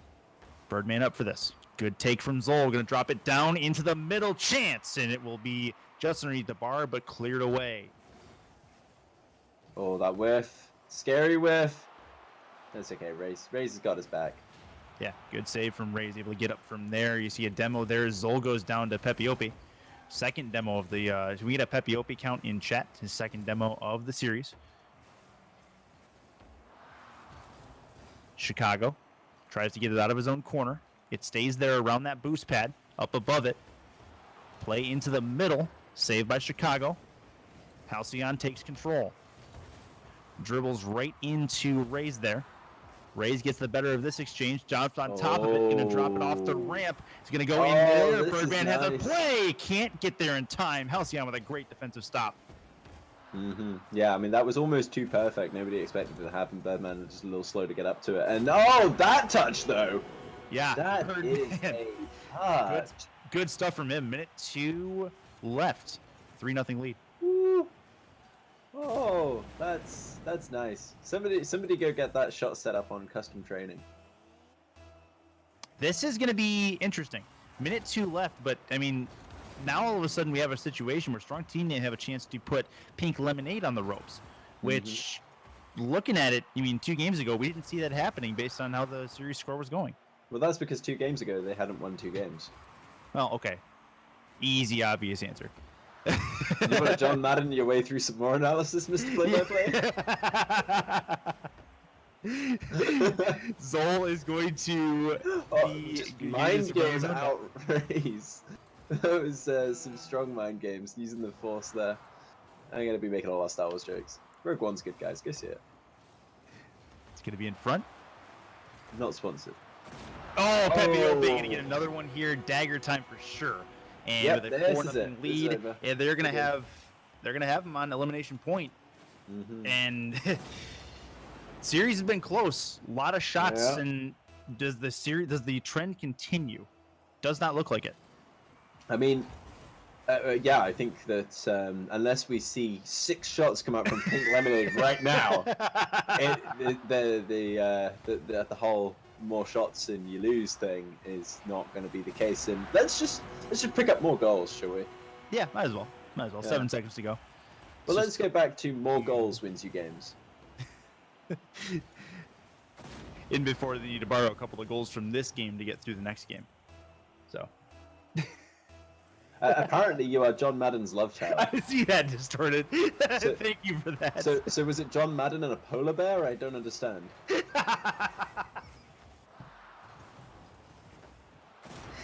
Oh, they get another one just to spite me. Rays gets one there. Nice work, and that will no longer extend the game at least. As Yeah. we'll go into the 6th game of the series. 3-2 lead in the series now for Strong Team Name. Absolutely. And we see Chicago leaving the lobby, so possible car change coming in there, possibly. So here he is. He's back already. Yep. But yeah, I mean, we learned a lot in this game. One, we learned that statistics will change over time because lots more shots from Strong Team Name there compared to Pink Lemonade. We don't have the exact number because Chicago left, and I didn't look before he left.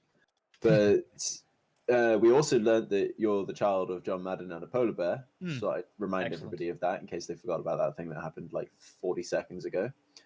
And we also learned that Strong Team Name, it's not just a clever... Maybe they don't need the name. Maybe they should just be Strong Team. Okay, I'm game for that. That'll work. But either way, 6th game is in front of us of the series. And Strong Team Name do have the advantage trying to put this tournament away. Good play into the middle. Birdman goes towards the side wall. Coming in. towards I the have goal to line. ask, when Pepiopi demos people, you know, do you have your Nam flashbacks? Because Too many apparently you have flashbacks. PTSD So from many Vietnam. flashbacks. Birdman puts that one in, and the ball explodes on the goal line like normal. 28 Yeah. seconds in. That So goal, many that flashbacks. like that was 2 demos in very quick succession, followed by an explosion in the goal. Curtis, it's okay, just breathe, it's fine, don't worry about it. It's over. All right, 30 seconds into game number 6, and the lead belongs to Strong Team Name. Chicago, up in the air, drops it on the back. I'm losing my mind here, guys. Come on, we're trying to cast like a very important game in the finals of the tournament. You wait until now to start doing this in chat. Oh man, like the first semi would have been good. That'd have been all right. Yeah, that This would is be gonna fine. Like we Rays. can meme all we want in the semis. Nobody cares about the semis. I mean, All right, Birdman gonna turn around and go for this. Looks like does get the read, shaves the ceiling with it. Off the sidewall, it's Halcyon. Halcyon gets a touch into the middle, off the back, coming in, waits. oh, the bum. Birdman goes through two, trying to go Yeah. through three. Oh, Mind the game mind game tried. Chicago. Chicago decided to go with the Batmobile. Just PPOP was. I have to really think about saying it like that. His Batmobile was too strong, and Chicago had to match him. So we're at 2 Dark Knights on the field now. There you go. What a Halcyon challenge. does not win that challenge. Birdman flies that's by awkward. this. Toad talks, guys. Toad talks. Birdman into the middle. That's a play towards the far post. And 2 members of Pink Lemonade right there to take that one away. I'm sorry, but it's very difficult to drive the ball around a Batmobile. They're very long. If they're side on, that's basically it. Pepiope with a play on the ramp. Reading this as Rays goes up above the board crossbar and the ball. Yeah, Chicago, some mind games of his own. Doesn't just fall for them, he makes them too. It's going to be a play underneath the bar. Sorry, distorted got me again. Yeah. It's good. Birdman up in the air. Through the corner. Into the Pink Lemonade end. Rays. Over the halfway line. Boost off of that. Birdman gets contact. It's going to go at Chicago. Chicago keeps the offensive possession up. Taken away. Pipiope is up for this. He's going to put this directly at directly at Halcyon. Yeah, he was actually aiming for Rays. Good forward positioning from Rays, potentially trying to get that. PPOP coming out with those demos. Don't worry, Curtis, it's good. And it's like, well, we're starting to see more demos. Josh is saying in chat that demos are a strat NA doesn't take advantage of enough. And he's absolutely right. It is much more common in Europe, where honestly we're just less polite. Yeah, that's fair. That's fair. Well, I mean, half of our continent for NA is known for being more polite than needed. So, Well, geography-wise, not population-wise. true. Yeah, that's exactly right. There's going to be a play there off the crossbar, and that's going to be a Zol play that goes for naught. Birdman gets it around 1, tries to get it around 2. Going to have to travel this up the wall. Boosts off this off the back, and a good touch, but a better one by Chicago to get that away from the goal line. Once again, Spider-Man, if it's going off the backboard, you got a Spider-Man. We got Batman going for Spider-Man clears. Right? Interesting. I mean, Batman Interesting. roleplays as Spider-Man quite a lot if you think about it. He does a lot of grapple stuff. It's kind of like That's Web. fair. Yeah. That's fair. Off the corner. Okay. But he's got a cool Chicago. car and Spider-Man doesn't. Play from Birdman. Drops it on the left wing side. Has a chance here. That's long. Empty net scores. 2-0 lead. And we very well could see a swan song here with 47 left. A swan song, you say? I mean, yeah, we definitely could. 47 seconds is enough time to score.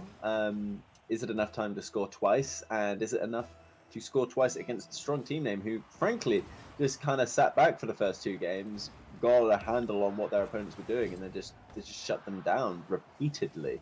Zolo and Halcyon have not been able to find each other, been zoned out of a lot of passes, and we really need to see exactly how this is going to pan out. 30 seconds to go. They need to get a goal quickly, but first they need to get the ball out of their own end, which they're having a hard time doing at the moment. Up in the air. Zol. Halcyon whiffs on this. Long play, ends up being a pass for Birdman. Can't get the contact he wants on it. May not matter. Rays off the crossbar. 9 seconds to go, and I think we can safely go ahead and call it at this point, unless Halcyon It's can make over. heroics happen. No, We are going to have your winners. Too slow. Chef Pro League's weekly number 17 is going to go to strong team name as it'll touch there. It is Rays, Birdman, and Pepiope. With a great win and a great tournament. GG's to both teams and everybody involved. But strong team name have to come back in the finals, but they do so. Yeah, well, strong team name that partial reverse sweep coming out, no problem, easy, job well done, good job, guys. You can now remove the name from the end of your team. You have proven yourselves to be strong team, Indeed, there you go. strong team in trademark. fact. Yeah. As we do want to do an interview if they would like, so we're going to wait I for an would like answer to do on an that. interview. Birdman's still in the game lobby, so we'll see if I'll they take an want interview to. with Birdman. Yeah, I would do I it. like that guy. He's cool. Yep. So we'll see what he Yeah. says. But real Better quick, than while talking to you. him though, guys, do use that Matcherino command in chat if you can. Yes. 17 is the code you need Please. to do to put $1 into the pool, and it does not cost you a dime. And it goes out of Matcherino's wallet and into the players as they try to get into, or try to get paid, basically. So we Mhm. want to bring competition. To do that, we got to be able to pay these guys. So You're strong. paying players, and you're paying players without spending any of your money. I mean, Yeah. it's like, could it be any better? I mean, it's like a win-win for everybody involved, except Matcherino, apart from those guys. But yeah, that's why we need more people to donate more. I mean, let's be honest as well. Like, if you want to use the code, then great, please use the code. Yep. But you can also just throw more money in the pot if you want, and we would love it if you did that, because the more money we build up, the more exciting things we can do for you. Okay. Does not look like we will have an interview this week, as Birdman has either not responded or Okay. opted out. So no big Well, deal there. But yeah, Before good tournament. Yeah, I mean, it's been a great tournament. Before we go anywhere, though, I did want to. I've not been around, but just a shout out to rocket-league.com, Rocket League Garage. There is a fantastic training site now, thanks to Sarubi, which Yes. Fisho's brother, if anybody's aware of that, he does a lot of work on that site, and that training section is fantastic. So Yes. I highly recommend it if you're looking for training codes. I believe there is a rumor we might be doing some potential custom training packs, maybe taking shots from the tournament, that kind of thing. So keep an eye on Twitter for that one, I think. Yep. Yeah, it's been a fun one. Yeah, the training thing is it's been a really big help to those that are kind of under mechanically developed as far as players in. So you're saying it's been a big help for you? It has. It absolutely has. Cherry Picker is my current favorite one. Oh, Cherry Pick is fantastic. Yes. I love that one. Yep. Very, very good one, and definitely check that out. Should be on the main actual list as you go into the custom training. So, yeah, definitely check it out. I'm gonna actually get a room added here to Shift Pro League's Discord, by the way, for custom training codes. So if you guys create one, definitely put it in there because I'm sure I can't remember. I don't really know why we don't have one just yet, but I'm gonna add that in as soon as we get done here. So yeah. I mean, let me do an analysis thing real quick. Like, just you mentioned Cherry Picker. One of the most important things about Cherry Picker, in my opinion, is not that it teaches you the mechanics of how to go for those shots. It teaches you that you can go for those shots. Yeah. So you can recognize opportunities that you otherwise wouldn't be able to recognize by doing that training. Can't recommend it enough. Yeah, that's good stuff. That's very good stuff. So with that said, just checking out some options here. I do believe Ghost Boosters is still going. And if that's the case, that's who we're going to go to on a host, guys. Ooh. With that said, we will say goodbye and good night. Want to give one last shout out to Josher and Cody and everybody who helped run things in the back end. The casters earlier, Tom Kelly and Dazrin, our Chicago casting team. And of course, Silent You, Gabe on cameras. Guys, we couldn't do this without these guys, and we also can't do this without you. Thank you guys for joining us and spending a majority of your Friday evening with us. We appreciate you very, very much, more than you know. And you guys are the reason we do this. So If you keep with that talking, said- they'll know. we appreciate it. And we will see you guys next week for the 2 days before New Year's. It's 2 days before Christmas. We want to say Merry Christmas and Happy Holidays from everyone at Shift Pro League to you. We're going to kick it to a host. Enjoy the rest of your evening. For Silent, I'm Curtis. Have a good one.